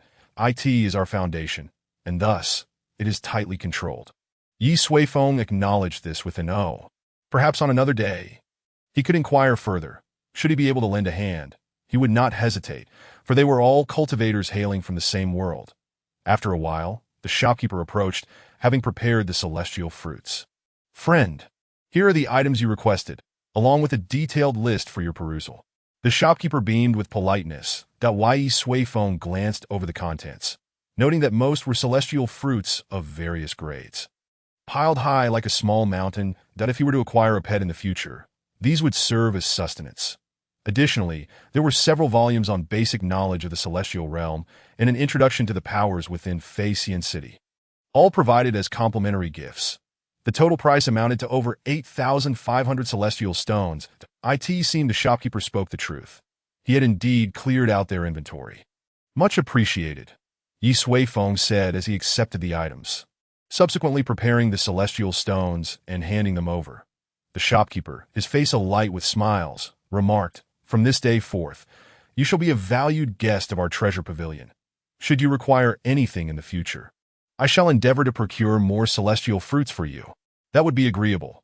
Ye Suifeng nodded, considering it a means of establishing goodwill. Upon completing the transaction, he did not linger, departing the treasure pavilion with Gu Yulan. After their exit, one of the attendants leaned in close to the shopkeeper, whispering a few words. The shopkeeper furrowed his brows slightly, his gaze subsequently fixed upon a group from the Taihe realm. Wang Qingzhou and his companions, having jested at Zhang Yin's expense, were feeling quite elated. They quickly selected their desired items and approached the counter. These were mere trinkets, totaling only about 20 celestial stones. Although they mocked the Guiling realm for its poverty, they themselves were not particularly affluent. Time to settle up, the attendant said with a sigh, swiftly calculating the cost before cheerfully inquiring, Esteemed guest, you are Wang Qingzhou from the Taihe realm, are you not? Wang Qingzhou raised an eyebrow in surprise. Oh, you recognize me? He was taken aback. When had his name become so renowned that even the attendants of the treasure pavilion were aware of it? Of course I do, the attendant replied with a smile. Our shopkeeper specifically instructed us. Any patron from the Taihe realm shopping at our treasure pavilion is entitled to special discounts. What sort of discount? Wang Qingzhou eagerly inquired, delighted by this unexpected boon. The attendant raised a finger, a full 100% off. Wang Qingzhou was momentarily dumbfounded. Was this truly a discount? Was it not a tenfold increase instead? Not just here, the attendant continued, but throughout all of Feixian City. Any establishment under the Treasure Pavilion's banner offers the same 100% discount. He gestured toward the trinkets before him. The total comes to 250. You may either pay or leave. With that, he turned his back to them. The members of the Taiho realm stood frozen in place, exchanging bewildered glances. Clearly, the treasure pavilion had intentionally targeted them. But what offense had they committed to warrant such treatment? Chapter 195. A few celestial stones after departing the treasure pavilion, Ye Suifeng made his way directly to the Tianxia Commerce Association. Among the items gifted by the shopkeeper was a detailed map of Xian City. The facade before him was hardly more luxurious than the neighboring establishments selling tofu pudding. Yet the higher the cultivation level, the more one understood the formidable and fearsome nature of this power. Their commercial reach spanned much of the celestial realm, a feat achievable only by the most exceptional of entities that Ye Suifeng entered with Gu Yulan and the others. Greetings! The attendant before him was an exceptionally attractive woman. Her cultivation level surprisingly that of an earth immortal. Deeper within the room, several even more powerful beings concealed themselves. How may I assist you today? The woman asked with a perfectly crafted smile. Oh! I wish to acquire one of your array plates, Ye Suifeng replied. Certainly. Please hold on for a moment. The woman moved swiftly, retrieving an ancient-looking array plate from within the inner chamber and presenting it to him. She appeared unconcerned that Ye Suifeng might abscond with it. Ye Suifeng took the array plate and examined it closely. It was roughly the size of a plate, crafted from a rare material associated with array formations. Intricate Dao patterns were engraved upon its surface, and with just a cursory glance, he identified hundreds of different array formations. Void teleportation arrays, soul imprinting arrays, void gateways, breath capture arrays, and an abundance more. This array plate was itself an extraordinary treasure, and 3,000 celestial stones were indeed a modest price. How does one utilize this? Ye Suifeng inquired. The woman smiled as she responded, It's quite simple. You need only channel a thread of your soul power to merge with the array plate, and it will then correspond to your identity.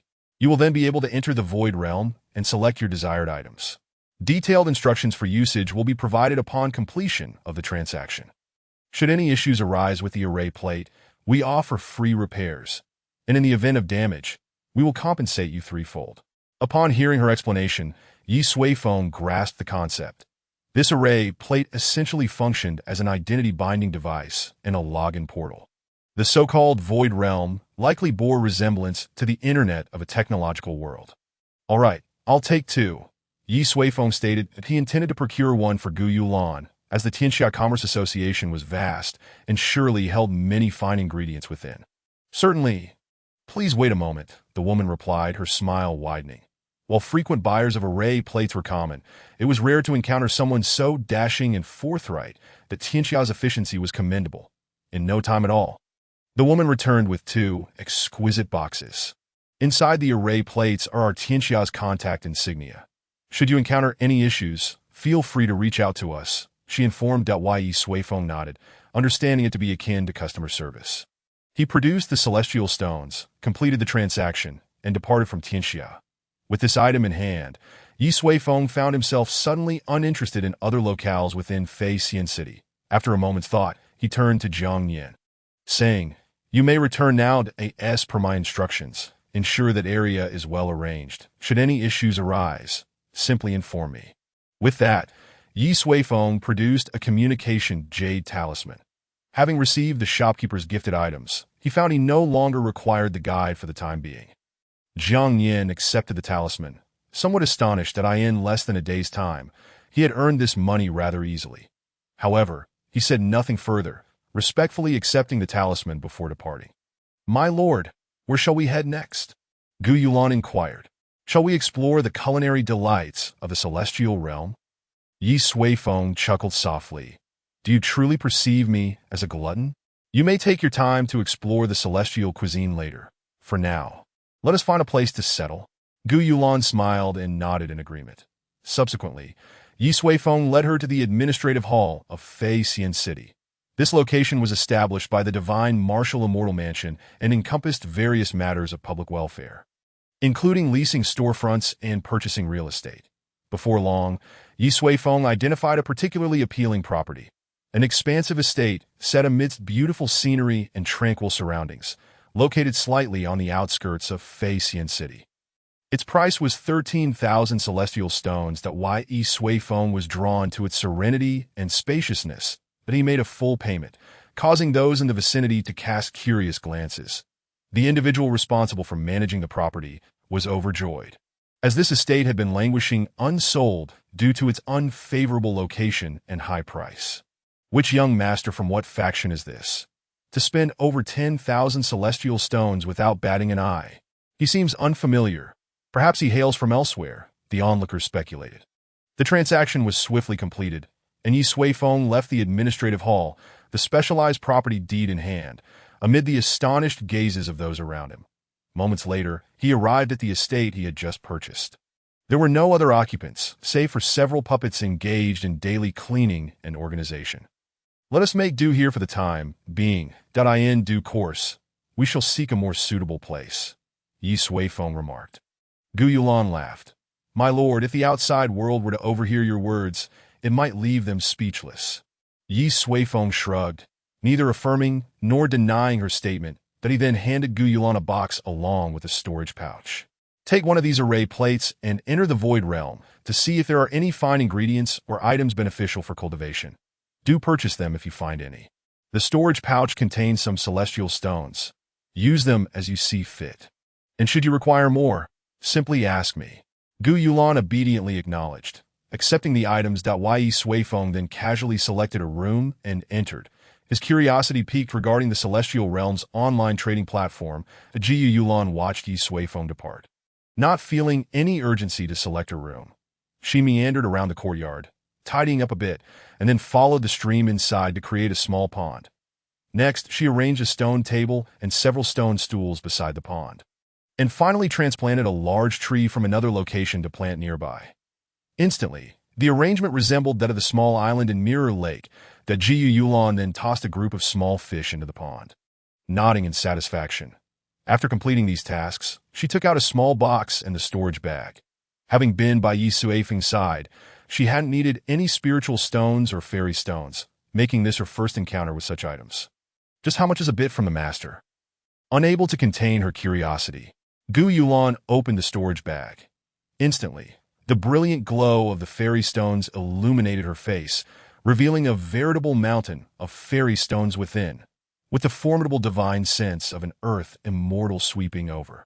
She quickly grasped the quantity of stones, an astounding total of 100 billion, that having familiarized herself with the pricing in the fairy realm, Gu Yulan was momentarily speechless. Is this a mere fraction of fairy stones? Chapter 196. First journey to the virtual realm in the room. Ye Suifeng opened the box to retrieve an ancient formation plate. Just then, a small black figure, having been nestled in his garments, cautiously peeked out to survey the surroundings. What are you so timid for? Ye Suifeng remarked, bemused, as this creature had been terrified since entering the fairy realm, refusing to emerge from his clothing. Father, you don't understand. If that enormous creature outside discovers me, it will devour me. The little black creature exclaimed. Ye Suifeng's gaze fell, and he reached out to grasp it by the neck, lifting it onto the table. The creature immediately let out a series of frantic cries. Why are you yelling? Come and see if the so-called enormous creature has arrived, Ye Suifeng admonished, giving it a light slap on the back of its head. Observing the still cautious little black creature, he couldn't help but shake his head. That it truly was the most cowardly embodiment of the Tao he had ever encountered, even with the means to conceal itself. It remained in such a state of fright that Ye Suifeng stroked his chin, pondering whether to seek out that enormous creature for a conversation. However, after a moment's consideration, he dismissed the idea. The Tao of the fairy realm might not be particularly amiable. If a disagreement were to escalate into conflict, it could inadvertently result in the destruction of the fairy realm, which would be utterly absurd. Moreover, the little black creature's increasing mischief made it beneficial for it to have something substantial to frighten it. Stay put, and I'll find you something delicious, Ye Suifeng said. Upon hearing the mention of food, the little black creature's fear gradually dissipated. It obediently perched itself on the table, eagerly watching Ye Suifeng. Shaking his head, Ye Suifeng decided not to concern himself further. He took out the formation plate and extended his divine sense. Instantly, a powerful wave of formation energy erupted from the plate. Subsequently, a fragment of his divine sense was absorbed into the formation plate. At that moment, Ye Suifeng realized that the gateway to the virtual realm was now accessible. Without hesitation, he pushed open the door with his soul force and ventured inside. Suddenly, the world around him shifted. And the environment transformed. He found himself in a tranquil bamboo grove, where a simple stone table stood at its center, adorned with 2 sheets of pristine rice paper. As Ye Suifeng approached, a voice resonated in his ear. "Welcome to the virtual realm constructed by the Global Commerce Association. We hope your journey through the virtual realm is satisfactory. You may freely set your identity within the virtual realm by inscribing your name and likeness on the rice paper. Of course, if you wish to travel with your true appearance and identity, simply choose to enter the virtual realm directly." Listening to this voice, Ye Suifeng couldn't help but stroke his chin. This felt remarkably akin to engaging in a virtual game, complete with a facial customization feature. Interesting, Ye Suifeng chuckled, yet he had no intention of concealing anything. He opted to enter the virtual realm using his true identity. The scene shifted once more, and he soon found himself before an immensely expansive light screen. Surrounding him was a cacophony of voices, as numerous cultivators paused to converse every moment. Many individuals emerged from the light screen or vanished into it. This was the virtual realms plaza. After purchasing the formation plate, Ye Suifeng had also received detailed instructions on its usage. This location served as the primary hub of the virtual realm, a center for transactions. The light screen before him displayed information on all available goods, allowing customers to search for key details according to their needs, thereby facilitating selection. Once an item was chosen, one could negotiate or transact directly. Alternatively, one could step into the merchant shop within the virtual realm for an up-close examination and face-to-face dealings, simply by entering the light screen. Beyond the trading plaza, the Global Commerce Association had established various other venues within the virtual realm, such as tea gatherings, debate conferences, entertainment areas, combat arenas, and even platforms for casual interactions akin to message-in-a-bottle friendships. However, none of these venues truly existed. Rather, they were constructs created by formidable beings utilizing their extraordinary powers within the virtual realm. Not bad. I should create something similar for the Spirit Return realm someday, Ye Suifeng mused to himself. This method of constructing a virtual realm for long-distance communication could indeed resolve numerous issues. Most importantly, it could effortlessly connect individuals separated by vast distances. After observing for a while, Ye Suifeng extended his divine sense into the light screen, revealing a lengthy list of items before him. Pills, techniques, spiritual tools, fairy artifacts, secret knowledge, fairy herbs, and more. Dozens of broad categories encompassing nearly every aspect of the world. Each major category was further subdivided into meticulous classifications, such as grade, attribute, price, and so forth. Ye Suifeng couldn't help but marvel at the ingenuity of the individual who created this virtual realm. Perhaps they hailed from a world steeped in technology. With countless realms out there, it was indeed a possibility to at the top of the list. A name accompanied by a long string of numbers caught his attention. Divine Marshal Fairy Mansion, Ye Suifeng. ID 7,462, 4,333, 8,943, 6,369, 62, 46, 46, 36. The name was easily understood, being a regional designation with a prefix .as for the mysterious string of numbers. Ye Suifeng speculated that it served as an identification number, akin to an ID card, distinguishing each individual within the virtual realm. Additionally, in another section, there were numerous leaderboards. The most noteworthy were the Commerce Leaderboard and the Wealthy List. The Commerce Leaderboard was ranked based on transaction volume, customer ratings, and activity levels, among other criteria. The top-ranking merchant was called Heavenly Rare Treasures, boasting exceptional evaluations across the board. The Wealthy List, however, was more straightforward and crude in its assessment, merely a measure of financial capacity. The individual at the pinnacle was named Eternal Dao Field, Yang Tianhao, whose total expenditure had exceeded a staggering 100 billion fairy stones. Following closely were others, each remarkably near in their financial standings. Ye Suifeng clicked his tongue in admiration. 100 billion was an astronomical figure, that a mere 10 million fairy stones caused the divine marshal fairy emperor considerable distress, indicating he was indeed quite impoverished. Beneath the overall leaderboard, there was also a regional ranking. Ye Suifeng noted that in the regional leaderboard for the divine marshal fairy mansion, the top wealthy individual had merely over 20 million fairy stones, an entirely different scale compared to the overall ranking. After browsing for a while, Ye Suifeng focused his thoughts and turned his attention to the product listings. After some contemplation, he selected the major category of fairy artifacts and then directly chose the subcategory of premium fairy artifacts. An array of dazzling goods instantly transformed into an empty expanse. Just as the proprietor of the treasure pavilion had mentioned, premium fairy artifacts were entities that had transcended the realm of fairy artifacts, making them exceedingly difficult to price. In that list, there were hardly any finished premium fairy artifacts. Instead, there were fragments, mysterious items suspected to be premium fairy artifacts, and a plethora of information regarding the locations of premium fairy artifacts. After perusing for quite some time, Ye Suifeng furrowed his brow slightly. It seemed quite challenging to locate what he desired under such circumstances. After pondering for a moment, Ye Suifeng took out a finely crafted longsword from his storage space. This was a commendable premium fairy artifact obtained from the divine marshal fairy emperor, that he then projected the longsword's aura into the virtual realm. Next, Ye Suifeng cast the projection of the longsword directly onto the free trading platform. Not assigning a price, his intention was to use this longsword as a key to unlock the doors to higher-tier transactions. After completing these actions, he continued browsing other items while awaiting a valuable response. Chapter 197. The Divine Marshal Fairy Emperor's Concerns in the Divine Marshal Fairy Mansion.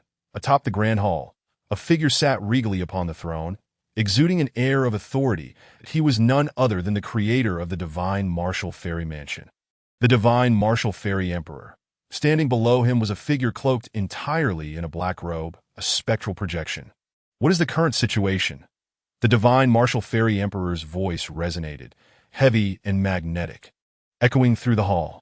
We are still in the process of investigating, the spectral figure responded. The Divine Marshal Fairy Emperor furrowed his brow slightly.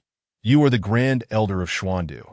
After such a long time, have you not uncovered any leads? The projection replied in a somber tone.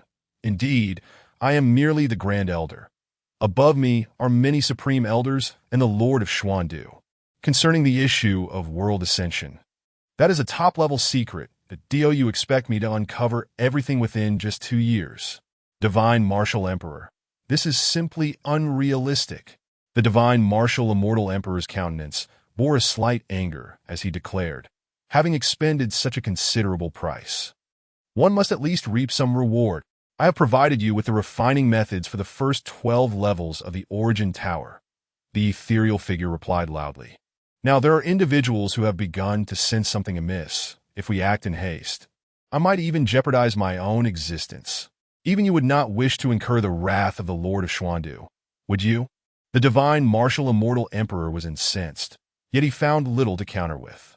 In the span of 2 years, acquiring the refining methods for the 12 levels of the Origin Tower was already remarkable that if, driven by impatience, he exposed himself, it would be a loss far greater than any potential gain. With a gentle sigh, the Divine Marshal Immortal Emperor admitted, I have been too hasty. The tone of the ethereal figure softened as he remarked, I truly do not comprehend why you are so fixated on the matter of world ascension. Only the most ancient and deeply rooted powers engage in such pursuits. The Divine Marshal Immortal Palace has existed for but a mere 10,000 years, even if you were to uncover its secrets. What then? The Divine Marshal Immortal Emperor sighed once more. His immortal palace was already impoverished, lacking in heritage. Even if there were immense benefits hidden within the world ascension, he would still be unable to partake. Yet this was a promise he had made to Ye Suifeng, a being of incomprehensible strength hailing from the lower realms, that he had unearthed the existence of the Origin Tower and procured the refining methods for its first 12 levels. Regrettably, Ye Suifeng had gotten to it before him. When Ye Suifeng ascended to the immortal realm, if he had made no new advancements, it was highly likely that he would incite Ye Suifeng's wrath. Compared to Ye Suifeng's fury, the Lord of Xuandu was but a trifling matter. You need not concern yourself with the specifics, the Divine Marshal Immortal Emperor stated. You should expedite your investigations. Once this matter is resolved, I would not hesitate to offer you half an immortal palace." The ethereal figure shook his head repeatedly, exclaiming, "You have truly lost your mind." After a moment of silence, he raised his head and said, "Grant me 100 million immortal stones, and I shall attempt to make a breakthrough through some elder. However, as an old friend, I must advise you," he continued, "it would be wise to prepare an escape route in advance, should things go awry. With the temperament of the Lord of Xuandu, he will undoubtedly not spare us." The divine marshal immortal emperor contemplated for a moment before eventually nodding. He retrieved 100 million immortal stones from his storage space and tossed them to the ethereal figure. His face contorted in pain. Once the ethereal figure received the immortal stones, he vanished from the grand hall. Watching him depart, the divine marshal immortal emperor let out a deep sigh, collapsing into his throne. If this continued, he would truly become utterly destitute. Yet who could he blame but himself for provoking such a terrifying figure? Regardless of how powerful the Lord of Xuandu might be, he was merely an immortal emperor with formidable means. Although the divine marshal immortal emperor could not rival him, he still possessed the confidence to escape. However, in the face of that man, he felt like a frail child, utterly devoid of any spirit of resistance, that he could only hope that Ye Suifeng would linger in the lower realms for several hundred more years. At that moment, the communication jade talisman of the divine marshal immortal emperor stirred. Upon inspection, he found it was a message from another friend, the immortal emperor of Suanyang. That it was from the immortal emperor of Xianyang that he had initially learned of the secrets of world ascension. "Brother Xianyang, is there something amiss?" the divine marshal immortal emperor inquired. "Ah, divine marshal," an aged voice emanated from the other end of the communication jade talisman. "Have you been quite lacking in immortal stones of late?" The divine marshal immortal emperor was taken aback. Had his financial woes become so widely known? Could it be? "Brother, have you struck it rich with an abundance of immortal stones you wish to share?" After a prolonged silence, the voice of Xianyang replied, "What are you thinking?" The divine marshal immortal emperor felt despondent. Currently, he held little interest in anything that did not involve monetary assistance. "Divine marshal, I am aware of your perennial struggles," the immortal emperor of Xianyang continued, "but surely it is not to the extent that you would resort to selling your Xianshin immortal sword to the public. Moreover, it was sold in the lower echelons of the virtual realm. Have you been drinking excessively?" The divine marshal immortal emperor was stunned. His Xianshin immortal sword had been given to his avatar and had been taken by Ye Suifeng when he was in the lower realms. How could it possibly appear at the public trading fair? Unless, in an instant, the divine marshal immortal emperor sprang to his feet, his expression one of sheer astonishment. "This is disastrous. At the World Trading Fair, within the virtual realm, after hanging up the immortal sword for sale, Ye Suifeng paid it no further heed, instead browsing through other treasures. Setting aside other matters, the abundance of immortal fruits was indeed impressive. The blue jade immortal fruit appears quite appealing. I shall purchase a ton to sample." Ye Suifeng opted for a direct transaction, emptying the shop selling the blue jade immortal fruit. Moments later, several hundred pounds of blue jade immortal fruit were stored in his spatial realm. Within that space, piles of various types of immortal fruits had accumulated. Numbering at least in the hundreds, hundreds of thousands of immortal stones had been expended. An egg suspected to contain true Qilin blood.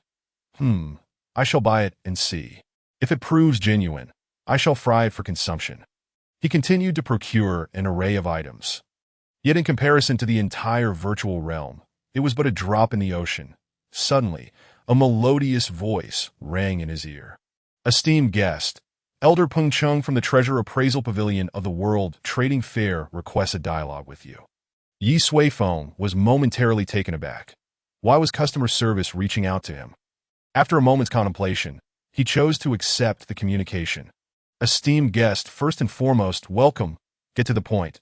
Ye Suifeng interrupted the lengthy preamble. It is like this," Peng Chung began. "The top-grade immortal sword from the free trading market was indeed placed by you. Correct?" "Indeed," Ye Suifeng nodded. Peng Chung smiled, stating, "Upon our appraisal, that sword is indeed of top-grade quality, and within the category of top-tier immortal artifacts, it is considered above average. Its value is exceedingly high. Should it be placed in the lower echelons of the virtual realm, it could potentially incite chaos. Thus, we have temporarily concealed it for your protection. Ye Suifeng raised an eyebrow, glancing over. Indeed, the immortal sword had vanished from the free trading market. He had been puzzled as to why no one had contacted him thus far. Is the sale of top-grade immortal artifacts prohibited in the virtual realm? Ye Suifeng inhuited. Certainly not, Peng Cheng hastily replied. It is merely that such high-tier treasures are typically traded in the upper echelons. Those with the financial means to purchase them are predominantly found in the upper echelons. Ye Suifeng nodded in understanding. It appeared the key had indeed functioned, successfully unlocking access to a higher tier of trade. However, what constitutes the upper echelons? Chapter 198. The upper echelons of the virtual realm in the virtual realm. Before the shimmering screen exclusive to the divine marshal immortal palace, the vast majority of individuals were engaged in purchasing goods from the designated shops of the divine marshal immortal palace. The further one ventured from the source, the greater the transportation costs imposed by the World Trading Fair. Apart from a few who regarded money as inconsequential, ordinary cultivators would undoubtedly strive to minimize expenses. Some were alone, while others traveled in groups, perusing the dazzling array of goods displayed on the screen. That a few individuals were seated in a tea house within the virtual realm, engaged in casual conversation. Brother Mu Kai, I heard you recently acquired a remarkable top-grade immortal artifact. Several young men gathered together, savoring delicate tea. The tea, though ethereal in nature, was infused with genuine Taoist essence, as it was crafted by a powerful individual from the World Trading Fair who had imbued the essence into this illusory concoction. Naturally, the price was not modest.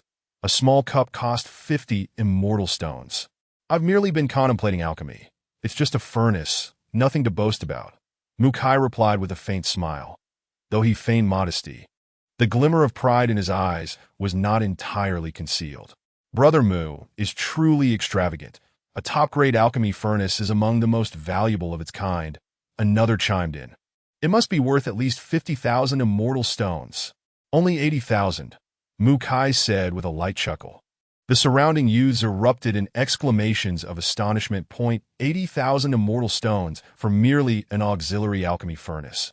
And the Mu family was not a clan of alchemists. It would merely serve as a plaything upon its return. After today, I fear Brother Mu's ranking on the wealthy list will ascend once more, someone marveled. Let me take a look. One individual opened the divine marshal immortal palace's wealthy list and exclaimed, Brother Mu, how impressive! 6,290,000. You have now entered the top 500. The group erupted in gasps. Within the divine marshal immortal palace, the number of individuals who could access the virtual realm exceeded 100 million. That Mukai had managed to break into the top 500 was nothing short of remarkable. Most importantly, he had achieved this height in merely a few decades. That if he continued at this rate, it would not be long before the top position of the divine marshal immortal palace was contested. Compliments poured in. That Mu Qian maintained a calm smile, seemingly unperturbed by the ephemeral fame. Yet, among the crowd, a slender young man lowered his head, oblivious to the surrounding spectacle. Xiaoqi, what are you gazing at? Someone noticed him. Xiaoqi lifted his head and replied, Oh, I was just looking at the wealthy list. There is one person who is rather peculiar. As he spoke, he magnified the list, revealing a name that caught everyone's attention. Ye Suifeng. 1,220,000 immortal stones, ranked 14,360. What is so peculiar about that? Is he not just someone beyond the 40,000 mark? The crowd responded, shaking their heads. No. Little Chi's face bore a hint of shock as he remarked, The first time I accidentally laid eyes on him, he had only over 300,000. Yet after just one cup of tea, he had already amassed over 1 million. Moreover, his wealth continues to grow. Upon finishing his statement, Little Chi left the crowd momentarily speechless, even Mukai displaying a look of astonishment that I in the realm of the divine marshal immortal mansion. It was not uncommon for individuals to spend millions in the virtual world. However, to have consumed over 1 million in the span of merely a tea's brewing time was indeed a most extraordinary occurrence. Surely you must be mistaken, someone questioned incredulously. for such individuals were a rarity in the divine marshal immortal mansion. Yet as soon as the words left his lips, Ye Suifeng's expenditure surged once more, skyrocketing by over 1 million. All eyes widened in disbelief. "Welcome back to 9 Realms Immortal Materials." A sweet-faced woman greeted Ye Suifeng with a radiant smile. Just moments ago, this man had emptied their store of immortal fruits, spiritual plants, elixirs, and various other heavenly treasures, lavishly spending over 1 million immortal stones. Considering the vast distance, crossing numerous immortal mansions, the mere cost of transportation alone amounted to thousands. That a spendthrift of this caliber was indeed a once-in-a-century phenomenon. "Let us discuss once you've restocked," Ye Suifeng replied, casually dismissing the woman's ethereal presence to the corner. "So, all treasures of superior-grade immortal artifacts and above are primarily found in the upper echelons of the virtual realm?" he inquired, simultaneously browsing through shops while engaging in conversation with the nearby Peng Cheng.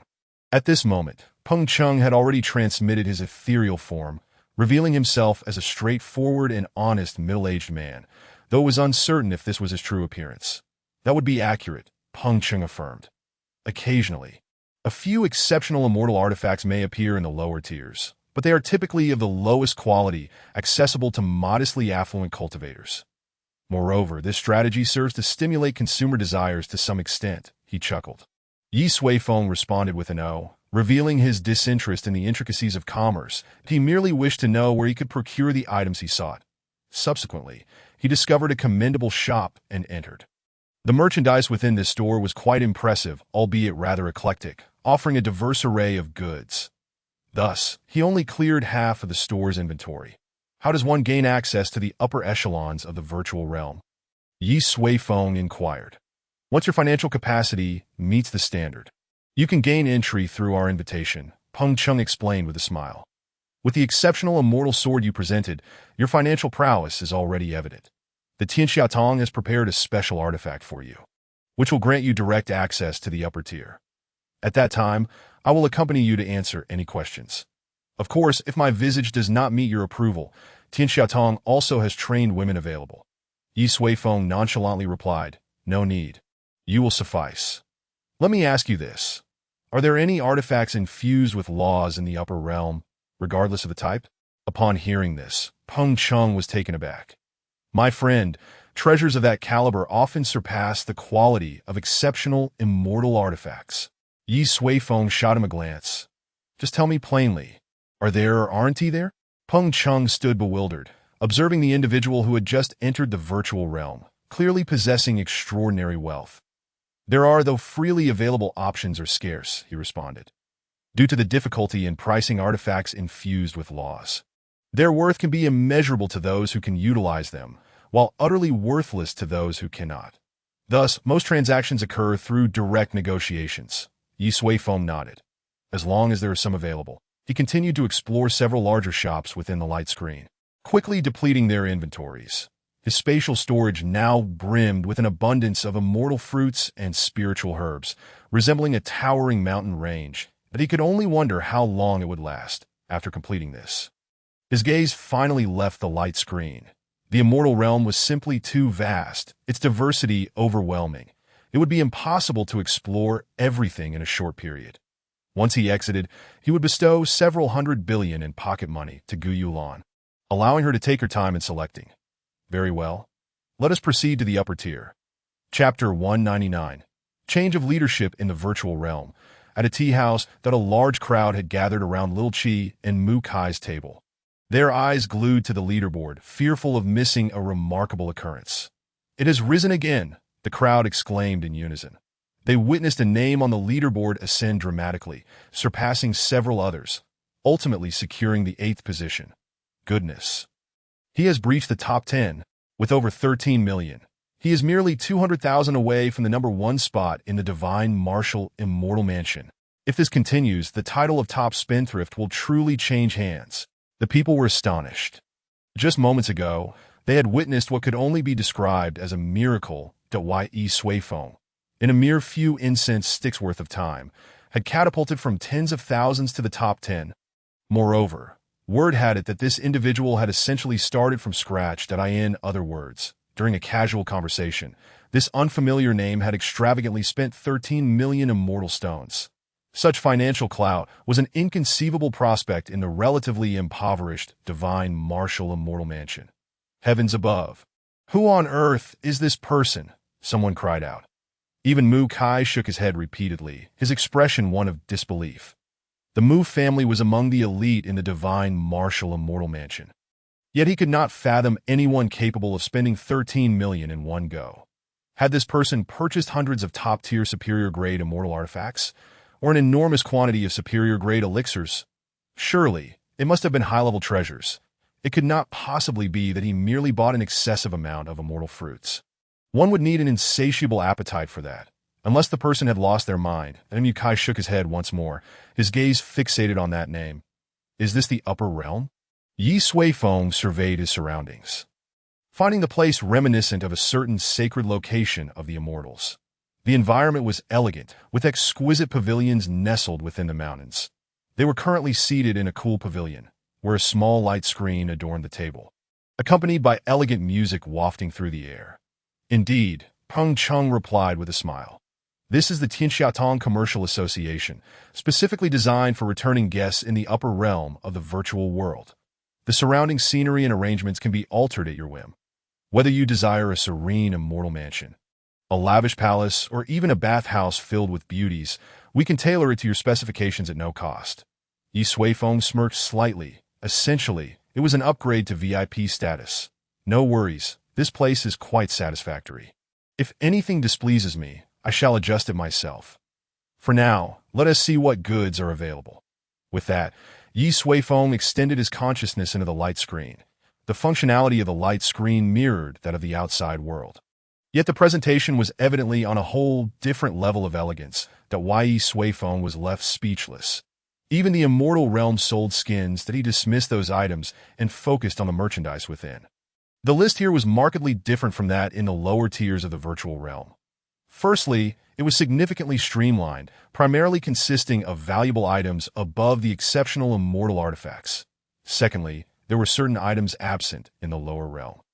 For instance, there was a dedicated section for secret news. Upon entering, he found crucial information such as clues regarding ancient immortal palace ruins, the mystery surrounding the fall of the Demon Lotus Immortal Emperor, and the anomalous conditions surrounding the Dark Forbidden Zone's periphery. Among others, Ye Suifeng skimmed through the information before locating the keyword he sought within the categories. Artifacts infused with laws. Upon clicking, a plethora of items instantly appeared before him. However, as Peng Chung had indicated, most of these items were marked for direct negotiation, with only a handful providing precise pricing. Ye Suifeng casually selected three. The first was a white jade pendant exuding a faint aura of immortal law. Price: 450,000 immortal stones. The second was a red firebird, reminiscent of the 5-element treasures released by the immortal emperor. Price: 600,000 immortal stones. The final item was a lump of seemingly featureless, even rather unsightly yellow clay. Its description stated that this yellow clay was a celestial substance procured from the ruins of an ancient immortal palace at great peril. Dubbed immortal clay, it possessed a remarkably dense aura of laws, though its specific utility remained unclear. Price: 300,000 immortal stones per pound, totaling 3 million. What do you think of the values assigned to these items? Ye Suifeng inquired. Peng Chung approached, scrutinizing and reviewing the relevant information before replying. All three treasures have been personally evaluated by the esteemed immortal experts of our Tianxiatong. The prices for the pendant and firebird seem accurate. However, regarding this immortal clay, its exact function remains undetermined. We only know that its existence dates back to ancient times. Thus, its price may be inflated or deflated.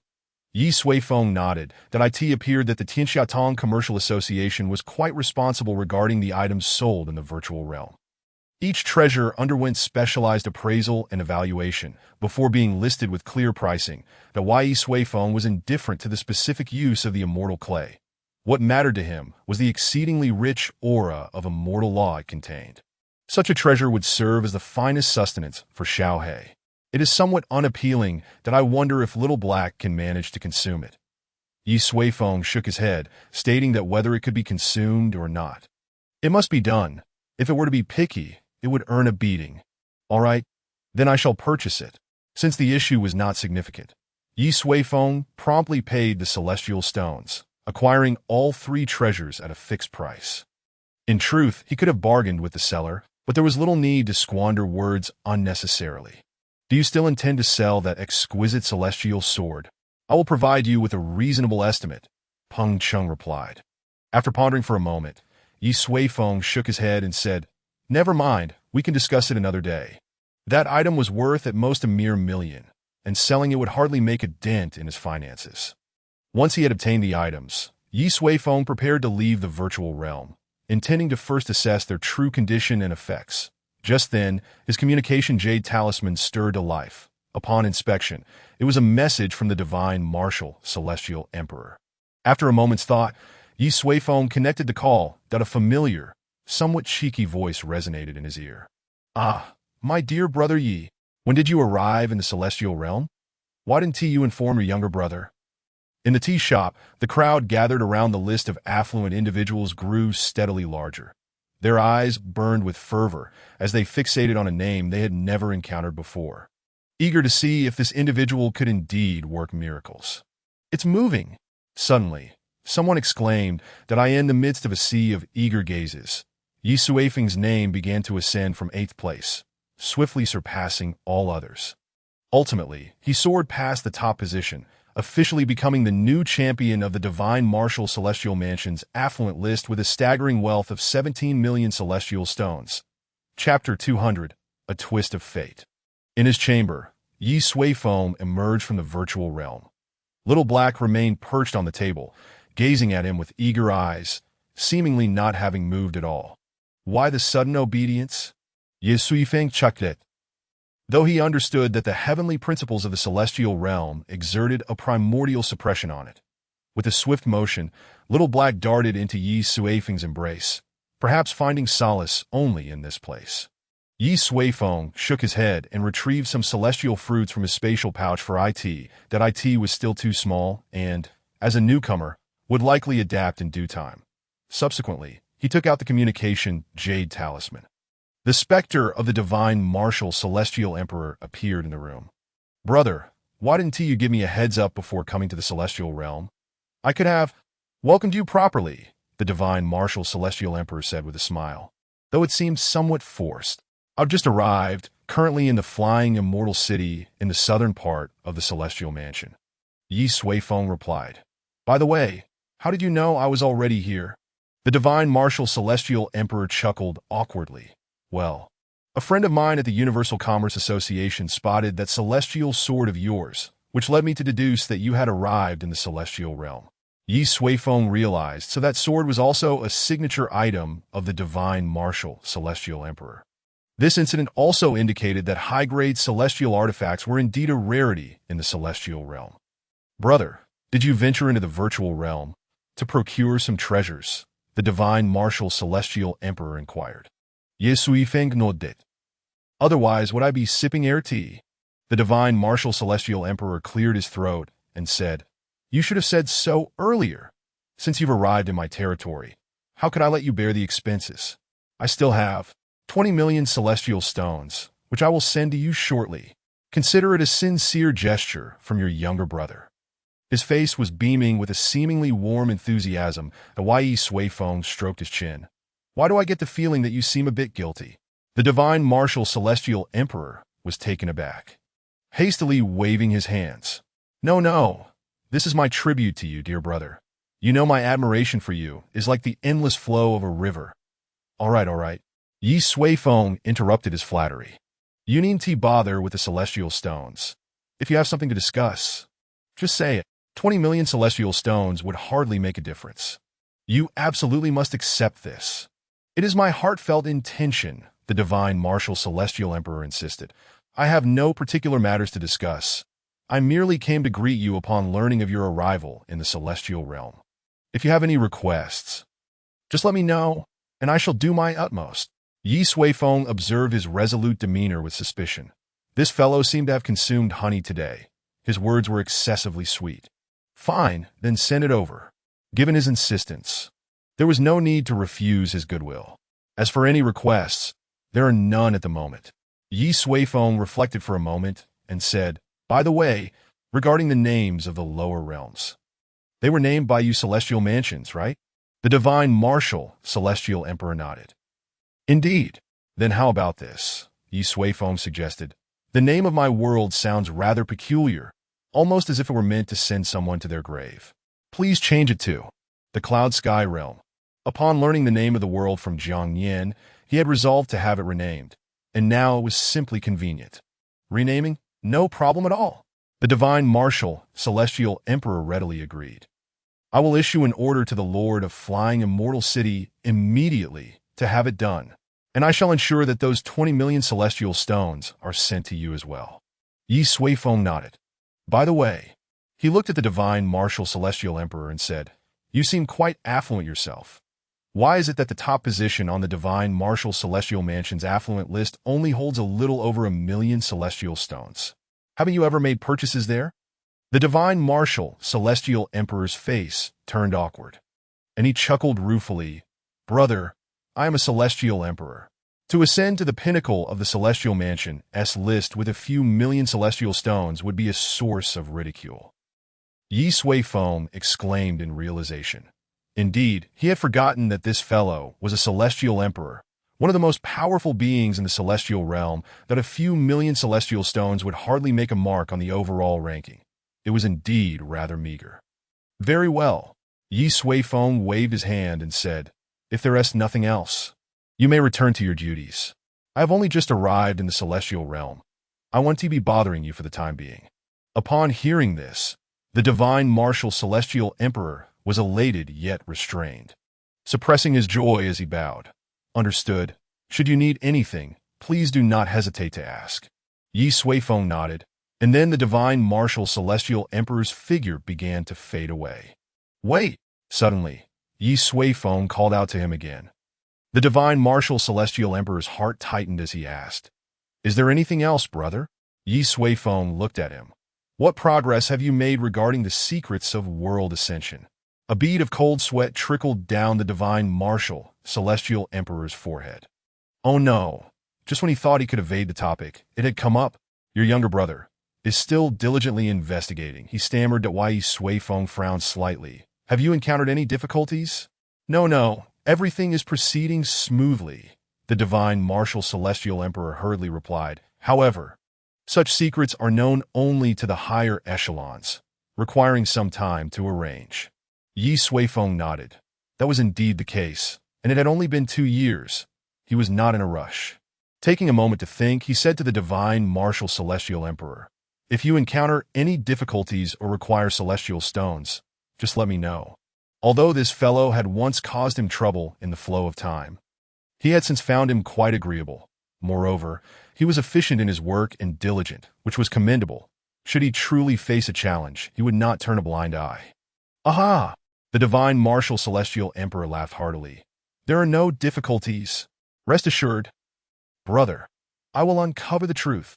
Observing the confidence in his demeanor, Ye Suifeng found it somewhat peculiar, yet he could not pinpoint why. "Very well. Then you may attend to your matters." Shaking his head, Ye Suifeng waved his hand, severing their communication. After the call ended, on the other side, in the divine marshal, celestial palace, the divine marshal, celestial emperor exhaled deeply as he sat upon his throne. He rubbed his forehead, which had become damp. There was no escaping it. Facing Ye Suifeng in person was simply too much pressure. Sigh. Thankfully, he did not sense anything amiss. If he were to discover that the situation was not progressing well, he might very well decide to punish me again. The divine marshal, celestial emperor sighed, then took out a transmission jade slip and the remaining 20 million celestial stones, issuing a series of commands as he cast them into the void. These were intended for the Lord of Flying Immortal City. After completing these tasks, he slumped back in his seat, staring at the ceiling of the grand hall, feeling utterly despondent. This time, he had truly become destitute. On the other side, in Flying Immortal City, after Ye Suifeng ended the call, he felt that something was amiss. After pondering for a moment, he realized that the divine marshal, celestial emperor's demeanor seemed to convey a certain fear of him. "Am I really that frightening?" Ye Suifeng muset. Stroking his chin, he had always considered himself quite amiable. Shaking his head, he resolved not to dwell on it any longer, as he would surely seek out the divine marshal celestial emperor in the future, casually offering 20 million celestial stones. TSK, TSK. Truly a celestial emperor. What wealth! Chapter 201, Little Black Slumber. After concluding his conversation with the divine marshal celestial emperor, Ye Suifeng retrieved the 3 items of celestial essence he had purchased from the virtual realm: a jade pendant, a firebird, and a lump of yellow clay. The snow-white jade pendant exuded a faint aura of celestial principles that Ye Suifeng quickly discerned that it had been refined by a powerful being, much like the celestial armor of the divine marshal celestial emperor. It may very well be a personal item of some celestial emperor. The laws inscribed upon it serve a defensive purpose, though it is evidently damaged. Thus the power of the laws contained within is rather limited. Come here, Little Black, Ye Suifeng said, pulling the creature out and presenting the jade pendant before it. This is your ration. Give it a taste. Little Black extended its delicate pink nose, sniffing the pendant before promptly devouring it whole. Crunch! Crunch! In no time, this celestial emperor's artifact, valued at 400,000 celestial stones, was reduced to mere fragments by Little Black's eager chewing. Not tasty, it's a bit gritty, Little Black remarked, blinking its large eyes. Ye Suifeng shrugged. The texture was inconsequential to him, as it was not for his consumption. However, the jade pendant indeed proved to be of little use, that he then picked up the firebird. The firebird seemed to sense its impending doom and flailed about in a frenzy. Yet, no matter how it struggled, it remained firmly within the palm of Ye Suifeng. This firebird, akin to the previous 5 elemental treasures, embodied the laws of fire with commendable purity. Little Black's gaze was soon captivated by it. Ye Suifeng tossed it to the creature, which caught it in its mouth, and with a slurp, the firebird transformed into a long trail of flame, consumed entirely. Father, this is delicious, spicy, it exclaimed, licking its lips, clearly wanting more. Well, that's good to hear, Ye Suifeng observed, recognizing the firebird's significant potential to enhance Little Black's growth, far superior to that of the jade pendant, that it seemed prudent to seek out such purer artifacts in the future. 1 million celestial stones, gone in just 2 bites. Finally, Ye Suifeng's attention settled on a lump of yellow mud. The aura emanating from it was peculiar. Various laws were entangled within, as though it had just been dredged from the chaos. Strangely, amidst the tumultuous laws, it subtly radiated a force of life. Yet this life force, barely emerging, was swiftly engulfed by the chaotic laws that Ye Suifeng furrowed his brow. This phenomenon was indeed bizarre. It was no wonder that even the experts of the realm could not ascertain its true value. On the surface, such chaos seemed to serve little purpose. The substance itself was remarkably sturdy, but one could hardly hurl it at an opponent during battle. After some contemplation, he decided to let Little Black give it a try. Little Black, come see something more delectable, Ye Suifeng said with a smile, tossing the yellow mud in front of it. Upon seeing the viscous clump, Little Black's eyes widened in alarm.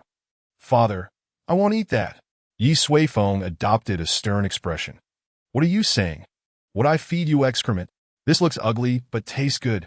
Hurry up, he urged, bringing the lump closer to its mouth. Little Black shrank back, but Ye Suifeng held firm, not allowing it to retreat. Father, please give me some celestial fruit.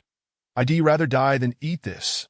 Ye Suifeng sighed and gently explained, Be good, celestial fruit lacks nourishment. You need to eat this to grow strong. Yet, Little Black remained adamant in its refusal. This scene resembled a parent coaxing a picky child to eat. Hurry up! If you don't eat, I'll summon the heavenly laws of the celestial realm to devour you. Ye Suifeng tihitin it. Little Black's eyes nearly brimmed with tears, but the thought of the heavenly laws was far more terrifying than the strange substance before it. Thus, under Ye Suifeng's intimidation, it tightly shut its eyes, extended its mouth, and took a small bite. After a struggle to chew, it managed to swallow. Well, how was it? Delicious, right? Ye Suifeng asked, beaming. Little Black gazed up at him pitifully and murmured, It tastes like dirt. It has no flavor at all. Not good at all. Ye Suifeng's smile faded. Whether it is tasty or not is not for you to decide. He then extended his consciousness and began to scan Little Black's body. The small bite of yellow mud had been completely digested to Ye Suifeng's astonishment. Its effects were astonishingly profound, vastly superior to the firebird, enhancing Little Black's powers 1,000-fold. A plethora of celestial realm laws had effectively supplemented its original abilities, resulting in a noticeable elevation in its overall level. Indeed, it is delicious. Ye Suifeng rejoiced, thrilled to have discovered such a nourishing substance for Little Black. Observing Ye Suifeng's joyful expression, Little Black's heart sank. If it guessed correctly, good, consume it all, Ye Suifeng instructed. Little Black understood that while it appeared to have many choices, in truth, there was only one. Well, at least it's earth, not something else.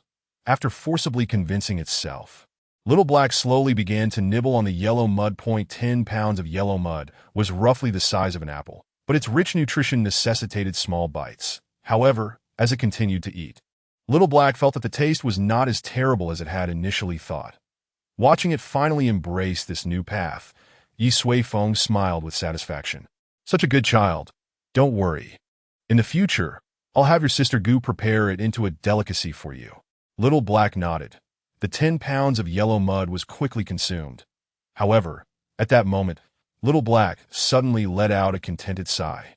Its eyelids began to flutter, and before long, it collapsed to the ground, motionless. Ye Suifeng was taken aback. What was happening? Was there an additive in the yellow mud? He quickly lifted Little Black, scrutinizing it for a moment before finally relaxing. It turned out it had simply fallen into a deep slumber. The celestial laws within the yellow mud were overwhelmingly potent, and after more than a year of rapid growth, Little Black was on the verge of a breakthrough. The yellow mud had perfectly facilitated its final step. When Little Black awoke once more, the realm of clouds would transform into a realm of celestial beings. Very good. Ye Suifeng nodded in satisfaction and then placed Little Black into his personal realm.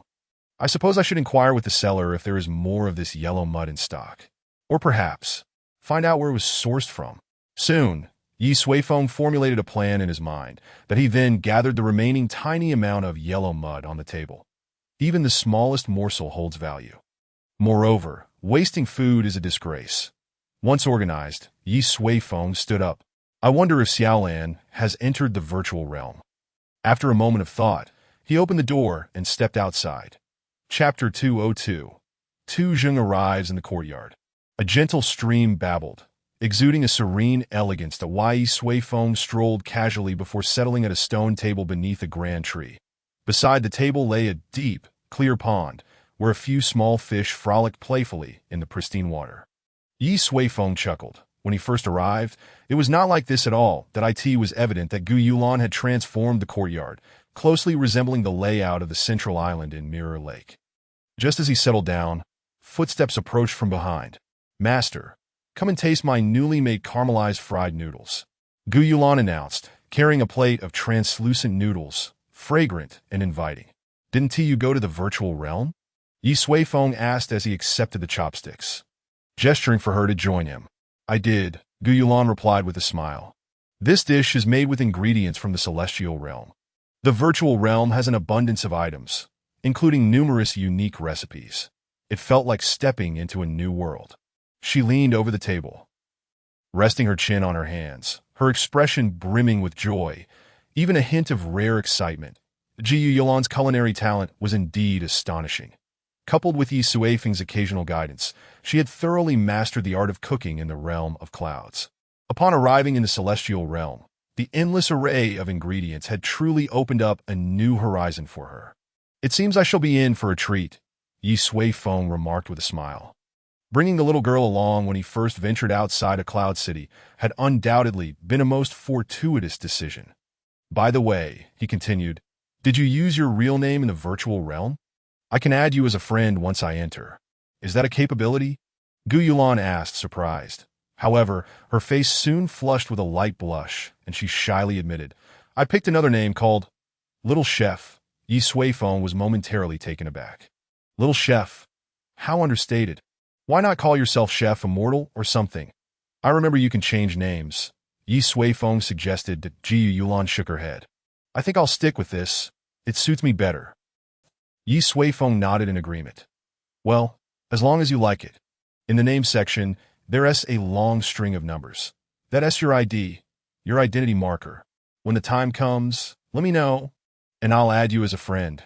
Ye Suifeng instructed. Jiu Yulan paused for a moment before responding. Oh, I remember it. It's 9,674, 4,643, 3,942, 62, 48, 6, 4264. Ye Suifeng nodded. Among the ingredients in the virtual realm. Many are quite good. We should gather some. And certain celestial pills, artifacts, and divine medicines. We should acquire some of those as well. So when you ascend to Cloud City, you'll have resources to use. I'll give you some celestial stones. Don't be stingy. With that, he handed Gu Yulan a storage pouch containing a total of 10 trillion celestial stones. To prevent her from running out of funds in just a few days, Jiu Yulan was astonished. Master, you gave me so much last time. I saw that the top of the rich list only has a little over 1,000 billion. As Ye Suifeng finished his meal of fried noodles and wiped his mouth, he remarked, do not always make comparisons. What kind of family they have, and what kind of family we have. Just use it. Gu Yulan chuckled helplessly. The old gentleman's usage of certain phrases was undoubtedly problematic. The two continued their conversation about matters in the virtual realm. However, during their discussion, a tall figure appeared at the entrance of the courtyard. Clad in silver armor, he exuded an aura of authority and strength. It was Tu Zheng, the mayor of Guiling Town. Upon learning that a newcomer had extravagantly purchased several hundred properties, he immediately became intrigued by this individual. He was well aware of the circumstances in the Guiling realm. Aside from the top echelons of a few superpowers, it was impossible for anyone else to possess such substantial wealth. However, those powers harbored ulterior motives. For thousands of years, no one had ascended to the immortal realm from the Guiling realm. If this newcomer truly hailed from one of those powers, it was highly likely that he was aware of the means through which Guiling Town sustains itself. Thus, he felt compelled to find this person. After extensive inquiries, Tu Zheng eventually discovered that the individual was named Ye Suifeng. Following a thorough investigation, he found that Ye Suifeng had even acquired a large estate in the inner city of Xian City. Valued at over 10,000 immortal stones, this revelation sent a chill through him. Consequently, upon acquiring the location, he hurried over without delay. Tu Zheng surveyed the courtyard before him and, after a moment's contemplation, swiftly entered as a late-stage Dabo golden immortal. He naturally felt no fear in the presence of someone who had just ascended to the immortal realm. Soon, Tu Zheng sensed the presence of two individuals within the courtyard. One was at the earth immortal level, while the other was peculiar, seemingly possessing a treasure that could conceal his cultivation, rendering it indistinct. After a brief contemplation, Tu Zheng decided to approach them directly, given their shared origin from the same world, suggesting a degree of connection. However, just as he took a step forward, a voice rang out behind him. What are you looking at? Tu Zheng felt an instant chill run through him, preparing to unleash his powers to create distance. Don't damage my new courtyard. As the voice echoed again, Tu Zheng felt a sudden, forceful blow to the back of his head, causing him to lose consciousness. Moments later, beneath a large tree, Ye Suifeng and Gu Yulan stood beside a stone table, observing the figure unceremoniously tossed onto the table. A thief? Gu Yulan inquired with curiosity. They had only just arrived, and it was likely that only thieves and robbers would come to visit them. I don't think so, Ye Suifeng replied, shaking his head. This man was dressed grandly, and his cultivation level was that of a late-stage Dabo golden immortal. A rarity even within Xian City, belonging to the elite ranks of cultivators. How could such a person engage in petty theft? Then why did he sneak into our courtyard? Gu Yulan pondered aloud. Who knows? Perhaps he got lost. Ye Suifeng mused, unable to comprehend the man's reasons for being there. Never mind. Let's wake him up and ask. He then snapped his fingers. The man on the stone table suddenly shot upright, glancing at the unfamiliar pair before him, consumed by a desire to lash out. However, he quickly realized that his body was firmly restrained, rendering him utterly immobile. Moreover, his immortal energy and spirit were completely sealed, leaving him as vulnerable as a lamb awaiting slaughter. The man was filled with horror. when had such a terrifying presence emerged in Fei Xian City. "Who are you?" he demanded loudly. Ye Suifeng replied, somewhat exasperated. "You trespass into my home and yet inquire about my identity. Is your mind clouded?" The man's expression darkened as he retorted, "Impossible. This courtyard belongs to me, Ye Suifeng, a cultivator from the Guiling realm. Who are you? What have you done to him?" His heart sank. It appeared that the newcomer had likely met with misfortune. Hearing this, Ye Suifeng paused, taken aback by the man's knowledge of him and his claim of being from the Guiling realm. He stroked his chin. "Who are you?" The man scoffed. "I am Tu Zheng, the guardian of the Guiling realm. I warn you, should you dare commit violence in Fei Xian City, the divine marshal immortal mansion will not let you off lightly." Faced with Tu Zheng's wrathful demeanor, Ye Suifeng found himself at a loss for words that so. This was indeed the mayor of Guiling Town. "Who are you?" Tu Zheng shouted in anger. Dawai Ye Suifeng rubbed his nose. Ye Suifeng. Chapter 203. A fragment of the past in a courtyard. The three individuals gathered around the stone table. At this moment, the restraints binding Tu Zheng had been lifted. This truly felt like a case of the floodwaters overwhelming the Dragon King's temple. Tu Zheng sat there, still grappling with a sense of absurdity. The person who had so effortlessly incapacitated him and subsequently bound his body and spirit was none other than Ye Suifeng, an individual who had recently ascended from the lower realm. How could he possess such formidable strength? Surely, that world could not accommodate such a being. "Ye fellow Taoist, are you saying you hail from Yunshao City?"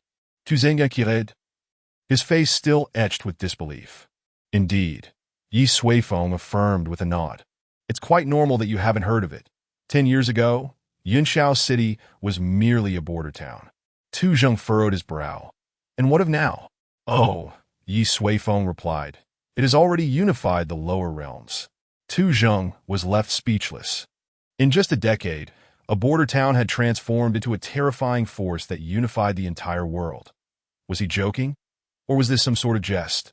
Yet, could someone capable of dispatching him with a mere gesture possibly be joking? What of the Wanbao Pavilion and the Dao Divine Temple? Tu Zheng pressed further. Ye Suifeng replied, "The Wanbao Pavilion has already submitted dynasty for the Dao Divine Temple. That power no longer exists." Tu Zheng was taken aback. "Then what of the Great Treasure Lord and the Temple Master?"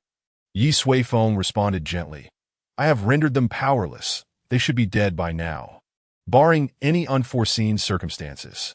Tu Zheng was visibly stunned, seemingly unable to fathom that those two peak existences from the lower realm had perished just like that. Ye Suifeng took a sip of tea. Observing Tu Zheng, "It appears you possess quite an understanding of the lower realm." Tu Zheng nodded. "I ascended to the immortal realm 10,000 years ago. By then, the Wanbao Pavilion and the Dao Divine Temple had already been established. Actually," after a moment's hesitation, he smiled and added, "I was one of the founders of the Dao Divine Temple." Ye Suifeng paused slightly. The mayor of Guiling Town had once been affiliated with the Dao Divine Temple. The story is as follows. As Tu Zheng recounted, a tale from 10,000 years ago unfolded before Ye Suifeng's eyes. Back then, the Guiling realm was a relatively peaceful land. Although there were instances of divine pollution, they remained within manageable limits. And no superpowers existed within the world. Numerous prodigies vied for supremacy. That Tu Zheng and the Temple Master were among the most elite of that era. They hailed from the same sect and shared a close bond. Together, they fought side by side, overcoming countless challenges, ultimately reaching the pinnacle and establishing the original Dao Divine Temple on the Zhongzhou Divine Mountain. However, not long after, 5 immortal artifacts descended from the heavens. The radiant immortal light illuminated the entire world. Countless cultivators went mad, scrambling for the immortal treasures, igniting a vast storm of bloodshed. That Tu Zheng and the Temple Master joined the fray. With their remarkable talent and formidable strength, they managed to seize a broken sword amidst the chaos. The aura of the broken sword was terrifying. It was a true treasure. They immediately began their research, extracting various powerful Dao methods and immortal techniques, as well as some extraordinary information from the broken sword. Within the sword, images from the immortal realm were left behind. In those images, The once mighty cultivators who had dominated their original world found themselves reduced to mere ants upon entering the immortal realm. Meeting gruesome fates, such scenes filled the two with trepidation. Was the immortal realm truly such a place? At that time, both of them had reached the peak of the tribulation stage, ready to ascend to the higher realms at any moment. Yet upon witnessing those images, they hesitated. If ascending led to such a fate, what was the meaning of ascending? However, being prodigies, they soon solidified their resolve. Even if the immortal realm was perilous, it could not deter their determination to grow stronger. They had to venture forth into the immortal realm. Yet, at this juncture, a rift emerged between them. Tuzheng believed they should ascend directly to the higher realms and carve out their own domain amid the immortal realm's grand schemes. In contrast, the temple master felt they should continue to accumulate sufficient potential so that, even upon entering the immortal realm, they would have a significantly elevated starting point. The means of accumulating potential involved utilizing divine artifacts to extract the world's original essence. Initially, Tuzheng acquiesced to the dispute, reasoning that preparing further could only be beneficial. Thus, they began their study of the divine artifacts. However, as their research deepened, Tuzheng realized that the so-called accumulation of potential through divine artifacts was, in fact, an act of siphoning the world's original power, which would inevitably lead to the world's eventual destruction. This was something Tuzheng could not accept, but he presented his thoughts to the temple master, indicating that it was time to ascend to the immortal realm. Yet, by that time, the temple master had become too entrenched in the matter that he outright rejected Tuzheng's proposal and began conspiring with the other 4 individuals who had acquired the immortal artifacts to orchestrate the entire world. Tuzheng continuously attempted to draw him back, yet his efforts proved futile, and the rift between them only deepened. Ultimately, during a fierce confrontation, both parties drew their weapons. Tuzheng was defeated.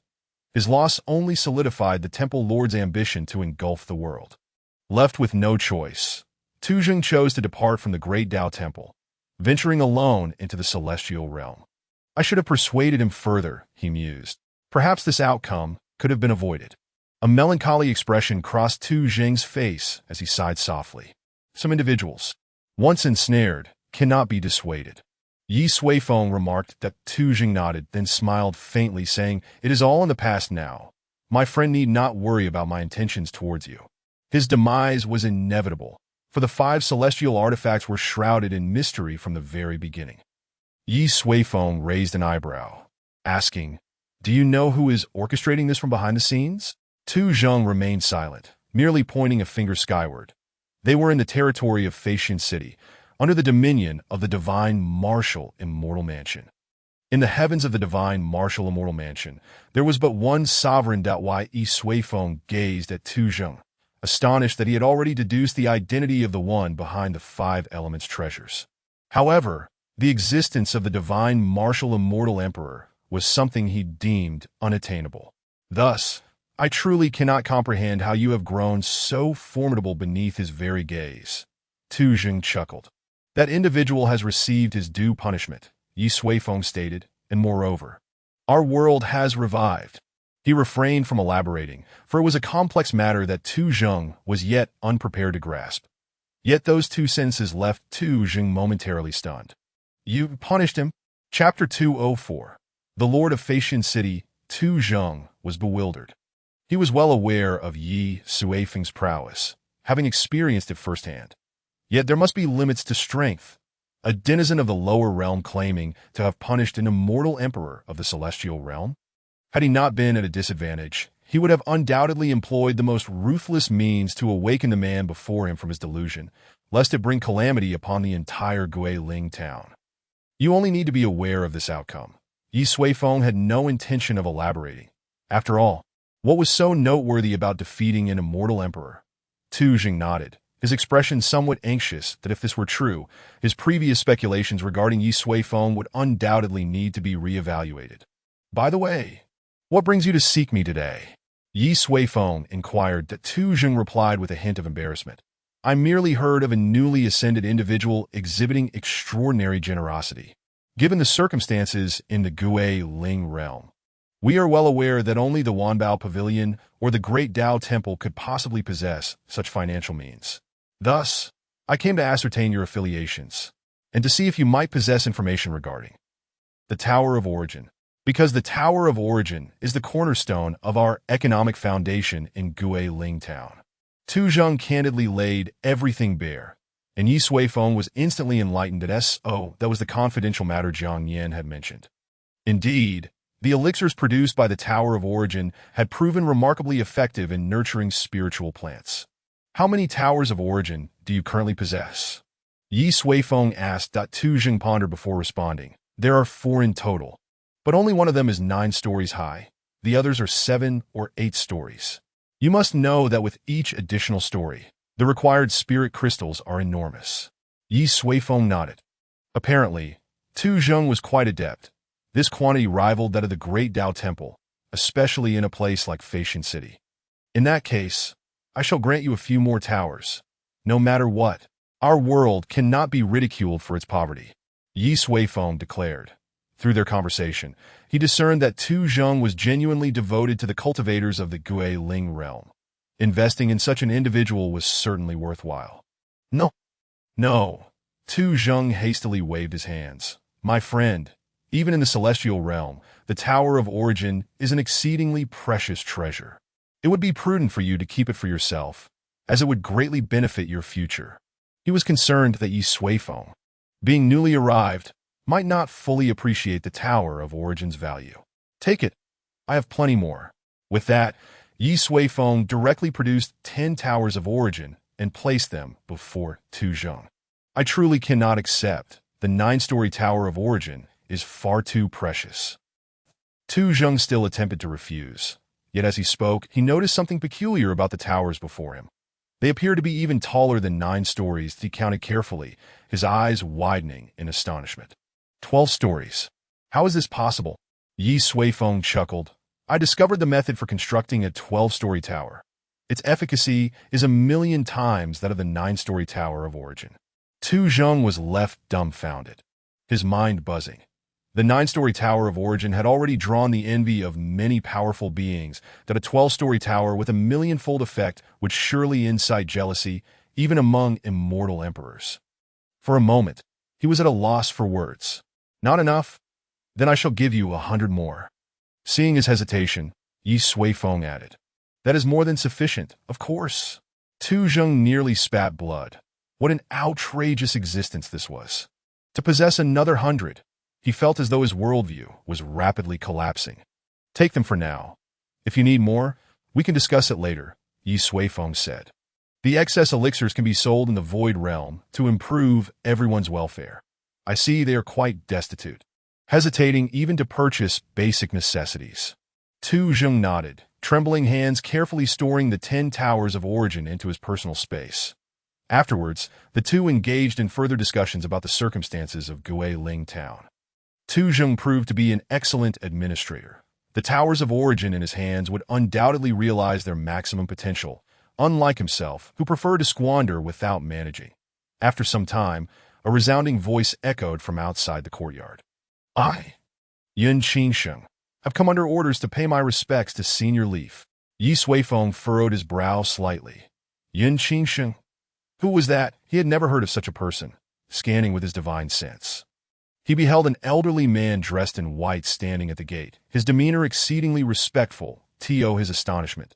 The man's cultivation had already reached the late stage of the immortal king. Tu Zheng? Are there immortal kings in Fashion City? Ye Suifeng inquired. Tu Zheng was taken aback, replying, Indeed. Within the sole golden immortal realm, there are several, and the divine marshal immortal mansion also has a mortal king stationed. As he spoke, he suddenly froze. An immortal king? Yun Qingsheng. If memory served, the supreme existence of Fashion City, the city lord, was indeed an immortal king at the pinnacle of his power. Moreover, he seemed to share the same surname. Yun. Could it be? Never mind, who cares who he is? I'll go take a look. Ye Suifeng shrugged, then swiftly made his way to the courtyard entrance. Yun Qingsheng immediately bowed deeply. I pay my respects to Senior Leaf. Ye Suifeng regarded him. You know me. It seems we have never met before. Yun Qingsheng respectfully replied.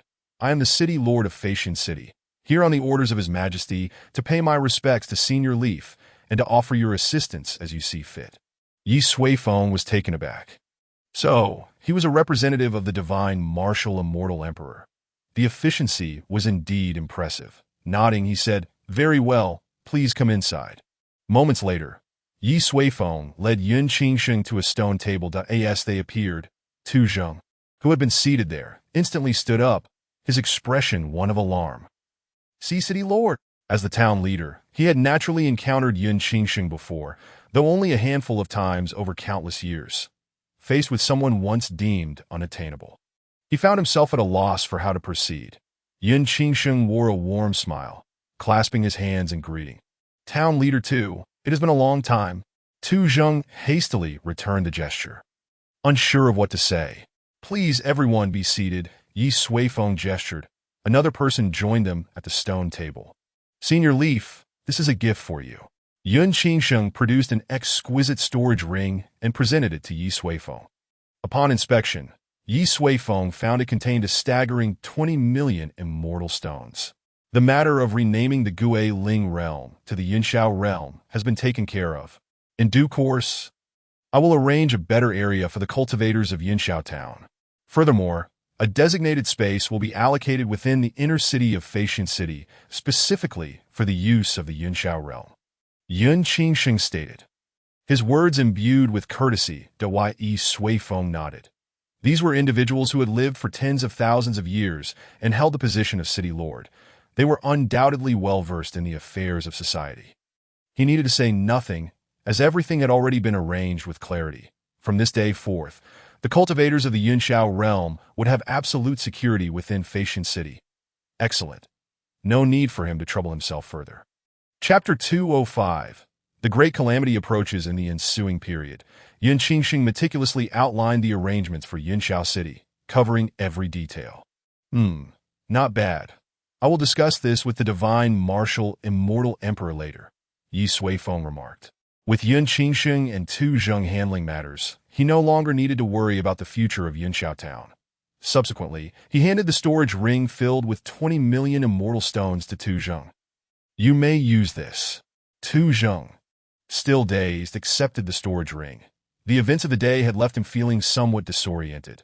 Since Yun Qingsheng's arrival, he had not dared to utter a single word. Beside him, Yun Qingsheng was also momentarily taken aback. He had not anticipated that this esteemed elder Yi would so casually bestow such an immense fortune. This was indeed a display of remarkable generosity.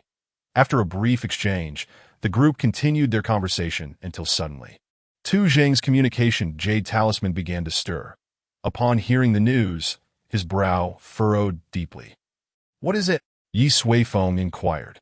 "It is the people from the Taihe realm, causing trouble once more," Tu Zheng replied. "They have been relentlessly pursuing our secret, and there is even a backing from the celestial realm supporting them. It has become quite bothersome. However, this time, even their town lord has arrived. It seems that something significant has occurred, and I must return to investigate." Ye Suifeng nodded and then turned to Yun Qingsheng. "Lord Yun, why not accompany me on this journey?" The name, Taihe Realm, had already reached his ears for the third time since his arrival a mere day ago, that he had initially intended to handle the matter himself. But with Yun Qingsheng present, he decided against joining this fray, deeming it of little significance.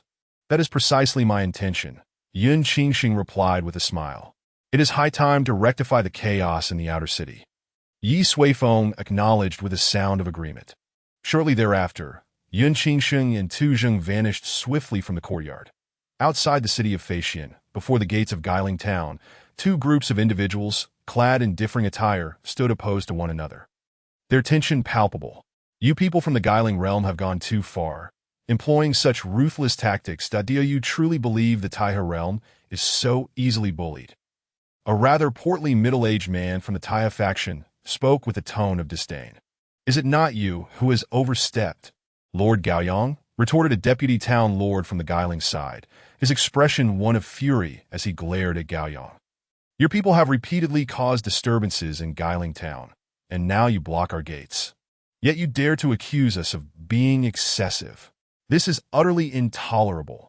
Faced with this accusation, Gaoyang remained unperturbed, responding, "Justice and truth are evident to all.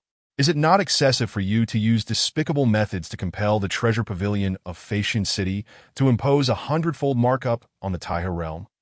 The deputy town lord's rage transformed into incredulous laughter. What a farce!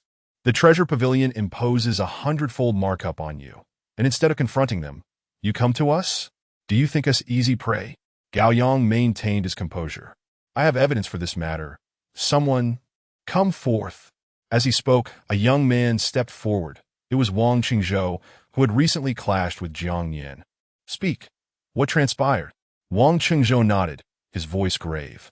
At the treasure pavilion, I encountered Jiang Yan from the Guiling realm, and we had a brief altercation. Later, I inadvertently overheard someone with Jiang Yan speaking with the manager of the treasure pavilion, after which the pavilion closed its doors to our dealings. Thus, it is undoubtedly your conspiracy. Wang Qingzhou's voice was resolute. The members of the Guiling realm seethed with anger. Such a clumsy act of framing was utterly beneath contempt. Gao Yang, the deputy town lord's face darkened. If you seek war, we shall accommodate you. Spare me your shameless rhetoric. Gao Yang smiled slightly. This is a matter beyond your control. I fear. Where is Tu Zheng? Why is he absent? Has he hidden away? Just as he finished speaking, a deep voice resonated through the air. Gao Yang, you have overstepped your bounds. Two figures then descended before the gathered crowd of the Guiling realm. Tu Zheng appeared, his demeanor solemn. Upon seeing Tu Zheng, Gao Yang chuckled lightly, directing his gaze towards him. Tu Zheng, you finally choose to make an appearance, you? As he spoke, Gao Yang's peripheral vision caught sight of the elder standing beside Tu Zheng, and he was instantly struck dumb. His gaze fixated on the elder's visage, disbelief flooding his eyes, that it felt as though a monumental bell were tolling within his mind, resonating with a thunderous clang. Boom! Boom, boom! The sound left him dazed and disoriented. How could this be? How could he possibly be here? It defied all logic. Gao Yang's body began to tremble uncontrollably. Town Lord! Town Lord! Someone beside him noticed his strange behavior and called out. After several attempts, Gao Yang slowly regained his composure and turned to the speaker. Town Lord, Tu Zheng has arrived. Our plan, before the individual could finish. Gao Yang rolled his eyes, his footing faltering as he staggered back 2 steps and collapsed to the ground. The members of the Taiha realm were momentarily stunned. They hurriedly gathered around, cautiously helping Gao Yang to his feet. Town Lord, what has happened? Please awaken. The group was alarmed. The sudden turn of events was utterly unexpected. Meanwhile, the members of the Guiling realm exchanged puzzled glances. Just moments ago, Gao Yang had displayed an air of indifference, regarding the Guiling realm with disdain. Yet now he had fainted upon Tu Zheng's arrival. Tu Zheng turned to Yun Qingxing. Allow me to handle this. Yun Qingxing smiled and stepped forward toward the group from the Taiha realm. The celestial realm was vast beyond measure. The death of a great Luo golden immortal and the destruction of a small town within the earth immortal realm were but a mere speck of dust falling into the ocean, creating no ripples whatsoever in the grand scheme of things. After the departure of Yun Qingxing and Tu Zheng, Ye Suifeng ceased to dwell on the matter, with the protection of the city lord and the 10 origin towers. The future of the cultivators in Yuxiao town was assured, but he intended to return to his own affairs. The effects of the yellow clay were remarkable, but he prepared to enter the void realm once more to personally seek out the seller. However, before doing so, he needed to attend to a minor task. I must enhance the protection of the courtyard. The defensive formation surrounding this residence was notably weak, easily breached by someone of Tu Zheng's caliber. Ye Suifeng had no desire to play the role of a thief-catcher on a daily basis. After careful consideration, he retrieved a small piece of yellow clay from his spatial storage. Although the piece was diminutive, it was infused with principles of immortality, and with a bit of ingenuity, it could be fashioned into a potent formation, sufficient for safeguarding the premises. Yes, this will suffice. Ye Suifeng grasped the yellow clay and, extending a finger, traced delicate movements in the AI, that an aura of mystery gradually emerged, intertwining with the yellow clay. This marked the first time he showcased his cultivation since entering the celestial realm. As Ye Suifeng executed his task, in an indescribable space, a gray mirror suddenly cracked open with a resounding snap. Simultaneously, countless eyes began to open slowly within various darkened realms, exuding a terrifying presence. The mirror of destiny has shattered. The ultimate heavenly punishment has arrived. The great calamity is upon us. Chapter 206. The Sacrifice Within the Celestial Palace. The divine martial immortal emperor sat in contemplative silence, his brow knitted in thought. The unexpected arrival of Ye Suifeng instilled within him a sense of urgency. Although Ye Suifeng appeared outwardly nonchalant regarding the progression of the world as Ascension, the divine martial immortal emperor dared not exhibit any complacency. The progress in Xuandu must be expedited, and if necessary, even high-risk measures would have to be employed. He pondered deeply. Suddenly, a communication jade talisman emitted a sound once more. The divine martial immortal emperor involuntarily shuddered. He had begun to dread the activation of the talisman. Upon inspection, he found it was from the Void Yang immortal emperor, which somewhat alleviated his anxiety. "Brother Void Yang, what brings you here again?" The divine martial immortal emperor activated the communication. This time, Void Yang transmitted an image, revealing a kind-faced elder. "Divine Marshal, what have you been preoccupied with lately?" Void Yang inquired, his expression appearing somewhat grave. The divine martial immortal emperor shrugged. "What can I occupy myself with other than matters concerning the immortal mansion? I am impoverished to the point of feeling as though I cannot go on." He sighed deeply. Void Yang shook his head, having grown accustomed to the divine martial emperor's habitual lamentations about poverty. However, today, he seemed to lack the inclination for casual conversation. "Have you not noticed or heard about that significant event?" Void Yang cuestioned. The divine martial immortal emperor was momentarily taken aback. What event? His recent thoughts had been consumed by inquiries into the world as Ascension, leaving him oblivious to certain external developments. Void Yang sighed softly, then gestured, summoning an ancient gray mirror to appear in his palm. The mirror appeared unremarkable, devoid of any aura, yet at its center lay a conspicuous and terrifying crack. How can this be possible? The divine martial immortal emperor's eyes widened in shock. He recognized this mirror. It was one of the most enigmatic artifacts of the celestial realm. The Mirror of Destiny. It was an unfathomable and mysterious entity, its precise location unknown, yet every immortal emperor could perceive its shadow while traversing the vast cosmos. The Mirror of Destiny had the ability to observe certain intangible truths. It was from this mirror that he had sensed the anomalies in the Yuxiao realm. How could such an ancient existence possibly shatter? Divine Marshal, do you recall the ancient legend I once recounted to you? Void Yang dissipated the mirror's image and continued. In that legend, there exists a line. When destiny crumbles, calamity shall arise. Heavenly punishment has arrived, and all beings shall fall silent. Now, destiny has indeed crumbled. When the mirror of destiny shatters, we can no longer glean any insight from it. It is as if it has perished.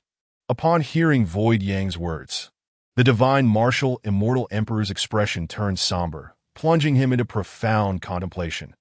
This legend had indeed circulated among the higher echelons of the celestial realm for ages, deeply ingrained in the collective consciousness, having originated from the treasures of a long-forgotten ancient superempire.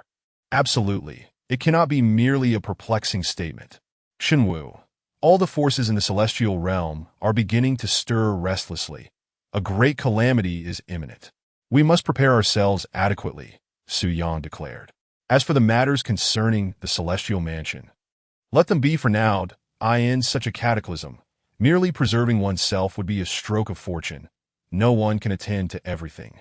Shenwu, the celestial emperor, fell silent, his gaze shifting restlessly. Truly, just as one wave recedes, another surges forth.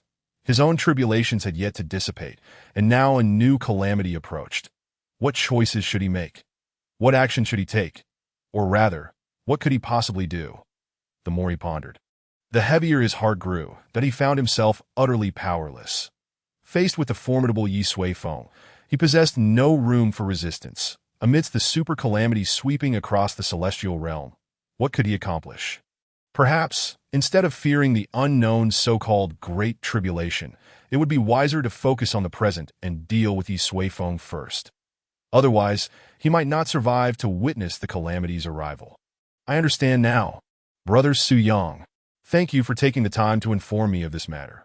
Shenwu, the Celestial Emperor, replied that Su Yang, however, furrowed his brow slightly, sensing that Shenwu's emotions were somewhat amiss. Shenwu, the forthcoming turmoil is something none of us can evade. I hope you truly take this to heart, Su Yang, the Celestial Emperor remarked. Shenwu nodded slowly. With that, their communication came to an end, and Su Yang's ethereal form vanished within the Celestial Palace. Shenwu, the Celestial Emperor, let out a long sigh that he realized that in just these few days, he had sighed more than he had in a lifetime. After a prolonged contemplation, Shenwu rose to his feet. I must hasten the pace.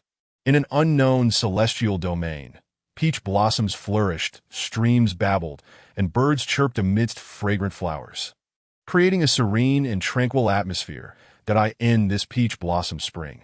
A simple thatched cottage stood, where 4 figures sat together. Among them was Su Yang, the Celestial Emperor. Su Yang, what was the outcome? Inquired another elder with hair as white as snow. Did your young friend express any desire to join our alliance? Su Yang shook his head. I did not broach this topic with him. He seems rather indifferent to this impending calamity, seemingly distracted. If such a person were to join us, it could lead to unforeseen complications. Su Yang's tone reflected a hint of disappointment. He is still too young, the elder with white hair chuckled. He cannot comprehend the true terror of the former Mu Xian divine dynasty. The prophecies they left behind were certainly not without merit. At that moment, another lean elder interjected. We can no longer squander time on futile matters. The several demon spirit empires in the southern wasteland have already begun to make moves. If they act, we shall undoubtedly be their first targets. The group fell into silence. Their celestial mansions were all located in the southern region of the Taikuan domain, bordering the southern wasteland, that if the calamity were to commence, it would surely be a chaotic battleground. The duration of this great calamity was uncertain, and to be embroiled in warfare from the outset was evidently unwise. We do not wish for such an outcome, and neither do the demon spirit empires. The elder with white hair remarked. We can negotiate with them to contain the future conflict within a certain area.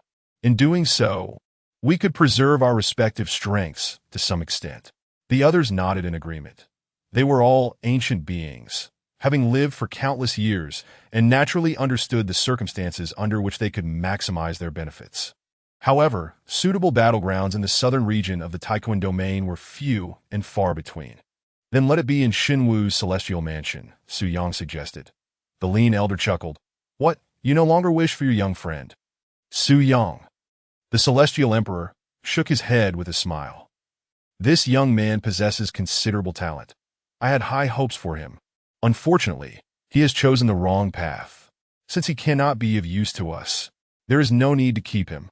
The others all laughed. Indeed, at their level, there was little room for sentimentality. That it was merely a matter of interwoven interests. Shenwu, the Celestial Emperor, would undoubtedly be the first sacrifice in this calamity. Chapter 207. The Cautious Seller in the Courtyard. Ye Suifeng had successfully separated the celestial laws from the yellow mud, forming several arrays constructed from these laws, arranged around the perimeter of the courtyard.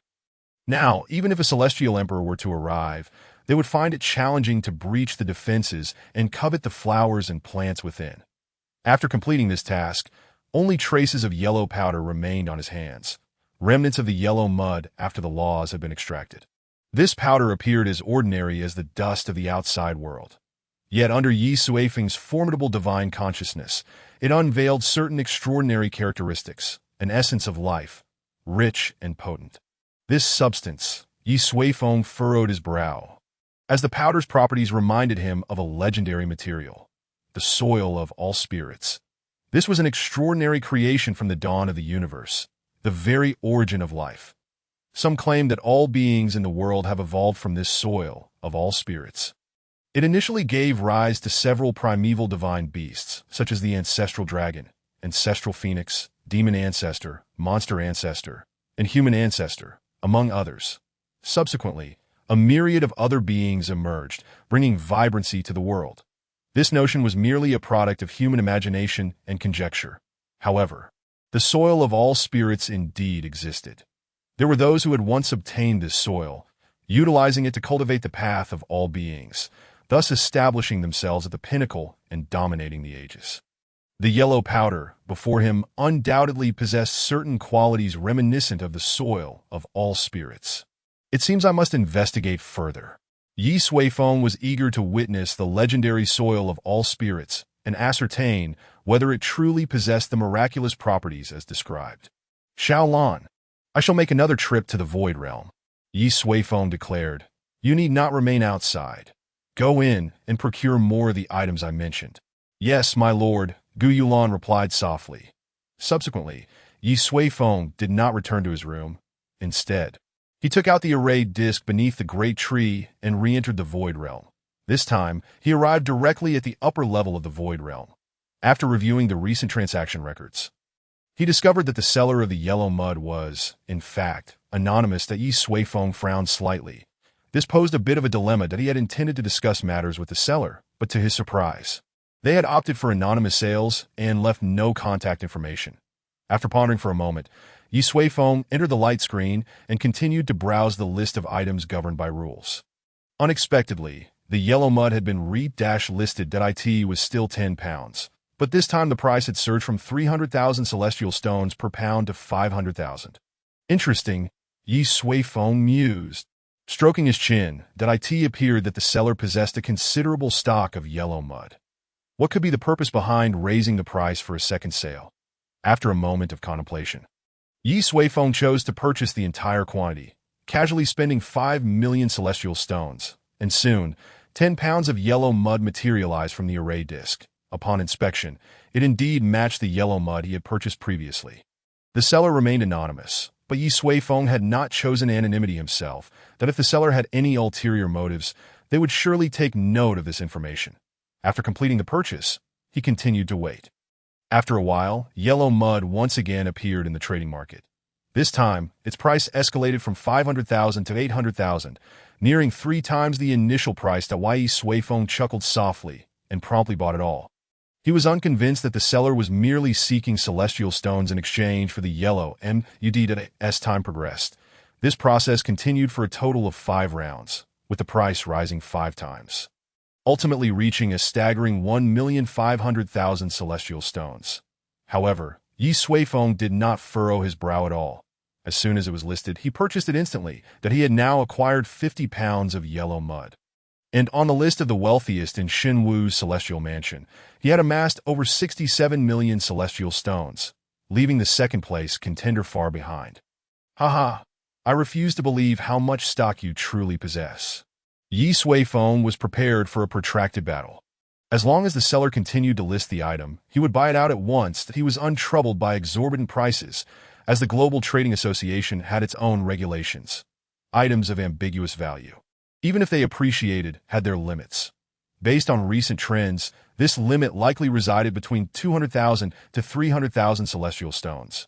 Roughly calculated, he could afford over £1 million with the remainder in his wallet. Who was afraid of whom?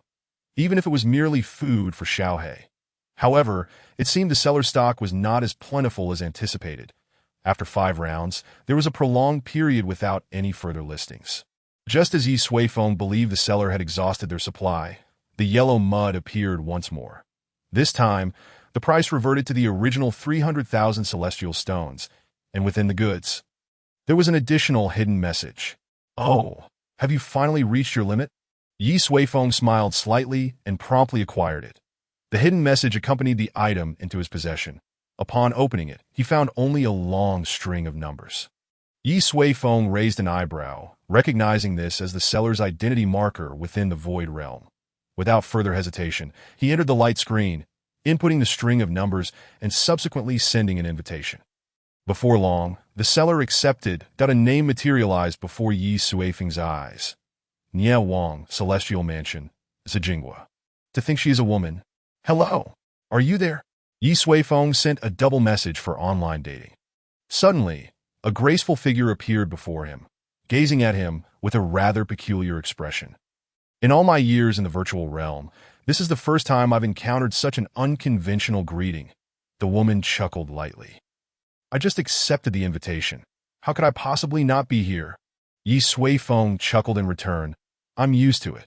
Zijingwa smiled, seemingly unconcerned, and said, My friend, you must not be from the divine marshal immortal mansion. Am I correct? Ye Suifeng raised an eyebrow. Why do you say that? No offense intended, Zijingwa replied.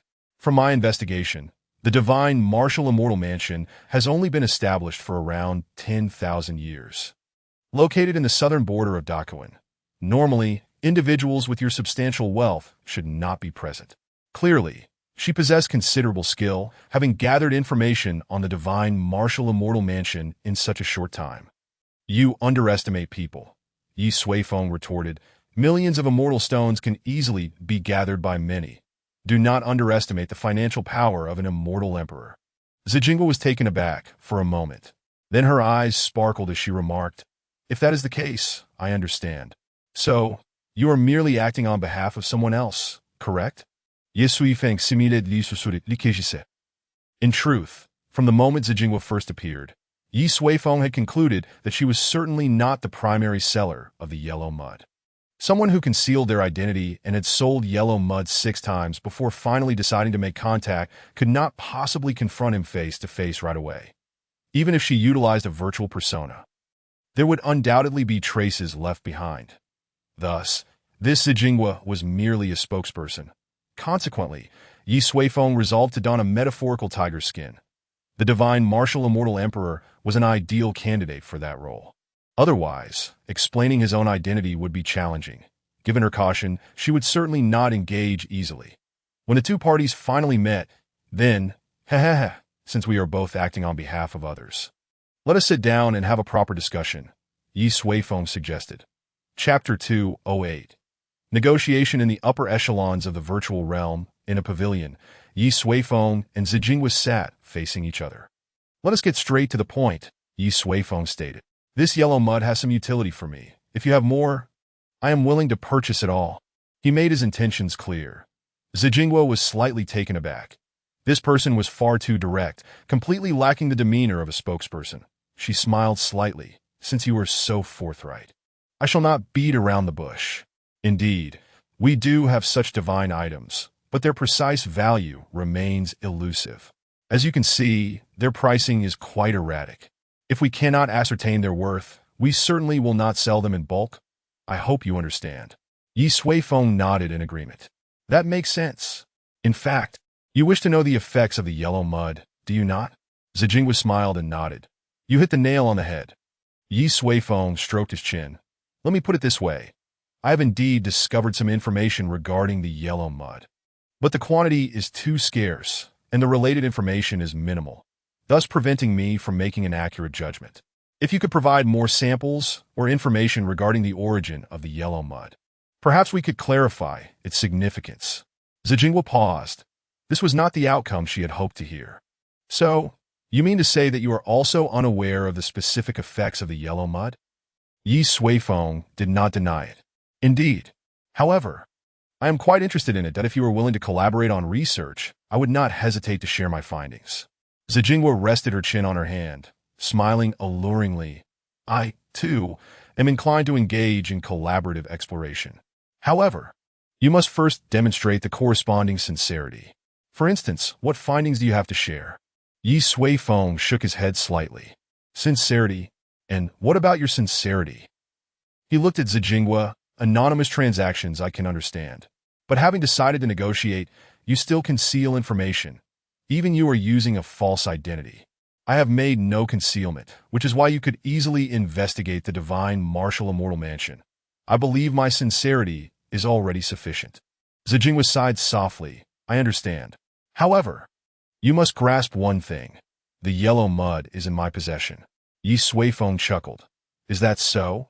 Then you may hold on to it. I am not relying on it for survival. With that, he averted his gaze that in truth, Ye Suifeng did not enjoy these convoluted exchanges. Yet, as the other party engaged in such tactics, he could not be bluntly straightforward. Otherwise, he would be perceived as a fool. At present, both parties' objectives were clear. Ye Suifeng sought more yellow mud, while Zijingwa aimed to uncover the true nature of the yellow mud. They released the yellow mud into the virtual realm as bait. Hoping to find someone knowledgeable about it, Ye Suifeng was certainly not foolish enough to be the fish that took the bait. Dear friend, do not be like that. We were getting along splendidly. Zijingwa's voice was sweet. But Ye Suifeng was not swayed. I am not one for unnecessary chatter. You provide me information, and I shall provide you information that if we can strike a deal, splendid. If not, then so be it. Ye Suifeng asserted. Zijingwa's expression reflected some exasperation. As a professional spokesperson, her role was to facilitate transactions or exchanges for those who could not appear themselves. However, having navigated the virtual realm for so long, she had never encountered someone like Ye Suifeng before, so direct that it was unlikely he would find a partner. Please wait a moment, Zijingwa said, lowering her head as if communicating privately with another person. Moments later, she raised her head and stated, the other side has agreed to your proposal. However, I still wish to confirm whether your words can fully represent the intentions of the person behind you. Ye Suifeng's expression remained impassive. Speak. Zijingwa nodded and continued. It is as follows. This yellow mud was discovered within an ancient immortal mansion's ruins. The mansion is nameless, but based on the state of the ruins, it must have been extraordinarily prosperous in its era, certainly not inferior to any existing immortal mansion. The site of the yellow mud's discovery is a particularly peculiar location within the mansion. There, the laws of the immortal way are exceedingly violent, and the terrain is in utter chaos. It is as if a vast miniature world collided into the immortal realm, resulting in catastrophic upheaval. That immensely powerful immortal mansion seems to have been utterly destroyed in this collision, and the yellow mud appeared at the very center of this chaos. In what seemed to be a gesture of sincerity, Zijingwa divulged an abundance of information this time, detailing the powerful immortal mansion, the world collision, and the chaotic laws that Ye Suifeng seized upon these three critical pieces of information, coupled with the dust he had extracted from the yellow mud's laws. Akin to a universal soil and the slumber of Xiaohe, a term began to emerge in his mind. World Ascension. When a world matures to a certain extent, it ascends to the immortal realm, much like cultivators. However, how does a world ascend? With such vast territories and countless beings within it, how do they manifest in the immortal realm?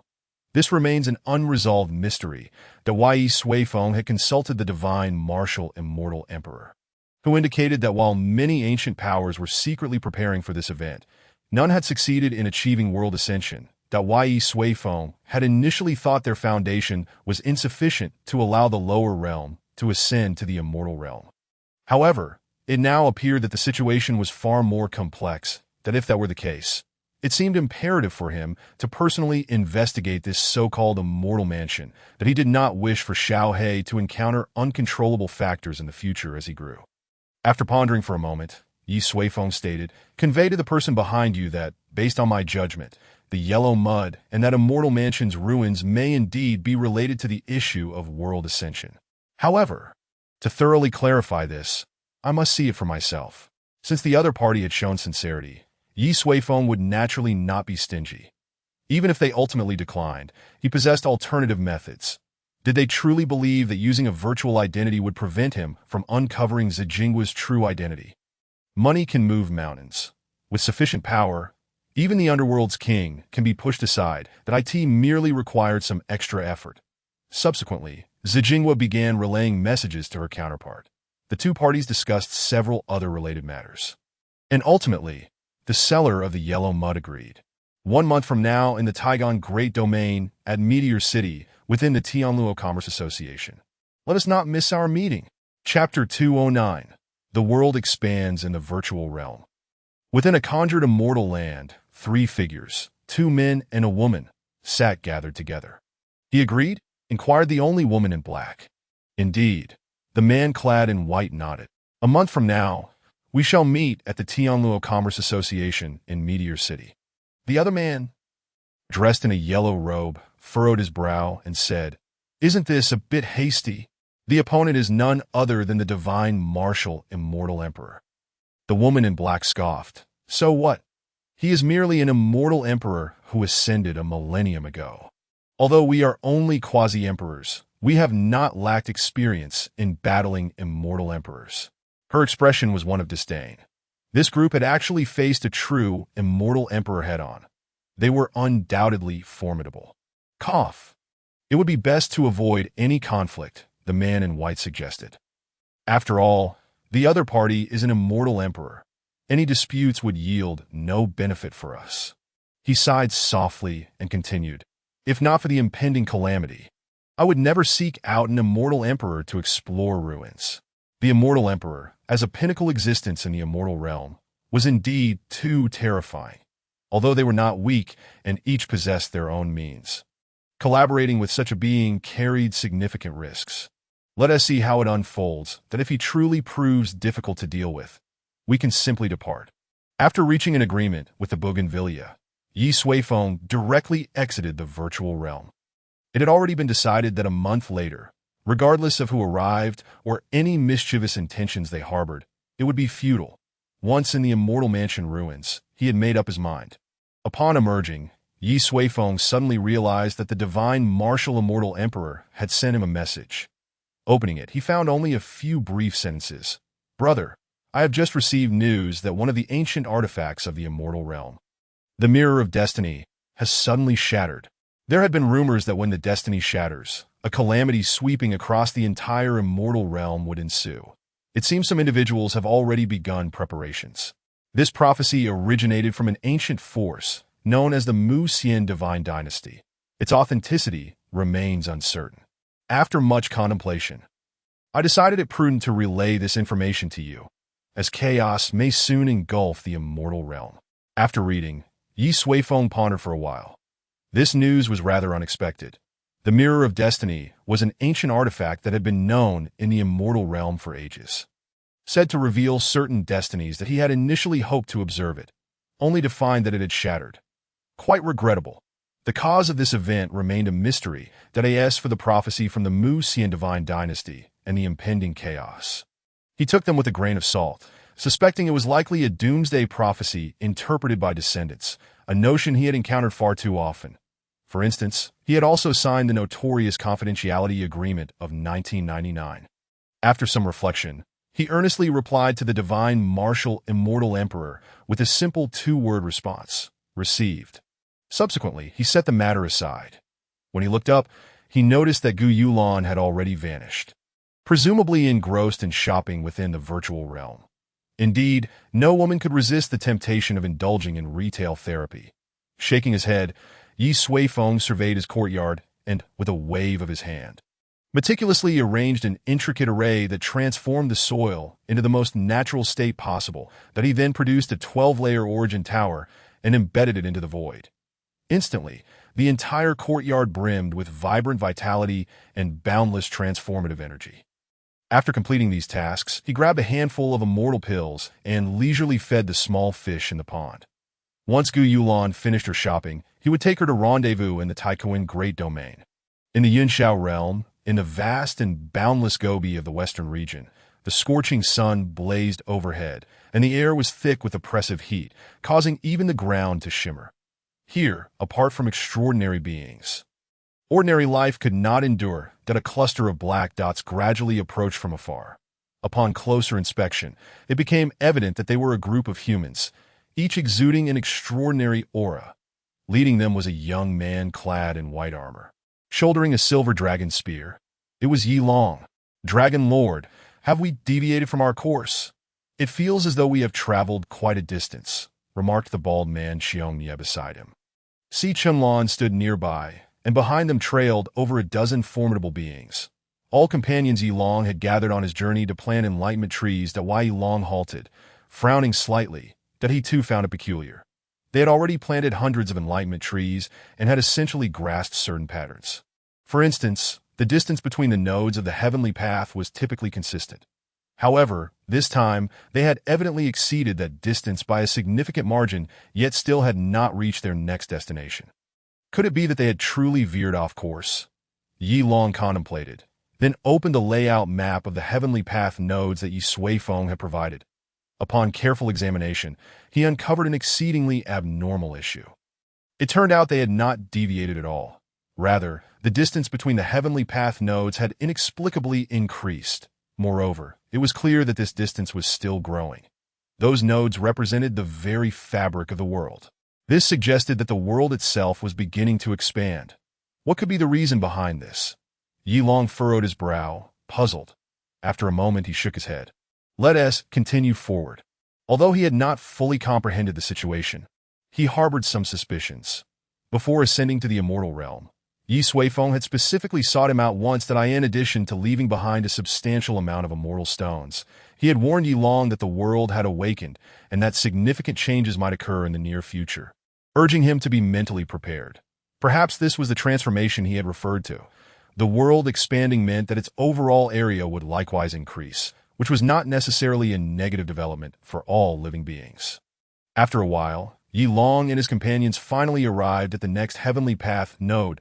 Ye Long directly tore through the void, entering the node space. Within that space, a broken lotus flower stood quietly.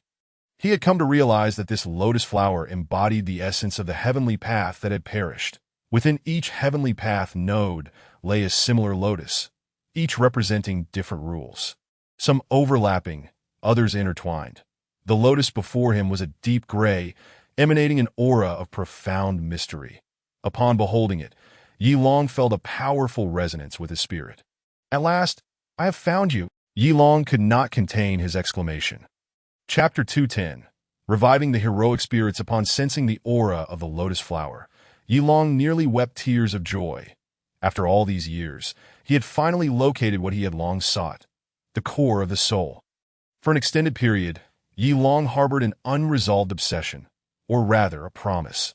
That was to revive those historical figures who had fought alongside him in the ancient arena, helping him grow stronger. Perhaps around 10 years ago, when he was still a naive youth, Ye Suifeng had summoned him, Ye Huang, and Ye Qian to the courtyard, but he had inquired about their thoughts on cultivation. Ye Long had then expressed his childhood dream of engaging in battle with the legendary heroes of history. To his astonishment, Ye Suifeng had actually helped him realize that dream. The ancient arena marked the true beginning of Ye Long's ascent to greatness, where he battled countless heroes, honing his unparalleled combat spirit, ultimately becoming a force to be reckoned with. However, amidst this journey, there was a minor incident. The first ancient hero to awaken, Bufei, upon realizing he was indeed deceased, beseeched Ye Suifeng for a final wish, to taste the soil of his homeland. Ye Suifeng had acquiesced, assuring him that even if he were to revive Bufei, it would be of no great consequence. Ye Long had believed this assurance. Thus, before the subsequent heroes who awakened, he made a similar promise. However, unbeknownst to him, after leaving Yunshao City, Ye Suifeng had not returned for 6 years. When he finally did, it seemed he had forgotten about the matter entirely. Ye Long was at a loss for how to broach the subject. After all, Bufei and the others had aided his growth. It was a personal matter. He had matured and could not lean on his elders for everything. Hence, he refrained from mentioning it to Ye Suifeng. Nonetheless, the promise had been made. In Ye Long's dictionary, a promise was something that must be fulfilled. Thus, he embarked on a quest to discover a method to revive Bufei and the others from the ancient arena. Extracting ancient heroic spirits from the river of time seemed beyond his capability, but reviving a puppet with complete memories was comparatively simpler. Eventually, he discovered the means to resurrect them, which required 2 crucial elements: an immense life force and pure soul energy. He possessed the life force. The 4th layer of the origin tower was a source of life essence, brimming with vitality. What remained was the soul energy. The lotus flower before him embodied the soul path manifested by the deceased heavenly path, perfectly completing the most critical component. Now he could indeed revive those ancient heroes from the arena, fulfilling his promise to them. Ye Long took a deep breath and stored the gray lotus in his spatial realm. Without further delay, he utilized Ye Suifeng's method to tear open a rift. In the next moment, his figure appeared atop the ancient arena. On the azure stone surface, Ye Long could distinctly count the grooves engraved upon it. While beyond the arena lay an endless void. This day, he remained unaware of his exact location, though he was certain it was beyond the world.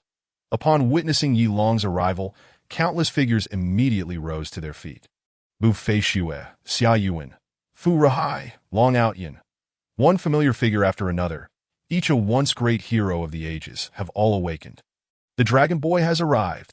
They greeted Ye Long with laughter, their camaraderie forged over the years. Come. Today, I shall engage you in a match, and I assure you, even your mother won't recognize you afterward. Long Outhien roared with laughter. But first, you must suppress your strength to the tribulation phase. These individuals were once prodigies, yet constrained by the shackles of heaven and earth. Their might capped at the pinnacle of the tribulation phase. Now, Ye Long has ascended to the realm of earth immortals, rendering the hundreds before him no match. Ye Long gazed at them, silence enveloping him. Yet the excitement and exhilaration on his face made it clear something momentous was afoot. That a glimmer of disbelief flashed in Bufeishua's eyes as she inquired, "Dragon Boy, could it be?" Ye Long, suppressing his fervor, nodded emphatically that he then retrieved the lotus flower he had just acquired from his spatial pocket. "I have found it." In the celestial realm, two figures streaked across the sky at breakneck speed. The crowd below gaped in astonishment that in the realm of immortals, only those of at least immortal status could fly, and such velocity was unattainable without the strength of a golden immortal, a high-tier force in the celestial domain. What is happening lately? So many powerful beings have appeared out of nowhere. The onlookers murmured after the two figures vanished into the distance. Who knows? The beasts within Mang Mountain seem restless. Something significant might be about to unfold. Tisk, that is not a good omen. If the celestial python demon emperor emerges from the depths of Mang Mountain, we will surely become fodder, someone exclaimed. Their expressions grew grave as they quickened their pace. Recent disturbances have been rampant. Perhaps it is wise to relocate to a safer haven. Atop Mang Mountain, Ye Suifeng casually rendered a small snake unconscious and tossed it to Gu Yulan behind him. Jiu Yulan, well-versed in her craft, swiftly produced a dagger and cleanly severed its head, extracting a core exuding a potent demonic aura. She then stored the snake's flesh in her spatial pocket, adding yet another exotic ingredient to her repertoire. "My lord, what is this?" Gu Yulan inquired. "Oh, just a recently ascended minor demon emperor, comparable to an immortal sovereign," Ye Suifeng replied. "It possesses traces of true dragon blood. You may attempt to extract it later." Gu Yulan nodded, her mind already brimming with ideas for new dishes. And after securing the snake, she asked again, "My lord, we must be nearing our destination, correct?" Ye Suifeng affirmed. "After we cross this mountain, there remains a short distance before we reach Meteor City." "No worries, we have ample time." Over half a month ago, upon Gu Yulan's emergence from the Void Realm, Ye Suifeng had taken her away from Feishan City. Their journey had not been rushed. They paused at various locales to sample local delicacies. Indeed, they encountered some lesser-known but delectable foods. The abundance of the celestial realm was vividly displayed before them. Along the way, Ye Suifeng observed a peculiar phenomenon. A large number of cultivators were migrating. After some inquiries, he discovered that their movements were indeed prompted by the prophecy of the Mu Xian divine dynasty. However, the general populace remained oblivious to the specifics of the prophecy. They merely sensed the anxiety of the higher-ups, prompting their exodus. Watching their actions, Ye Suifeng sighed. If a catastrophe were to sweep through the celestial realm, these ordinary folk would likely be powerless to dictate their fate, regardless of where they sought refuge. Alas, such was the nature of their plight. Nonetheless, this scenario weighed heavily on Ye Suifeng's mind. Upon returning from the exploration of that celestial estate, he would need to make appropriate preparations, as it was conceivable that family members might one day ascend to the celestial realm. Chapter 211. Arrival at Meteor City. The vastness of the celestial realm is unfathomable. Excluding the desolate wastelands and territories dominated by formidable beasts, the regions inhabited by human cultivators are immeasurable. Broadly speaking, it is divided into 10 major domains. Its center lies the Taiyin domain, alongside the Taiyang domain, both of which are the most prosperous. The other 8 domains encircle these two, named after the 8 trigrams: Qian, Kan, Jin, Zhun, Sun, Li Kuan, and Dui. The location of the divine marshal celestial estate is situated in the Tai Kuan domain, in the southeastern part of the Yin-Yang domain, following the arrangement of the 8 trigrams. The Tai Qian domain would be directly opposite, However, in reality, they are adjacent. Perhaps the names were merely for designation. Nevertheless, despite their proximity, the distance from the divine martial celestial estate to the meteor city in the Taiqian domain is measured in billions of miles. Ye Suifeng soared through the skies, occasionally employing spatial shifts, and as the month drew to a close, he approached Meteor City. "We have arrived." Ye Suifeng halted. The distance loomed a colossal city, nestled among several towering mountains, its expanse surpassing even that of Fashion City by several folds. Along the way, Ye Suifeng had gathered information regarding Meteor City. It is a stronghold established by powerful rogue cultivators, not affiliated with any celestial estate. The city is overseen by a group of rogue cultivators at the heavenly sovereign level, including several who are quasi-emperors, ensuring that disturbances are rare. Naturally, celestial emperors would not seek trouble here, as the existence of Meteor City serves its own purpose. Certain activities deemed inappropriate in their territories can be conducted here with minimal concern. Thus, while not a celestial estate, Meteor City thrives exceptionally well, with wealth flowing abundantly within its confines. However, unlike other cities, the black market reigns supreme here. The Tianluo Merchant Association is a deeply entrenched super black market within Meteor City. The Ye Suifeng produced a golden token, the Tianluo Gold Token, which grants access to all areas of the Tianluo Merchant Association. It was a gift from Zijingwa, intended as a token of communication between them. Let us proceed. Ye Suifeng led Gu Yulan toward the grand entrance of Meteor City, eager to uncover the true nature of the elusive Huangni vendor lurking in the shadows. Moments later, they arrived at a magnificent pavilion, the Tianluo Merchant Association. Upon presenting the Tianluo Gold Token, the guards at the entrance respectfully ushered them inside, offering fine tea and refreshments. Shortly thereafter, a statuesque woman entered, exuding an enchanting demeanor. However, upon noticing Gu Yulan, her allure dissipated, leaving behind an innate charm. She was acutely aware of the appropriateness of her conduct. "Esteemed guest, Xiaobai welcomes you to the Tianluo Merchant Association." The woman slightly bowed. "Should you have any requests, please do not hesitate to instruct me. I shall ensure the best arrangements." Ye Suifeng regarded her closely, but found no trace of Zijingwa's presence, causing his interest to wane. "Just procure some fine delicacies," he replied. Xiaobai showed no offense, replying respectfully, "Of course." She then produced a jade talisman, placing it in the air. "Contained within are all the current activities of our association. You may peruse them at your leisure. If anything piques your interest, you may summon Xiaobai to guide you, or you may choose independently. All our offerings are at your disposal." Ye Suifeng nodded, appreciating the VIP treatment, but he gestured for Xiaobai to withdraw, then summoned the jade talisman to examine it quietly. At that moment, a ripple devoid of any aura flickered across a mirror on the lavish room's wall. In another chamber, three figures observed the image before them, frowning. The image depicted Ye Suifeng and Gu Yulan. "Is this the spokesperson from the Void Realm? The divine martial celestial emperor has not arrived?" inquired a woman in black, her voice cold. "Perhaps he is elsewhere. Only those of exceptional caliber can ascend to the status of celestial emperor," replied a man in white, shrugging. "After all, he has no knowledge of who we are. Why would he reveal himself so easily?" The black-clad woman frowned disapprovingly. "What shall we do if we do not make our move, and he does not either? How can we proceed with negotiations?" The man in white sighed. "Just wait a little longer. Your impatience is ever so vexing. In such matters, one must remain calm. Never take unnecessary risks," she retorted with a huff. "Without taking risks, how can one achieve anything? I propose we simply capture Ye Suifeng. I refuse to believe the divine martial celestial emperor can continue to evade us indefinitely." The man in white sighed again. Indeed, what she said held merit.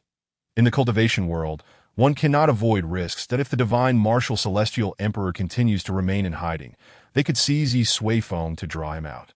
At that moment, the man in yellow, who had remained silent, suddenly interjected, "Our heavenly emperor's mirror should not be detected by him, correct?" The black-clad woman was rendered speechless. "Are you foolish? That is intended for the celestial emperor. He is merely a spokesperson. How could he possibly detect such a divine artifact?" The man in yellow ceased speaking, recognizing that the woman was irritable, and it was best not to provoke her further. The three figures then refocused their attention on Ye Suifeng. Back in the lavish room, Xiao Bai had returned with an assortment of delicacies. As the enticing aromas wafted through the air, a faint smile crept across Ye Suifeng's lips. Do they wish to capture me? He leisurely savored a celestial fruit, enjoying its flavors from the moment he entered the room. He discerned the extraordinary nature of that mirror. It was a treasure surpassing the finest celestial artifacts. Known among people as an imperial artifact, an imperial artifact is the personal treasure of an emperor of the celestials. And its formidable power is, of course, self-evident.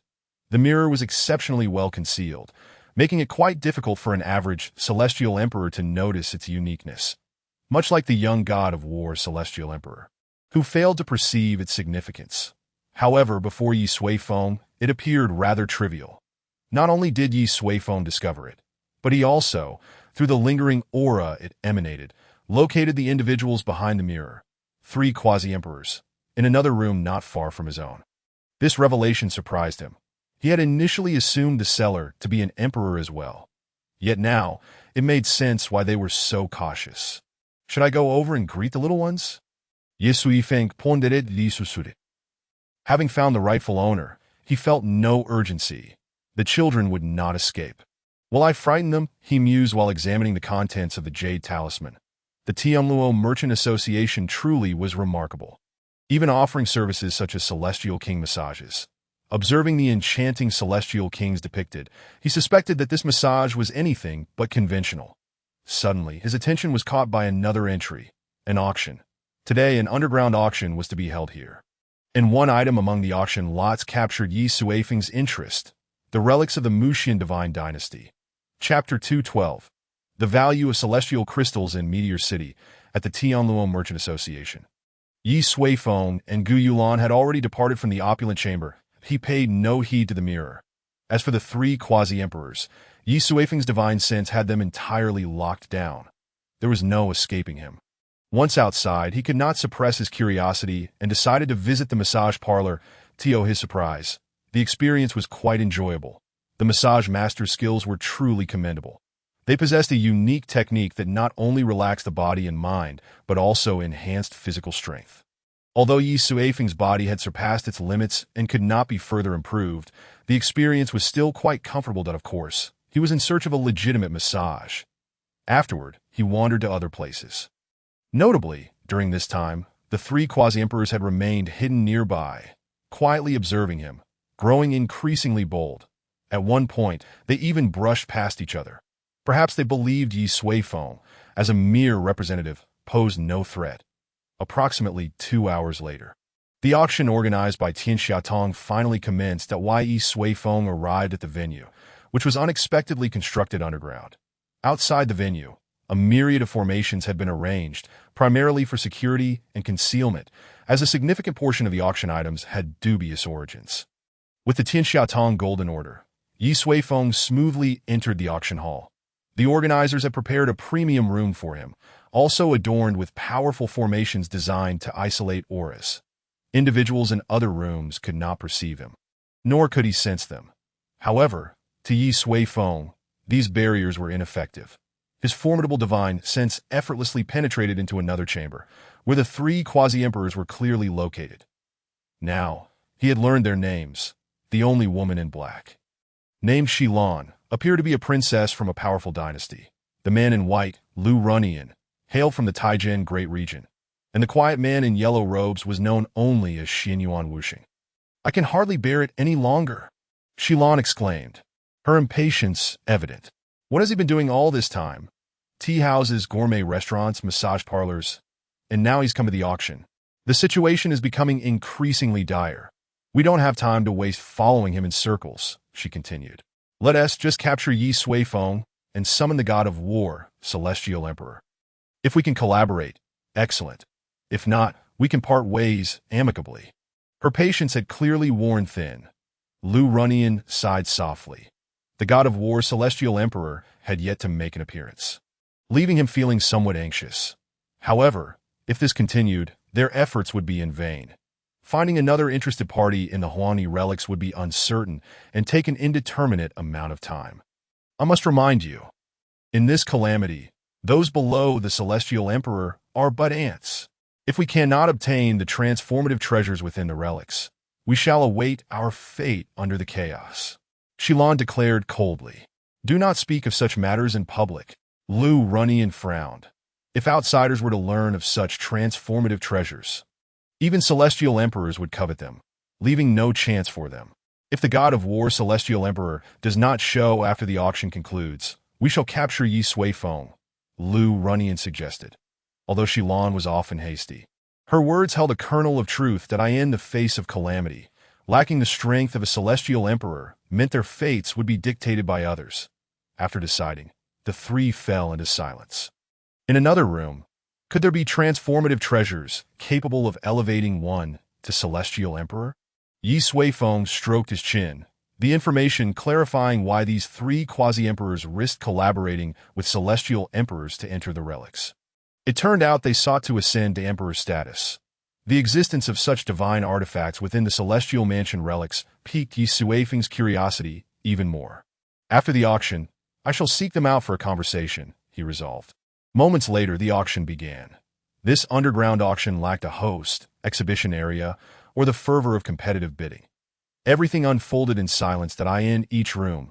A small formation was established.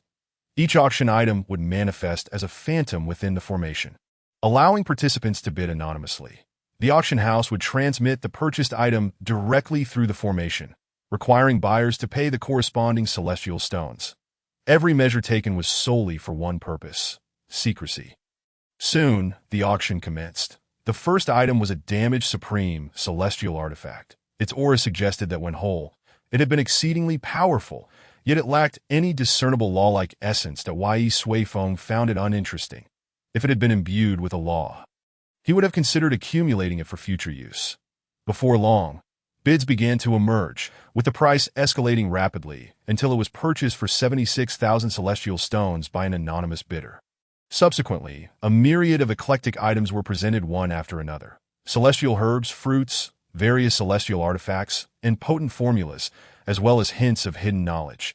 There was even an item described as the undergarment of a supreme celestial mansion saintess, claimed to have been worn for centuries, with a price tag of 10,000 celestial stones, which someone indeed purchased. During this process, Ye Suifeng acquired several items of interest, including treasures bearing celestial laws and the flesh of a demon emperor, mere trifles in the grand scheme. Suddenly, one item captured Ye Suifeng's attention: 10 gleaming stones radiating a faint aura of the Dao, profoundly enigmatic. Celestial crystals? Ye Suifeng raised an eyebrow, astonished to encounter the existence of celestial crystals here. Their labeled name was the original divine stones. Ye Suifeng realized why he had not heard of celestial crystals in the celestial realm or the void realm. They bore another name. Below each item was a description, which Ye Suifeng scrutinized carefully. Original divine stones. A treasure formed at the dawn of the universe.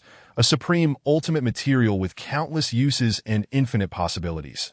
After reading, Ye Suifeng felt a slight astonishment. The assessment seemed exceedingly high. He had thought celestial crystals were merely a form of high-grade currency, yet it now appeared to be much more than that. He would need to find time to thoroughly research the specific uses of celestial crystals, especially since he possessed 365 trillion of them and was uncertain how to employ them. Ye Suifeng nodded inwardly, then turned his gaze to the starting bid for the celestial crystals. Original divine stones, 10 pieces starting bid. 1 million celestial stones. Chapter 213. Wenchong's Celestial Emperor, the starting bid for the original divine stones was among the highest of all auction items. Nevertheless, their price continued to rise. Ye Suifeng pondered. Evidently, many were aware of their uses. As the price soared, the 10 original divine stones reached a staggering height of over 300 million celestial stones. Just then, one bidder raised the stakes to 500 million celestial stones. Such value. Ye Suifeng marveled.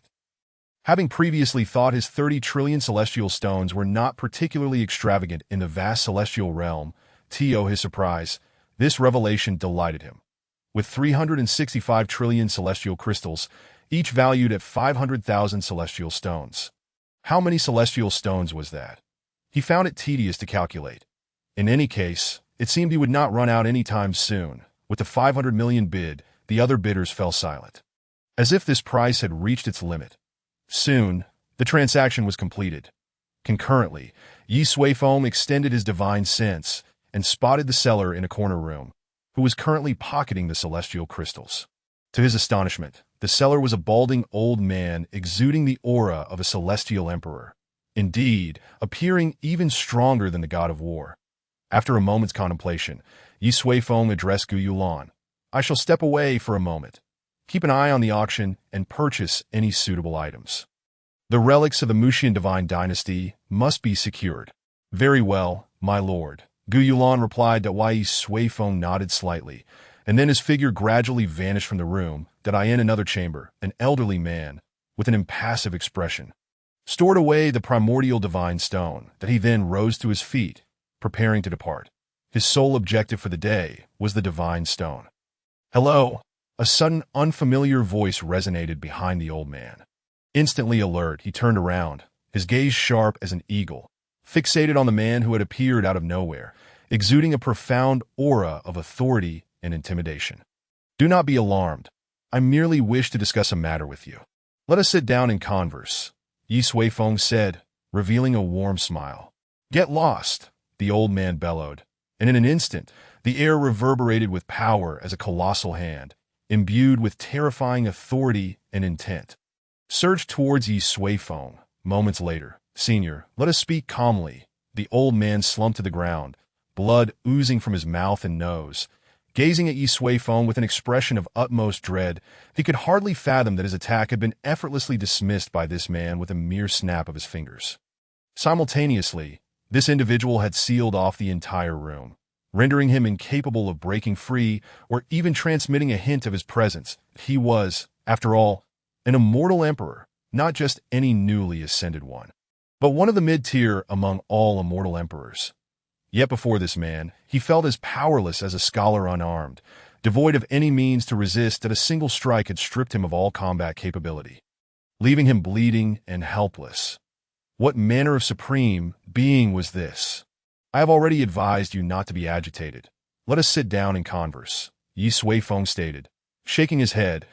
It seemed that these individuals only became amenable to discussion after being subdued. Yet, he could understand their apprehension.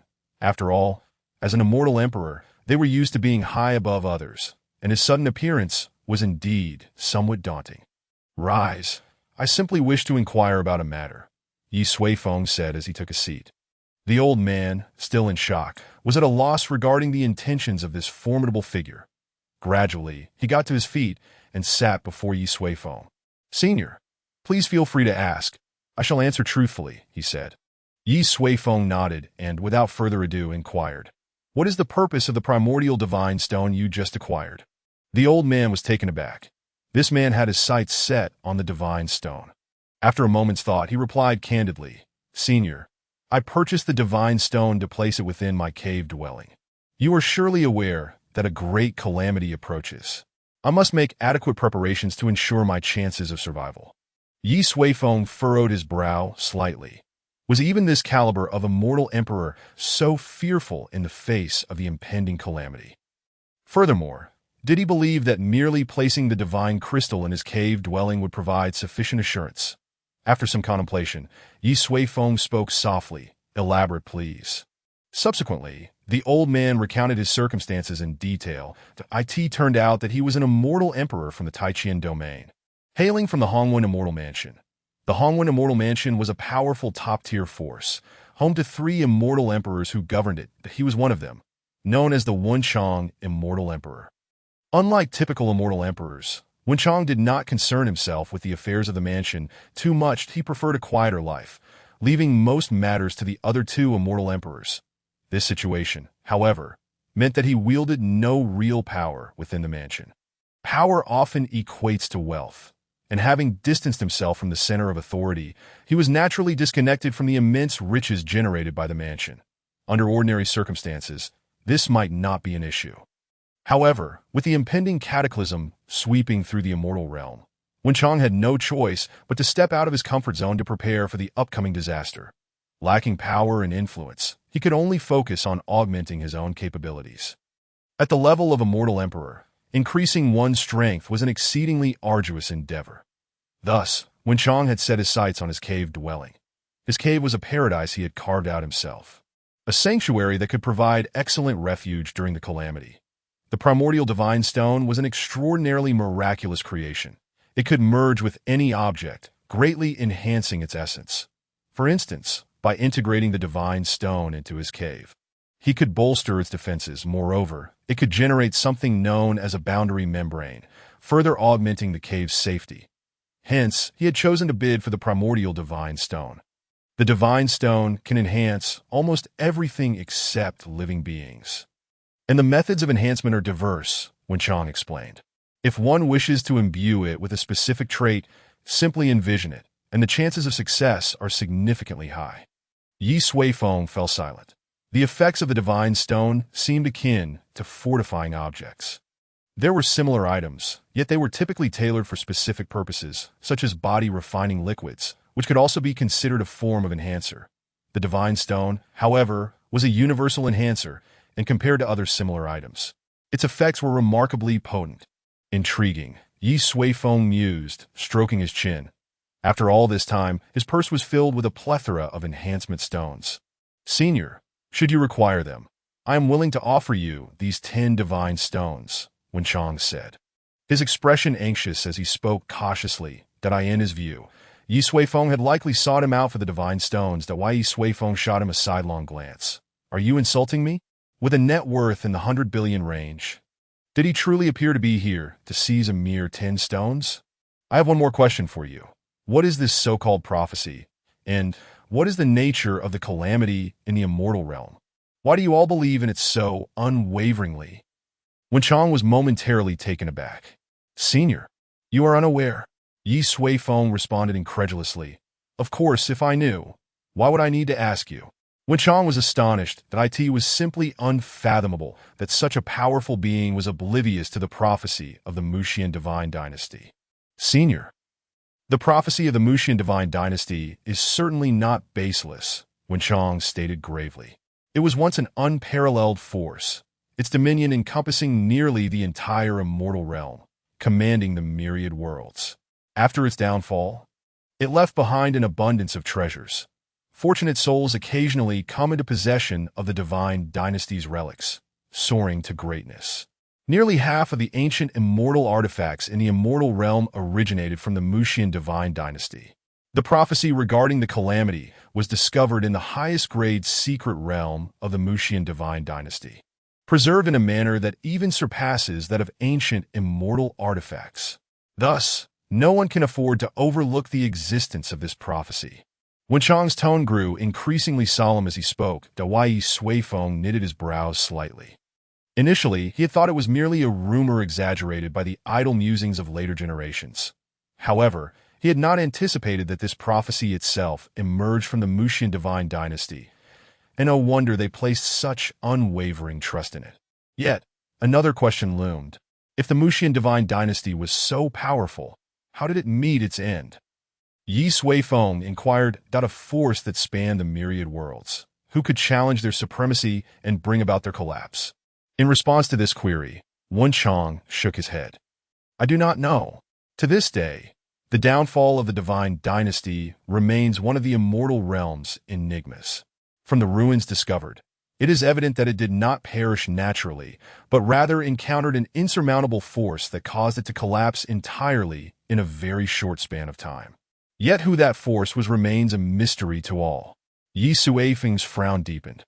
It appeared that the immortal realm was far more complex than it seemed. Once he had explored the ruins of the immortal mansion, he would need to investigate the matters surrounding the divine dynasty. He sensed that the reasons behind its downfall were not as simple as they appeared. "Very well," Ye Suifeng concluded, having gleaned the answers he sought. "You may continue with your affairs." With that, he prepared to take his leave. "Senior, wait!" Suddenly, Wenchang called out to him. "What is it?" Ye Suifeng turned back. Wenchang's expression shifted, as if grappling with something. However, Soon his gaze solidified with determination. "May I inquire, senior, from whence do you hail?" he asked. That Ye Suifeng frowned slightly. "From the Shenshi Immortal Mansion." "Why do you ask?" Wen Chang was momentarily taken aback. He was not particularly familiar with that name. After a moment's thought, he stepped forward and bowed deeply. "Senior from Shenshi, may I ask if there are any younger generations under your command that could be of service?" Ye Suifeng raised an eyebrow. This fellow. Did he wish to pledge allegiance to him? Quite amusing, considering he had just been scared nearly out of his wits, and now he sought to offer his loyalty. Was this the cunning of an immortal emperor? After pondering for a moment, Ye Suifeng understood that in light of the impending calamity, Wen Chang lacked confidence in preserving his own safety and thus sought to cling to him for protection. Ye Suifeng chuckled. "Firstly, I am not the Shenshi Immortal Emperor. Secondly, why would I accept you?" It was not the case that he would accept anyone who approached him, especially not someone with ulterior motives. Even if he were an immortal emperor, if he were of no use, he would merely be an able-bodied servant in Ye Suifeng's eyes. Wen Chang clearly understood the implications of Ye Suifeng's words that he spoke with a demeanor of utmost respect, saying, "Esteemed senior, I did not intend to offend. It seems you are rather unfamiliar with many matters of the celestial realm, are you not?" Ye Suifeng was taken aback for a moment, then nodded. Indeed, he had only been here for a month. How could he possess such extensive knowledge? He hadn't truly unlocked his potential either. "That is precisely the case," the Emperor of Literature continued. "Though my strength may be lacking, I have lived for several 100,000 years. While I may not know every detail of the celestial realm, I possess a general understanding. With my presence under your command, I assure you I can alleviate much of your burden." Ye Suifeng fell silent, recognizing the validity of his words. Having a translator by his side was undoubtedly preferable to conducting his own research. "Very well. I concede to your argument." Ye Suifeng nodded and declared, "Let me make one thing clear. Under my command, all I require from you is loyalty. Should I discover any ulterior motives in the future," he added ominously, "it will not simply be a matter of dismissal." A look of joy flickered across the face of the Emperor of Literature. He had merely been testing the waters, not expecting such a smooth outcome. "Rest assured, esteemed senior, I shall dedicate myself wholeheartedly to this endeavor." Ye Suifeng interrupted his superfluous words with a sigh. "I have already stated, I am not the Emperor of Divine Marshal. I merely practice within his celestial abode." The Emperor was once again astonished. This individual before him was not even the master of the celestial estate. Just how powerful could the true Emperor of Divine Marshal be? "Now that you have made your decision, do not entertain thoughts of regret. Follow me." Upon finishing his sentence, Ye Suifeng waved his hand, and in an instant their figures vanished from the room. When they reappeared, they found themselves in Ye Suifeng's chamber. "Master." Gu Yulan immediately rose to her feet. Ye Suifeng nodded. "This is our new companion, named Wen Chang." "Wen Chang. Gu Yulan is our esteemed chef and chief steward. Do not offend her without cause." The Emperor of Literature straightened his posture, bowing slightly to the diminutive earth immortal before him. "Miss Gu, I hope for your kind assistance moving forward." Gu Yulan quickly returned the gesture, though her expression bore a hint of bewilderment. How had she acquired a new subordinate merely by stepping outside? And a balding one at that. They soon took their seats. "Did you procure the relic?" Ye Suifeng inquired. "Indeed," Gu Yulan replied, producing a small piece of black material and grimacing. "The bidding was quite fierce. I ultimately secured it for 24 million celestial stones." Ye Suifeng accepted the item. The black material, no larger than a thumb, emanated a faintly malevolent aura. "Could it be?" the Emperor of Literature suddenly exclaimed. "Do you recognize it?" Ye Suifeng raised an eyebrow, realizing that this translator had some merit after all. The Emperor of Literature nodded. "This item is one of the most commonly circulated artifacts from the Mu Xian Divine Dynasty. It functions as a container, forged from the corporeal forms of ancient deities and demons, inscribed with countless formations. There is a substantial likelihood that it contains treasures from the Divine Dynasty." Chapter 215. The Frightened Semi-Emperor. "So you're suggesting this object is a box containing treasures?" Ye Suifeng mused. caressing the relic. Indeed, when Chang affirmed solemnly, such artifacts are the most abundant from the Mu Xian divine dynasty. It could hold supreme, celestial weapons, ultimate techniques, or even ancient elixirs. There are accounts of individuals obtaining a miraculous elixir from within, propelling them to extraordinary heights. Ye Suifeng was rendered speechless. Were the denizens of the Mu Xian divine dynasty truly engaging in blind box schemes? What could possibly motivate them to do so? Ye Suifeng questioned it, pondering how such a formidable divine dynasty would resort to sealing treasures in blind boxes merely for amusement. Perhaps it was for the sake of inheritance, the Emperor of Literature replied earnestly. The Mu Xian divine dynasty was immensely powerful, with numerous superlative beings among them. Thus, some speculate that they foresaw their own downfall, leading them to encapsulate their legacies through the flesh and blood of deities and demons. It would not be an exaggeration to say that half of the current major forces in the celestial realm owe their rise to the shadow of the divine dynasty. Ye Suifeng nodded in agreement. Indeed, preserving their legacy was preferable to vanishing entirely from history. According to the Emperor of Literature, the Mu Xian divine dynasty had been a colossal force millions of years ago, and its enduring influence was undeniably remarkable. Ye Suifeng directed his gaze at the relic in his hand, his expansive consciousness probing within. The intricate seals and formations unfurled before his eyes in vivid detail that he frowned slightly. The formations inside were exceedingly complex and remarkably precise. Even he would require at least 3 days to fully unravel them. Contemplating, Ye Suifeng asked, "Wen Chang, do you possess the ability to decipher these formations?" The Emperor of Literature chuckled. "To be honest, while I am not particularly adept at formations, I have conducted some research. In no more than 3 years, I can unravel all the formations inscribed upon it." He spoke with a grin, appearing rather pleased with himself, that Ye Suifeng merely responded with a nonchalant "oh." As anticipated, this individual served little purpose beyond acting as a translator. He would handle the matter himself. However, before proceeding, there was another task at hand. The auction was drawing to a close, and Ye Suifeng sensed the 3 semi-emperors becoming increasingly restless.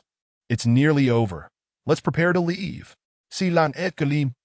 Rising hurriedly, Lu Ruyan nodded, sharing in the skepticism regarding the divine marshal emperor's sincerity, as he had yet to show himself. "Wushing, let us go." He stood, only to realize no one was responding. "Wushing." Lu Ruyan turned, his expression shifting to one of astonishment. The Xianyuan Wushing, who had just been seated beside him, had inexplicably vanished, his brow furrowed in confusion. This was exceedingly strange. Even if he had departed, he should have at least said something. Moreover, how had Xianyuan Wushing left without a sound? "Shilan, did you witness what transpired?" Lu Ruyan inquired, but still received no answer. That he abruptly turned, only to find that the individual who had been standing there was also gone. The room was now devoid of anyone but himself. A cold sweat trickled down Lu Ruyan's forehead that moment. He felt a chill run down his spine, his body bristling with goosebumps. Had he encountered a ghost? Lu Ruyan focused intently, on high alert. Suddenly, a faint aura of Taoism manifested beneath his feet. Before he could react, the world spun around him. When he next beheld the light, he found himself in a completely unfamiliar chamber. To his side, Xianyuan Wuxing sat on the ground, his gaze downcast. A large shoe print emblazoned upon his face. Xilan, too, was slumped on the ground, her expression one of shock, clutching her chest with blood seeping from the corner of her mouth. Opposite them sat Ye Suifeng, casually snacking on celestial melon seeds. "Ah, this is rather tranquil," Ye Suifeng remarked with a smile. Moments ago, as the auction was nearing its conclusion, he had employed spatial displacement to transport all 3 semi-emperors here. As Xianyuan Wuxing and Xilan had attempted to attack him upon arrival, one received a kick, while the other was met with a slap. This Lu Ruyan, however, appeared far more composed. "Hello," Ye Suifeng greeted him cheerfully. Lu Ruyan was instantly alarmed, retreating 2 steps, nearly losing his balance. His expression was one of sheer panic as he exclaimed, "Who on earth are you?" Ye Suifeng replied nonchalantly, "I am the one who purchased your yellow mud. Rest assured, I harbor no intentions of harming you. I simply wish to inquire about the celestial estate relic. You may either come over for a cordial discussion, or I can give you a thrashing first, after which we can converse at leisure, that I hope you choose wisely." With that, Ye Suifeng fell silent, allowing him some time to process. This statement, however, caused the Emperor of Literature to involuntarily twitch at the corners of his mouth. He secretly hoped Lu Rian would, like him, refuse to believe in the supernatural and end up receiving a beating. This would create a sense of psychological balance. Yet, Lu Rian disappointed the Emperor in his current state. He was indeed very anxious, even contemplating invoking his strongest techniques in an attempt to escape. However, the condition of Xianyuan Wuxing and Qilan left him hesitant to make any decisions. Someone capable of easily subduing them must be at least an ancient emperor of considerable age. Moreover, this individual exuded a volatile aura. Faced with such a presence, he dared not move recklessly. After a prolonged moment, Lu Rian's agitation began to subside. He respectfully bowed to Ye Suifeng and then inquired, "May I have the audacity to ask? Esteemed senior, are you the Emperor of Divine Marshal?" In his understanding, only the Emperor of Divine Marshal could possibly achieve such feats within the Divine Marshal celestial estate. "No, I merely ride on his coattails to project a semblance of authority," Ye Suifeng chuckled. "The one engaging in trade with you is none other than myself. I do not favor beating around the bush. I will ask directly, how much yellow mud remains in your possession?" Lu Rian's heart skipped a beat. It was indeed the yellow mud that had brought about this trouble. Nevertheless, he responded honestly, "I cannot deceive esteemed senior. We have less than 100 pounds remaining. If you require it, I am willing to offer everything to you."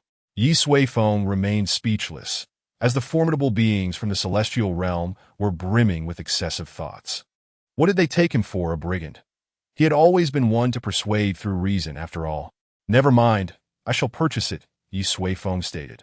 "No, no, no." Lu Runyan hastily waved his hands, exclaiming, "This is a token of our respect for you." A heartfelt gesture. Ye Suifeng rubbed his forehead. Surely, this was an overreaction. "Enough with the banter. I shall pay you the highest price as agreed upon earlier. Keep talking, and I shall strike you." Ye Suifeng glared at him. Chapter 216. The decision to depart a transaction was completed in a rather peculiar setting. After acquiring the celestial stones, Lu Runyan felt a lingering unease. Though his emotions gradually stabilized, it seemed that this elder named Ye Suifeng was not as malevolent as he initially appeared. "Now, tell me about the celestial estate ruins," Ye Suifeng inquired. "You too, get up. Sitting on the ground is rather chilly," he added. Lu Runyan nodded, assisting Qilan to her feet as he spoke. The celestial estate ruins are located in the Tai-Gen domain. Subsequently, Lu Runyan obediently divulged all pertinent details. The three of them had been acquainted for centuries and had forged a strong bond. About a decade ago, while searching for a means to enhance their chances of ascension to the Celestial Emperor amidst the eastern wasteland of the Tai-Gen domain, they inadvertently stumbled upon an ancient celestial estate.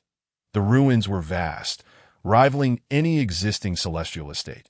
Such an expansive site undoubtedly harbored numerous treasures, perhaps even items that could lead to becoming a celestial emperor. They were elated, having been stagnating at the pinnacle of the quasi-emperor realm for years, eagerly awaiting an opportunity. Thus, they resolutely chose to explore the ruins. However, upon entry, the situation within the ruins exceeded their expectations. Treasures were strewn across the landscape. Celestial gardens, technique pavilions, and even treasure towers were remarkably intact. Most critically, a wealth of treasures remained, as if the former inhabitants of the estate had left without taking anything. The trio became exuberant, realizing they had truly struck it rich. Yet, when they prepared to claim their spoils, they discovered that the laws of heaven and earth within the ruins were in utter chaos. Most treasures were sealed by the violent, chaotic laws, making it nearly impossible for even their quasi-emperor prowess to breach.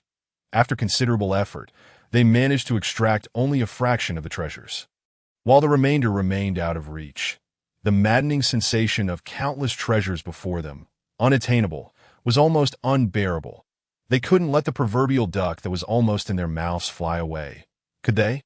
Hence, after much deliberation, they decided to temporarily withdraw and investigate the estate further, hoping to discover some means of breaking through. However, ideals were plentiful, while reality was starkly disappointing. They expended vast amounts of energy and wealth, yet found no clues regarding the celestial estate. In desperation, they resolved to take a risk and retrieve certain special items from the ruins, hoping these artifacts might lead them to someone knowledgeable about the estate. That in this endeavor, they indeed took out many items, such as celestial artifacts and techniques. Yet, the outcome remained unchanged, with no useful information returned. Until last month, when Ye Suifeng purchased 10 pounds of yellow clay. This yellow clay was the most peculiar item they had obtained from the celestial estate. Over the course of a decade, the three had yet to discern its purpose. Moreover, they found no similar substance elsewhere in the celestial realm. This implied that the yellow clay was likely a signature item of the celestial estate. Thus, when the clay was purchased, the trio was immediately invigorated, sensing genuine hope. However, out of caution, they conducted numerous tests and sought a dedicated intermediary for communication. The subsequent events are well known to all. They believe the buyer of the yellow clay was the divine marshal celestial emperor, who had only ascended a millennium ago, posing no significant threat. Hence, they chose to meet. Yet, what they could not have anticipated was that the figure was not the divine marshal celestial emperor at all. It was Ye Suifeng all along, toying with them. That is the gist of the matter, Lu Runyan concluded. Xinyuan Wuxing and Shilan had already been helped to their feet, sitting dejectedly with their heads bowed. They could not help but feel the immense disparity in their expectations. Moments ago, they had been contemplating capturing Ye Suifeng, dismissing him. Now, in an instant, they found themselves easily subdued, their combat abilities stripped away with a mere flick. The overwhelming pressure they experienced was something they had never felt even from the mightiest of celestial emperors. You mentioned earlier that the chaotic conditions there were caused by a collision of worlds. Ye Suifeng inhuited. As this was of particular interest to him, Lu Runyan replied, "That is our speculation. The scene there was exceedingly chaotic and peculiar. Heaven and earth reversed, countless laws intertwined and twisted together. I had never witnessed such a phenomenon. It resembled the aftermath of two colossal entities colliding. Furthermore, we discovered the yellow clay in the most chaotic area, and what we obtained was merely a minuscule fraction. It was almost like a mountain." Lu Runyan's expression turned grave. Ye Suifeng nodded that if that were the case, regardless of whether it was indeed a world collision, he must investigate further, especially since the yellow clay's effects on Xiaohe were evident. "The Taijin domain, you say?" Ye Suifeng mused, stroking his chin. The Taijin domain was quite distant from Meteor City, separated by several major domains. Lu Runyan and the others had shown remarkable prudence by choosing such a remote meeting location. "If I recall correctly, you hail from the Taijin domain, correct?" Ye Suifeng asked. Lu Runyan confirmed with a nod. "Indeed, my humble abode lies at the edge of the eastern wasteland of Taijin, which is why we opted to seek treasures there." "Very well." Ye Suifeng clapped his hands, stating, "I am indeed quite intrigued by that celestial estate. Here is the plan. Prepare yourselves, and in 3 days, accompany me for a tour of the Taijin domain." After 3 days of rest, he would finally unravel the mysteries of the relics from the divine pastoral celestial dynasty and discover their contents. Lu Runyan and his companions exchanged glances, each recognizing the shared sense of resignation in the other's eyes. Things were unfolding in a manner they had dreaded the most. Yet, what could they do? "We shall comply with your esteemed guidance," Lu Runyan replied respectfully. Then, with a hint of curiosity, he asked, "Esteemed elder, may I audaciously inquire as to the purpose of the yellow clay?" Ye Suifeng waved his hand dismissively. "It's nothing of great significance. One of my younger associates has a penchant for it, so I intend to procure some as provisions." Lu Runyan was taken aback. They had always regarded the yellow clay as an exceedingly mysterious artifact, only to learn it was merely sustenance. Could such a thing even be consumed? What manner of individual was he dealing with? He felt somewhat disoriented, pondering whether Ye Suifeng was jesting at his expense. "Do not dwell on it too much. The laws surrounding that item have already unraveled, rendering it quite useless," Ye Suifeng remarked. "Return and prepared. We shall depart punctually in 3 days." Chapter 217. Ye Suifeng's dark countenance in a lavish chamber. Ye Suifeng sat cross-legged upon a soft couch. The relics of the divine pastoral celestial dynasty floated before him, emanating waves of powerful formation energy, accompanied by the rhythmic flow of celestial principles. After a brief moment, the divine object suddenly erupted with dazzling light. Akin to a miniature SU and AS, the radiance gradually dimmed. The fluctuations of the formation ceased entirely. The Ye Suifeng opened his eyes, exhaling deeply. After almost 3 days, he had successfully dismantled all formations surrounding the relics, employing his extraordinary divine soul to forcefully unravel each one. It seems I need to enhance my knowledge of formations. Ye Suifeng pondered. He had already perused the celestial techniques acquired from the divine marshal celestial emperor, gaining considerable insights. Techniques such as the yin-yang reincarnation tomb, the great celestial creation palm, and the 9-turn celestial gate formation were among the high-level celestial arts he had mastered, though he remained uncertain of their practical applications. In any case, he had acquired a repertoire of techniques that he had also dabbled in alchemy, artifact crafting, and talisman creation, sufficient to qualify as a master alchemist. However, the domain of formations was vast and intricate, and he had only scratched the surface of its depths. Moreover, the divine marshal celestial emperor had not specialized in formations and possessed no high-level resources. His usual method of breaking formations had been through brute force, straightforward and unrefined. Yet when confronted with relics like those from the divine pastoral celestial dynasty, intricately arranged with layered mechanisms, considerable thought was required. Had he mastered the art of formations, dismantling the relics would likely take him less than half an hour. I should purchase some formation texts in the virtual realm later. But first, let us see what exactly is contained within this item. Ye Suifeng shifted his focus, grasping the relic. What lay within this blind box? With curiosity piqued, he extended his divine soul and opened the relic. Crack, crack, as the relic was activated, its form rapidly changed. What originally resembled a thumb-sized object transformed, within mere breaths, into a platform the size of a human head. The platform was entirely black, and at its apex, a peculiar entity hovered silently in the air. What is this? Ye Suifeng furrowed his brow, observing the extraordinary object that continually altered its state, sometimes solidifying and at other times becoming ethereal. When it was ethereal, it resembled an elusive essence, as if nothing existed. Conversely, when it solidified, it manifested as a glimmering star, its brightness fluctuating. Is this a star map? Ye Suifeng pondered, the star suspended above a hazy expanse, its radiance casting light downwards, seemingly guiding a certain path. Yet, what it was pointing towards remained unclear. Only a fragment. Ye Suifeng stroked his chin, quickly realizing that this star map was crafted from an exceptionally rare material. The creator of the map had, after its completion, fragmented it into countless pieces. Only by reassembling these fragments would the true star map reveal itself. Damn it. Ye Suifeng was utterly speechless, having spent over 20 million celestial stones. He had acquired such a useless trinket. Unlike a complete map, which might yield some clues, this fragmented star map was utterly inscrutable unless fully gathered. He felt deceived, or rather, he had suffered a significant loss from this blind box purchase. The more he thought about it, the more infuriated he became. Wenchang, come here. He communicated telepathically to the Emperor Wenchang. Soon, the sparsely haired Emperor Wenchang entered the room. My lord, what do you require? Ye Suifeng, with a dark expression, gestured towards the black altar. Take a look at what this relic contains. The Emperor, astonished, widened his eyes and exclaimed, My lord, have you already deciphered the relic's formation? His mind was shaken. It had only been 3 days.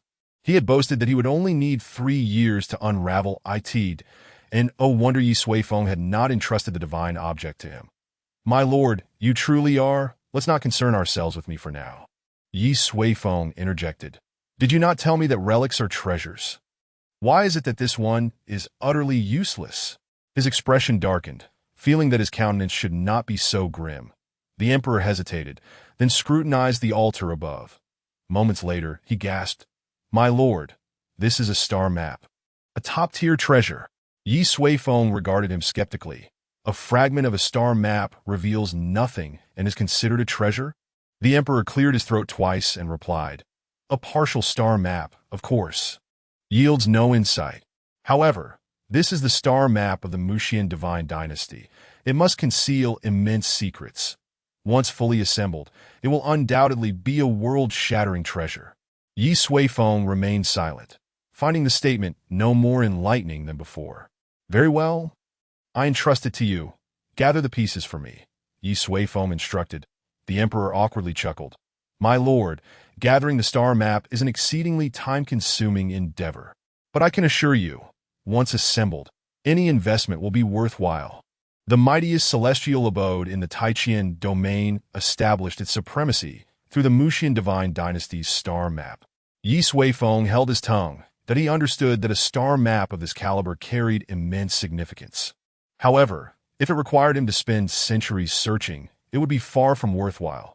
Contemplating further, Ye Suifeng inquired, is there a method to expedite the gathering?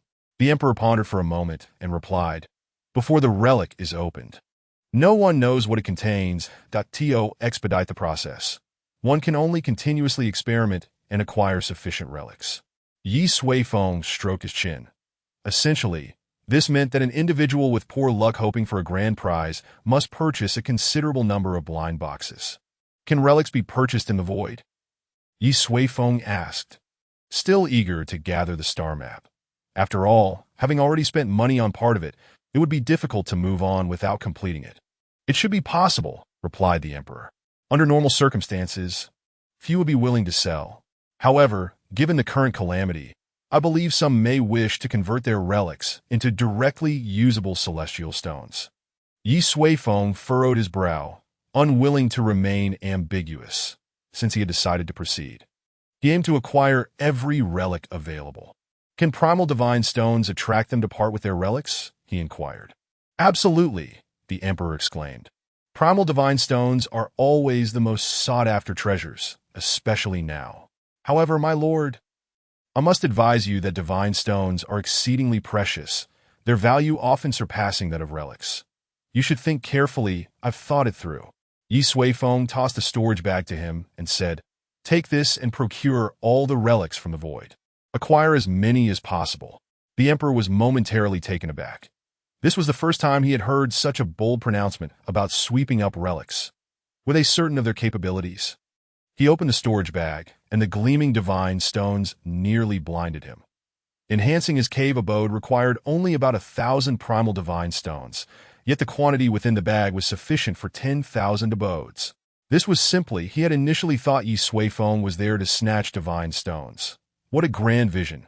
Chapter 218. The frenzied ability to spend money after sending the Emperor Wenchong away.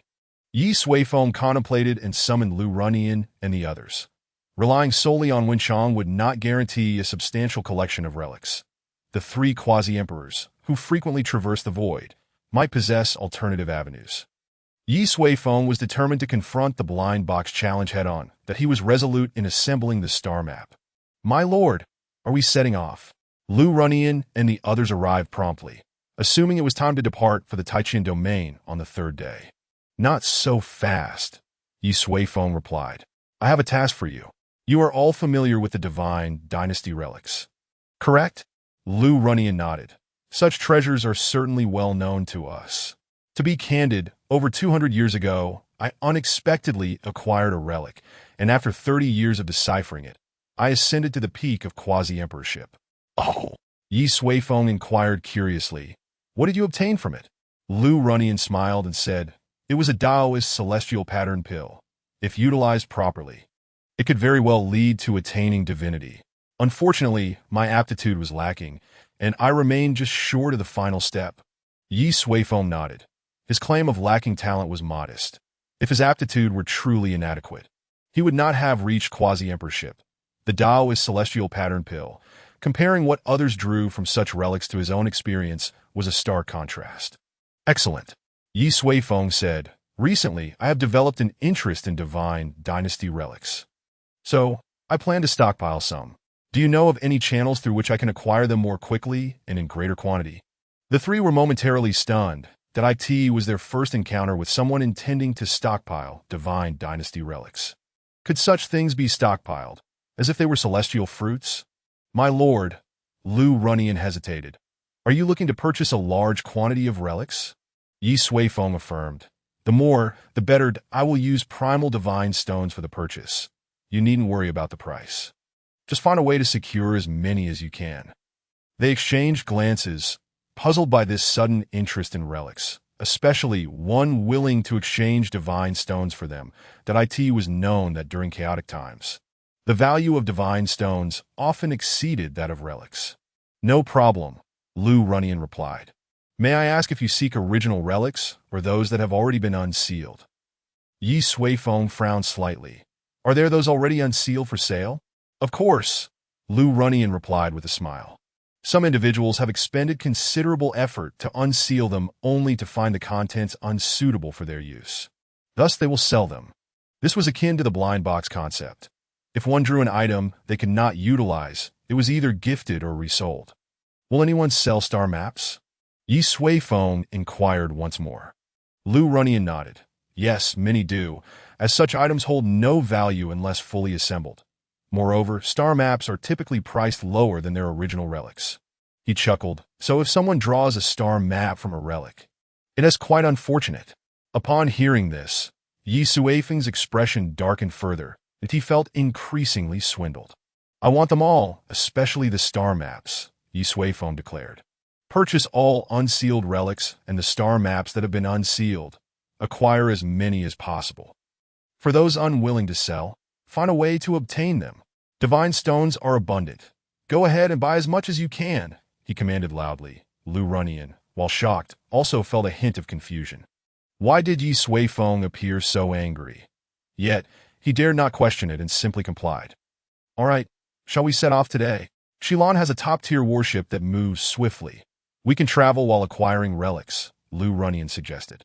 Regardless, they needed to go, and he did not wish to delay too long. Agreed. The leaves nodded with the wind, and he shared the same sentiment. After a brief period, a colossal avian warship ascended from Meteor City, swiftly heading eastward. Nestled amidst towering mountains stood a formidable sect, one so powerful that few dared to provoke it, for 3 peak-level celestial elders resided there. Suddenly, 2 figures streaked across the sky above the sect. The disciples who witnessed this immediately bowed, for these 2 were among the elders, who typically remained reclusive. Is something amiss? Someone inquired, their expression fraught with anxiety. Mind your own business. The matters of the elders are not for you to concern yourself with, an elder scolded. Nevertheless, his own countenance was not particularly favorable, for it was a rarity for 2 elders to emerge together. They must surely be engaged in significant affairs. On the sect's rear mountain, the 2 elders implored, You must relent. Second, they were addressing the 3rd celestial elder of the sect. Indeed, what use is that star map to you? Do you truly intend to gather them all within your lifetime? Another elder remarked, That map represents 500 divine stones. With them, we would be far more assured in the impending chaos. Consider it carefully. Do not cling stubbornly to this. The 2 elders persistently urged the one in possession of the star map. Ultimately, he could not withstand their persuasion and replied, Very well, you are right. Take it. Just do not let yourself be deceived. In an unknown secret realm, several celestial-level beings forcefully intruded. This time, we must acquire the relics. Once we miss this opportunity, we may never obtain the divine stones again. Meanwhile, in another location, someone unearthed their stockpile amassed over millennia. Gazing at the relic in hand, he exclaimed, How fortunate I was to preserve you! That is a divine stone. I cannot fathom why that individual would exchange something so rare for an uncertain relic. Similar scenes unfolded throughout the celestial realm, when Lu Runyan and the others, under Ye Suifeng's orders, issued a series of decrees in the void realm to procure relics. The entire celestial realm erupted into a frenzy. Within just a few days, a tremendous upheaval ensued that in the current climate, relics were vastly inferior to divine stones in value. Almost everyone was eager to trade their imperial relics for divine stones that could enhance their chances of survival. Initially, Ye Suifeng thought it would require considerable effort. Yet to his surprise, people were practically clamoring to present their relics, fearful that the divine stones would vanish.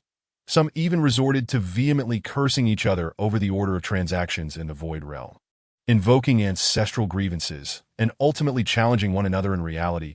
The Ye Suifeng was momentarily taken aback. Amidst this frenzy, the relics in Ye Suifeng's possessions surged in value.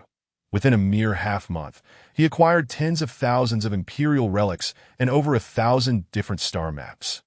Moreover, the subsequent influx remained significant.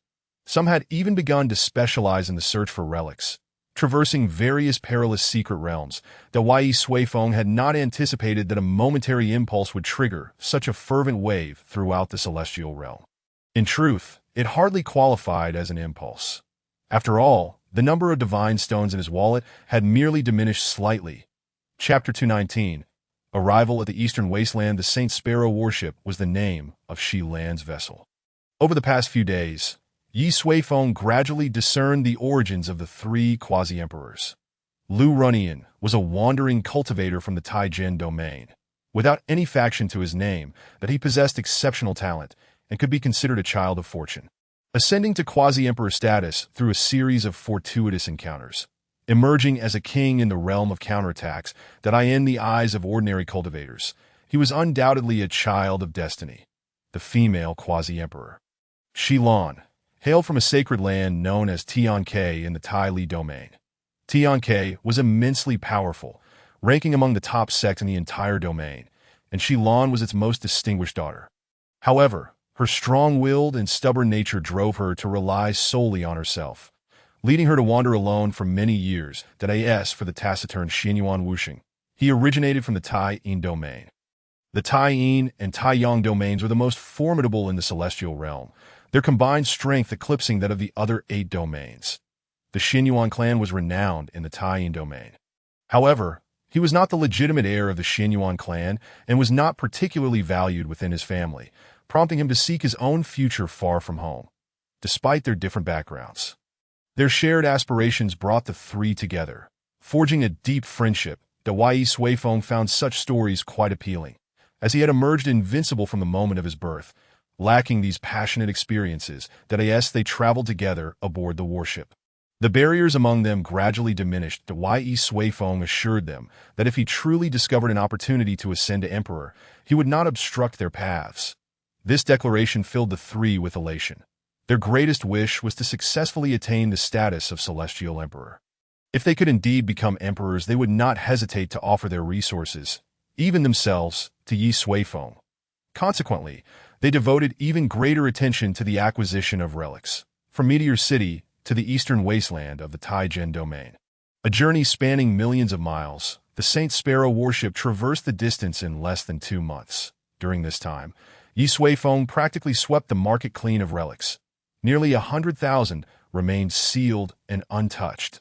Additionally, the variety of star maps exceeded several thousand. Ye Suifeng couldn't help but marvel at the sheer might of the Muxian divine dynasty, which had distributed so many blind boxes.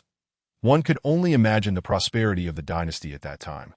With a substantial collection of star maps in hand, he managed to piece together 2 complete ones. According to their descriptions, both maps were treasures left behind by the dynasty, though it remained uncertain whether they still existed given the passage of time. These 2 complete star maps were assembled from 40 to 50 fragments each. However, the one Ye Suifeng acquired from Meteor City still lacked signs of completeness, even after gathering over 300 fragments. He could only await future developments. Perhaps among the 100,000 unsealed relics, he might finally collect the missing pieces of his star map. The Ye Suifeng had yet to tamper with those relics. Unsealing one required 3 days. Even with relentless effort, he could not fathom how long it would take to address all 100,000, that he could not afford to spend excessive time on this matter. Thus, while acquiring relics, Ye Suifeng simultaneously sought various tomes of techniques, with a primary focus on formations. Once he thoroughly studied those profound techniques, unsealing the relics would become significantly simpler. The warship continued to swiftly navigate through the clouds. At that moment, Lu Runyan approached. "My lord, we are now nearing the eastern wasteland. A little to the left is my cave abode." Would you like to rest for a moment? He gestured towards a direction that Ye Suifeng glanced at him askance. Could it be that your cave is home to a horde of massage fairies? Lu Runyan was taken aback and quickly shook his head. No, there are only a few spirit beasts in the cave. Then why should we go? Ye Suifeng turned back. Let us investigate the celestial ruins first. We can discuss your abode afterwards. This matter has already been delayed long enough. Very well, Lu Runyan nodded. He had grown accustomed to Ye Suifeng's manner of speaking and understood that he was not genuinely seeking massage fairies. Approximately half an hour later, the warship suddenly burst through the clouds, revealing a vast expanse of land below. The forests below were lush and verdant, with towering trees in abundance that an aura of primordiality enveloped them. The wilderness was, in essence, a land untouched by civilization, where human footprints were scarce. Here, demonic beasts roamed freely, with powerful demon kings and emperors occasionally darting past. Yet this realm was fraught with peril, harboring numerous treacherous terrains. Even celestial emperors could encounter unknown dangers within the wilderness. However, where there were dangers, opportunities also lay hidden. Within this boundless wilderness were concealed various rare treasures and mysterious ruins. Should fortune smile upon them, they could soar to great heights. Thus, despite the inherent risks, many cultivators ventured forth in search of opportunities. Along the way, they encountered several such groups of individuals. After about an hour, the St. Sparrow warship gradually came to a halt. "My lord, we have arrived," Lu Runyan announced to AT that moment. The others gathered before the warship. "Ye." The entrance to the celestial ruins lies within a cave just below, Shilon stated. "Let us board the vessel and proceed into the chaotic realm before advancing slowly." With that, she prepared to activate the warship once more. However, Ye Suifeng suddenly raised a hand. Halting her actions, he stared intently at the void before him and slowly spoke. "Someone has already entered." "What? How could this be?" Lu Runyan and the others exclaimed in astonishment. This ruin was so well concealed, yet someone had discovered it. Ye Suifeng remained silent, extending his hand, and began to glide through the void that a moment later, a faint ripple materialized out of thin air, enveloping the entrance to the ruins below. "This is a formation designed for early warning." Ye Suifeng remarked that he had not expected that having just acquired some knowledge of formations, he would find it applicable here. The formation before him was exceedingly intricate. Had it been in the past, he might have recklessly barged in. The one who set up this formation was certainly not a mere amateur. This. Lu Runyan and the others exchanged glances, sensing a hint of foreboding. "No worries, let us venture in and see who it is," Ye Suifeng suggested that he then pointed with 2 fingers into the void. And shortly after, an opening appeared within the ripple. The group stowed their battle vessel and quietly flew through the aperture. Instantly, several figures came into view. They found themselves at the entrance of the ruins. Upon discerning the garments of those individuals, Lu Runyan gasped in astonishment. "Oh no, it's the people from the 9 Emperors' Celestial Mansion."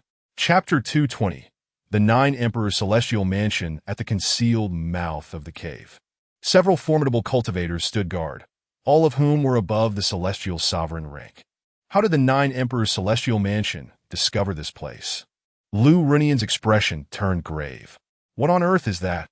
Ye Suifeng inhuited.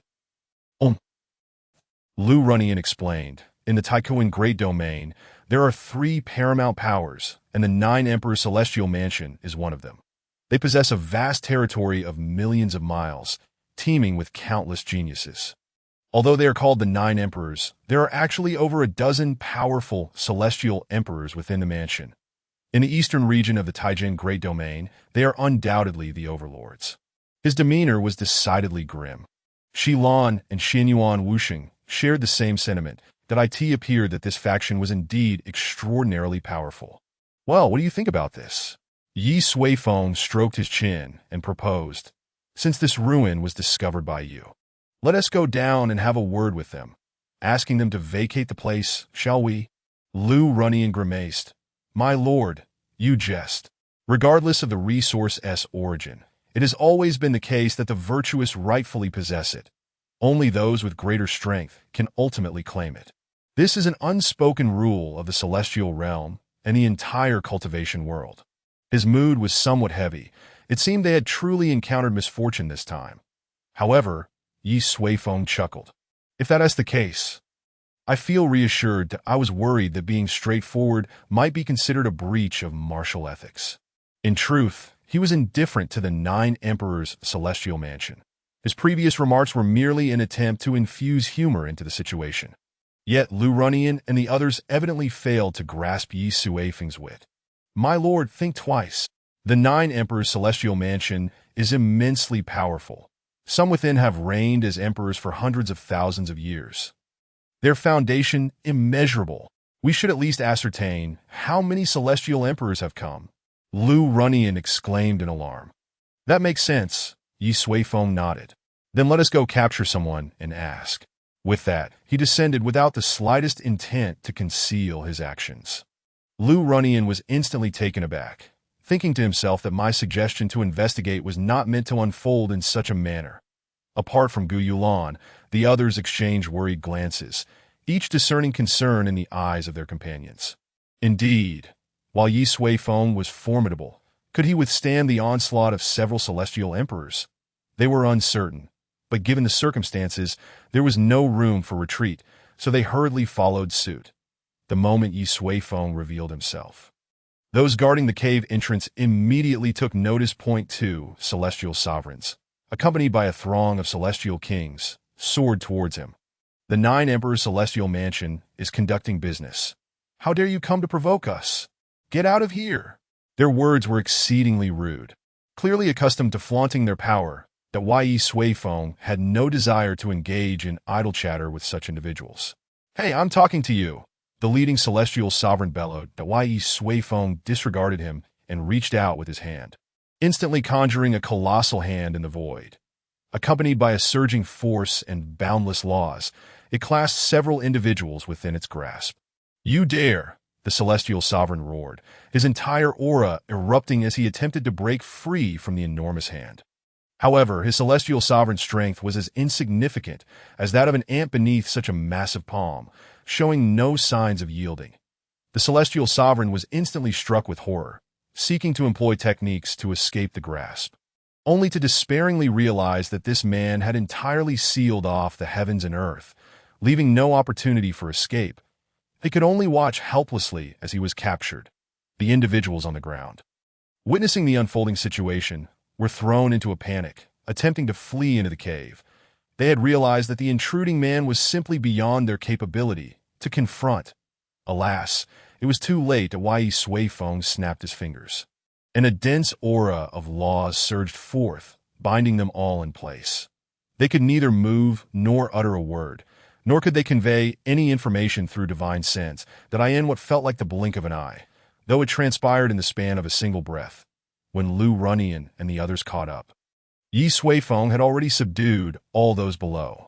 They gaped in astonishment, having anticipated a fierce battle. Ye Suifeng paid them no mind, pulling the previously captured celestial sovereign close and inquiring, When did you arrive here? Why have you come? And how many of you are there in total? He posed all his questions at once. Despite being subdued, the celestial sovereign showed no sign of fear. Instead, he sneered. You are doomed.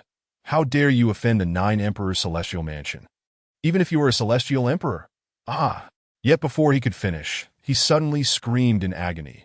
Simultaneously, Ye Suifeng stared at him impassively, his eyes emanating an eerie starlight. The soul-shattering technique was a recently acquired pinnacle celestial art. This technique was originally intended for dispelling inner demons, but when forcibly employed against a normal soul, it would tear at their spirit, inflicting unimaginable torment. Before long, the celestial sovereign could no longer endure. Spilling all their secrets, they had arrived here half a month prior for their intent. He was unaware. He was merely following the orders of the celestial emperor. The 9 Emperors' celestial mansion had dispatched 4 powerful celestial emperors, along with over 100 celestial sovereigns and kings, creating an overwhelmingly formidable presence.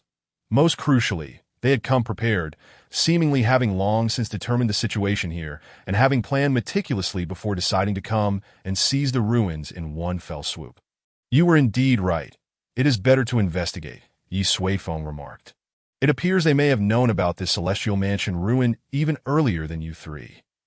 Lu Runian's lips involuntarily twitched as he said, My lord, your brilliance is undeniable. Enough. Let us move, Ye Suifeng smiled. If 4 celestial emperors have been inside for half a month, we risk missing even the chance to savor the soup if we delay further. With that, he casually tossed aside the celestial sovereign and bound him again before swiftly heading towards the entrance of the ruins. Lu Runian watched Ye Suifeng's retreating figure, already feeling somewhat dazed, after over a month of interaction. He had thought Ye Suifeng to be a kind and amiable gentleman, but he was still too young indeed. Miss Gu, has Lord Yi always been like this? Lu Runian inquired. The Jiyu Yulan smiled gently. You'll get used to it. With that, she followed closely behind Ye Suifeng, entering the ruins together. The others, too, wasted no time and flew towards the entrance.